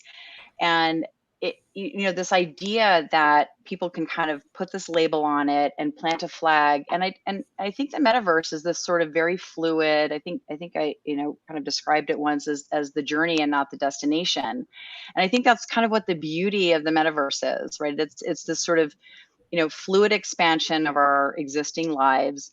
And we're at this very 1.0 version of truly blending the physical and the digital, and where it's not going to matter. We're not going to talk about, VR and AR and MR and XR. It's just going to be, and it's going to be that reality at that particular moment. And then, kind of relative, and actually both Luke and Jamie have said the word accessible. And I think that is the key component to, WebXR and then moving into the metaverse. And, we have this opportunity at this moment in time to create this best version of this digital world, like the aspirational version of everything that we want in our lives, because there's really nothing out of bounds. And I love that we had Archer on from Somnium Space, because I think he's being really creative and really smart and very inclusive. And, so I don't mean to be disparaging when I'm saying, shut up about metaverse and NFT. No, things get but it just becomes buzzy and then it becomes meaningless. And actually, we have the ability to not only create these amazing worlds, but to create an economy, this parallel economy that creates a new definition of value, right? And we don't, and God, please don't let JP Morgan Chase, and I used to be there, and I'm sorry, everyone, Jamie Dimon for saying this, but you should not be trying to harness cryptocurrency, right? There should be this new construct of value. And it's why I'm a big fan of Outlier, because I think you understand that there's a piece of this that's wrapped around identity, and there's a piece about this that gives a new definition of value, and value can be fluid, and it's actually okay, and it doesn't need to be tied to a specific construct. And I think we're really at the beginning of a brave new world. So that's what I mean Amy, about thanks for jumping ahead and putting everything into that I was going to ask you guys about later on. Thank you for that. No, I'm just kidding. Oh, sorry. You jumped, that's fine. I'm joking. It was great. Because one of the funny things, the next question I was going to have is, do you think that WebXR could become the backbone of what becomes the metaverse? And when I say metaverse, what I mean is lots of different worlds, like there's lots of different websites, but there is a structure that ties them together. You can jump from one to the next quite easily, and they're tied together. Do you think that WebXR has the capability to become that backbone for the metaverse with that definition? Because obviously there's a lot of definitions of what the metaverse is. Jump in, guys. Yeah. I can jump in. I mean, I think that, so I'm not an expert in VR or AR or any of these individual technologies. I kind of take a macro view, and generally I just make an assumption that these things converge. It's like been a defining part of our thesis at Outlier. We don't pretend to be able to understand each individual technology, its trajectory, or its nuances. And I think, for a true definition of the metaverse, as Amy said, there needs to be this blurring of physical and digital, not just experientially, but the economy itself, right? This blurring of work and play and all these various things. So I think on the one hand, on a personal level, I love using something like Oculus and trying to have as an immersive experience as possible for entertainment. But the reality is that's play versus what I might do in something that's relatively 2D, like Axie Infinity, which is a play-to-earn game. I would argue it's in the metaverse. You have these little Axie's characters. It's not graphically amazing, but it's a digital economy. It's paying bills in the real world for people all over the world. In some cases, it's a primary form of income. And so for me, both of those things are really exciting. And the kind of geek in me looks forward to the convergence of all of these things and see a fully immersive digital economy. But I'm quite happy. I would probably place more value for society today on an Axie Infinity than I would necessarily an Oculus experience, because for me to do a lot of things in Oculus, I've got to have a gaming PC, I've got to buy the hardware. Right. You're the 1%, and that's in economic terms, that is just a representation or a replication of the current economic status quo, which is my primary concern. We had an interesting, this is a riff, but 2 weeks ago, 3 weeks ago, we had the town hall, and we had somebody who is in India, and he's building a really great education experience on WebXR so that people in India can access it. And his comment was, there's all these emerging markets, people aren't buying the headsets because they can't afford them, but they can't afford a Google Cardboard. And WebXR is kind of leapfrogging, as it were, going from, they leapfrogged the PC and went right to mobile, and now they're leapfrogging the headset and going right to mobile access or browser access for the XR experiences. And I think there's huge numbers of people, right, in all these emerging markets that fall into that category. Well, and just I feel like there's also been a big push, because of outside circumstances, right, with COVID and the pandemic, and people, it's a huge forcing function. I feel like, as rough as it is, people have been brought into the situation where, okay, everybody's having to do things virtually that wouldn't have normally done that. And so, it gets different people thinking about this in different ways. And then, that kind of creeps in, and it kind of meets in the middle between Oculus and just a Zoom meeting or something like that. And how can we kind of incentivize and build in economics across all those things and see where it can go from there.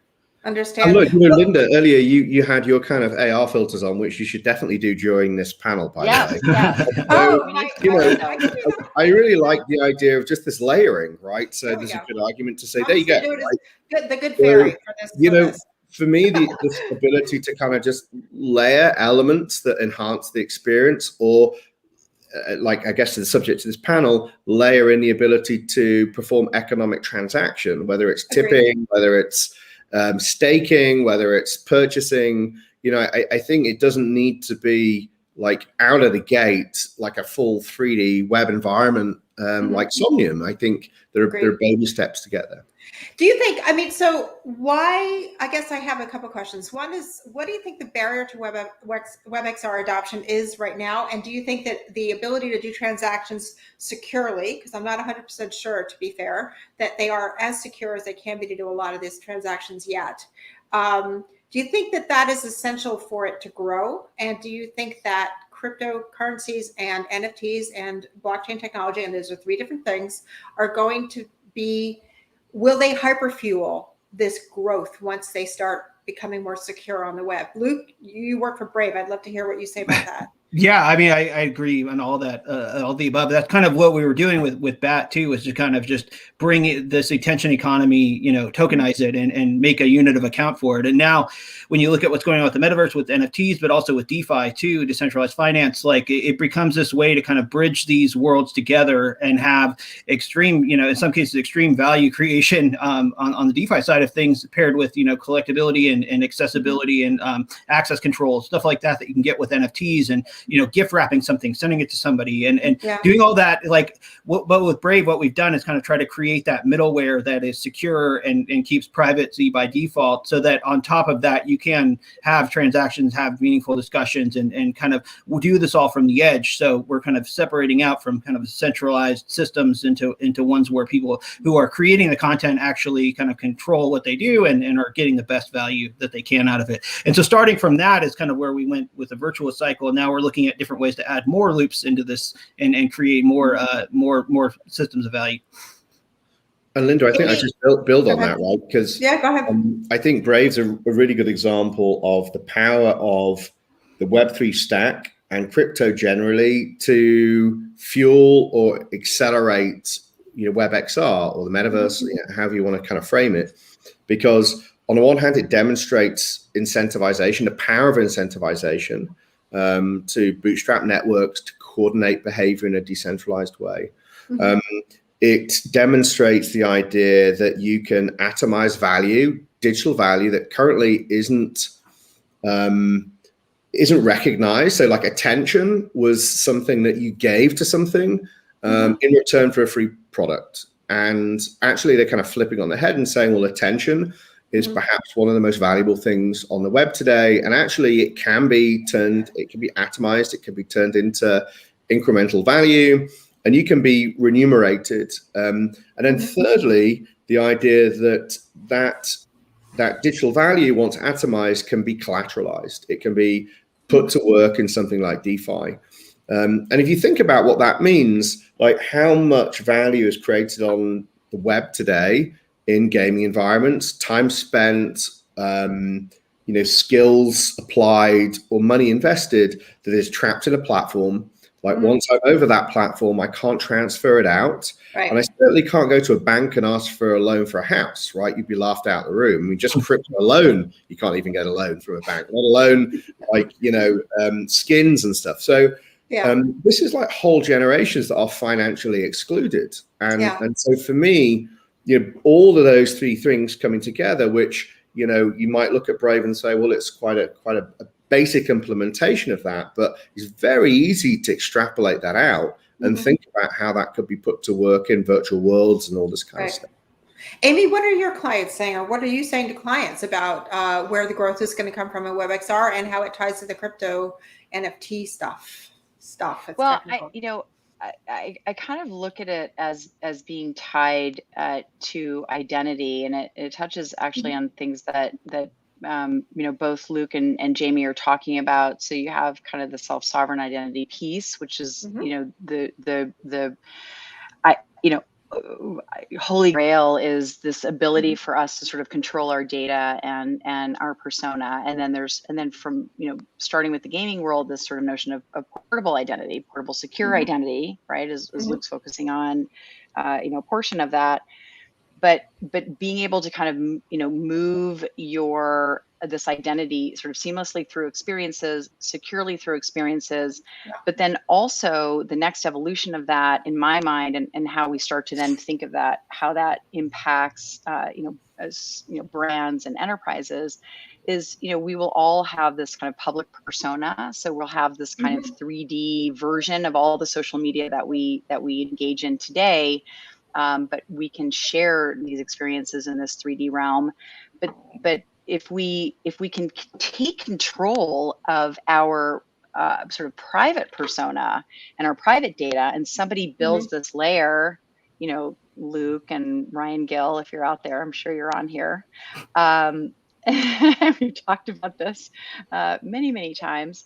But a simple interface to allow us to control and monetize our data, and to really start to have much more direct relationships. So we already have DTCs, or this direct to consumer construct, right, in e-commerce. And how does that move now into this sort of 3D realm? I think we can remove advertising agencies, and I think we can remove this negative connotation of brands and advertisers trying to nefariously, and they do, and it's like, we talk about it and we whine about it, but we do zero about it. Amy, that could you brands are using this against us. Could you define self-sovereign identity for people who are listening who may not be familiar with that term? So it's essentially the data that we are effectively giving away on a daily basis about our behaviors. And now we're getting a very, a glimpse of the controls. Apple's already put some in place. They're sort of running with us in parallel today. And it's far less interesting than everything we're talking about right here. Who cares about the iPhone 13? It's bigger notch, bigger notch. Yeah, and so it's this notion that you have this persona and you have this identity that is ratified, and that people can honestly know that they are dealing with you and is your identity, and you're able to then seamlessly move from experience to experience. Again, this is sort of this evolution of what self-sovereign identity is, and that's blockchain based. From the data piece, that's the blockchain part of it,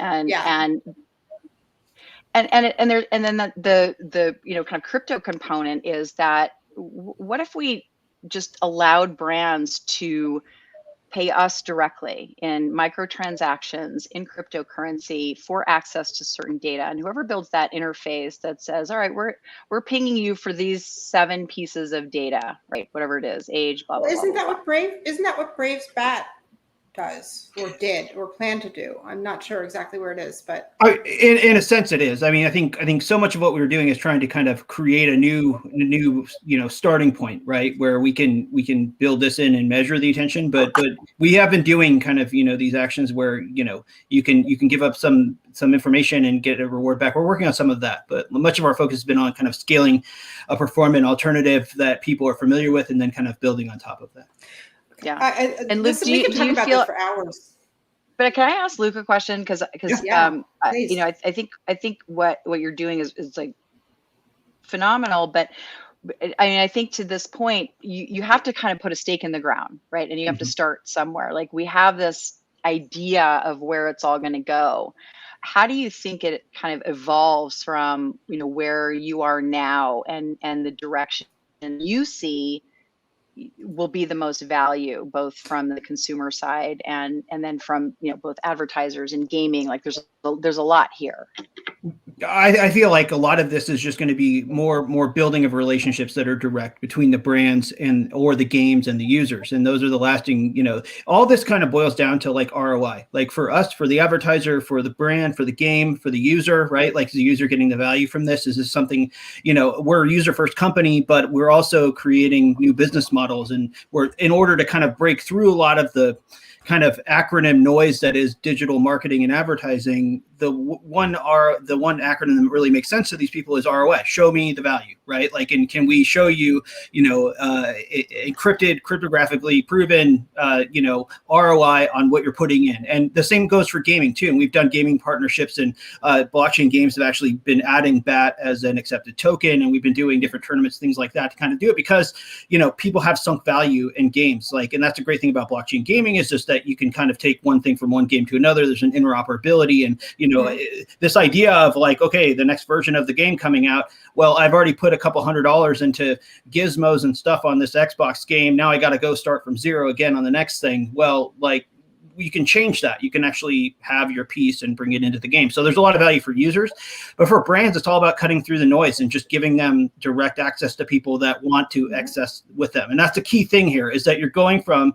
a relationship with brands to users that was kind of invasive to one where, no, you got users that are opting in. They want to be a part of this. They want it because they're getting something out of it, but also because advertising isn't a bad thing. Brands aren't a bad thing. Like, there's value that's given to people through these, channels. And so we're just building on that value, on the fundamentals. Jamie agrees about, especially apparel brands. Him and Nostalgic about it soon. Hey, I wonder, I love this discussion, and we could probably speak about this for all day. I think bringing it back to WebXR, what is the special sauce that WebXR brings to all of this for you guys? Is there one? I mean, let's be honest. Is there one? And if so, what is special about the WebXR version of all this stuff that adds? Is there a special thing that it brings? I think it's accessibility, right? It's kind of where we are now. And I think it's an important piece of the evolution. And, it's like, if let's take, let's say it, the Facebook, the new Wayfarer glasses, it's not amazing. It's not perfect, but you have to put a stake in the ground with all of this technology, because we don't get to have all of it at once. No, we need to understand the behaviors. And the thing that we haven't really understood is really how a really broad swath of consumers are going to interact with this landscape, right? We have an idea, and we have a lot of really smart people, Jamie is being among them, kind of looking at these experiences, and you're putting these new experiences and these new opportunities in front of them. And then we're gonna look and see, like, what's interesting. Can we do this kind of direct to avatar model, and what does that look like, and how does it benefit the consumer? Because we have this opportunity for this win-win-win construct, right? But we need to kind of experiment more, and we need consumers to engage, right? We need them to get into these experiences and play the games, and not just gamers, right? We need to hit consumers. Right. And I think WebXR can do that. I think that's one of the advantages of it, is it makes it easy to try for a company to just do something instead of having the app and a store and a big thing, and then it gets it on platforms and distribution. Whereas you can just, like, with a link, you can actually get people involved who may not have been involved before, and try it out and get people used to the idea. Jamie, I am really curious, what makes a WebXR company attractive for you as an investor? And what role does crypto or blockchain or NFT play into your thinking when you are evaluating that opportunity? Yeah, well, I mean, I think maybe to kind of answer your original question, which is, what is the importance of something like WebXR, right? I think, for me, what really excites me about the space, when we wrote the Open Metaverse OS paper, like beginning part of this year in January, was that you're seeing both an open economic system emerge alongside open software movement. And for so long, open software has kind of been, of course, you've had the success of Linux and everything else, but it's largely been seen as not profitable, not a thing that commercial people do. And commercial people build moats, they build walls, they build proprietary technology, they try to create these walled gardens. And I think the hottest thing on the planet now is open source technology. That has a business model because it can be, fueled by tokenization. And I think, what we're experiencing is not just a technological revolution, but a socio-economic one, like how we coordinate value outside of traditional corporations, outside of platforms. Platforms will exist, but only if they provide an extreme amount of value. And even if they do that, they still can't capture. They have to accept that this transferability that Luke was talking about. So, I see the importance of something like WebXR as it's a critical component of allowing that stack to emerge, to allow for anybody to enter that space, to kind of equalize the power of a corporation versus a small enterprise or a single developer. Awesome. we are almost out of time. This has gone so quickly. I know. Does anybody have anything they want to add to our discussion? I don't have any questions from the audience right now, unfortunately. They're ready for a party in Allspace, apparently. I know. Well, we're going to have a party.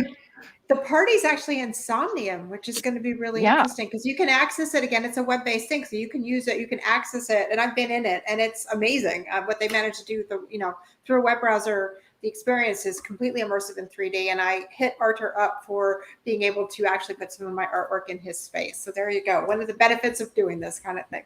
If I may, if we've got like one more minute, because I think this point of self-sovereign identity that Amy really articulated really well is like so important, right? And it's still not been solved for. So self-sovereign identity is not exclusive to blockchain. I just think blockchain brings a coordination mechanism, an incentive mechanism to make it happen at scale.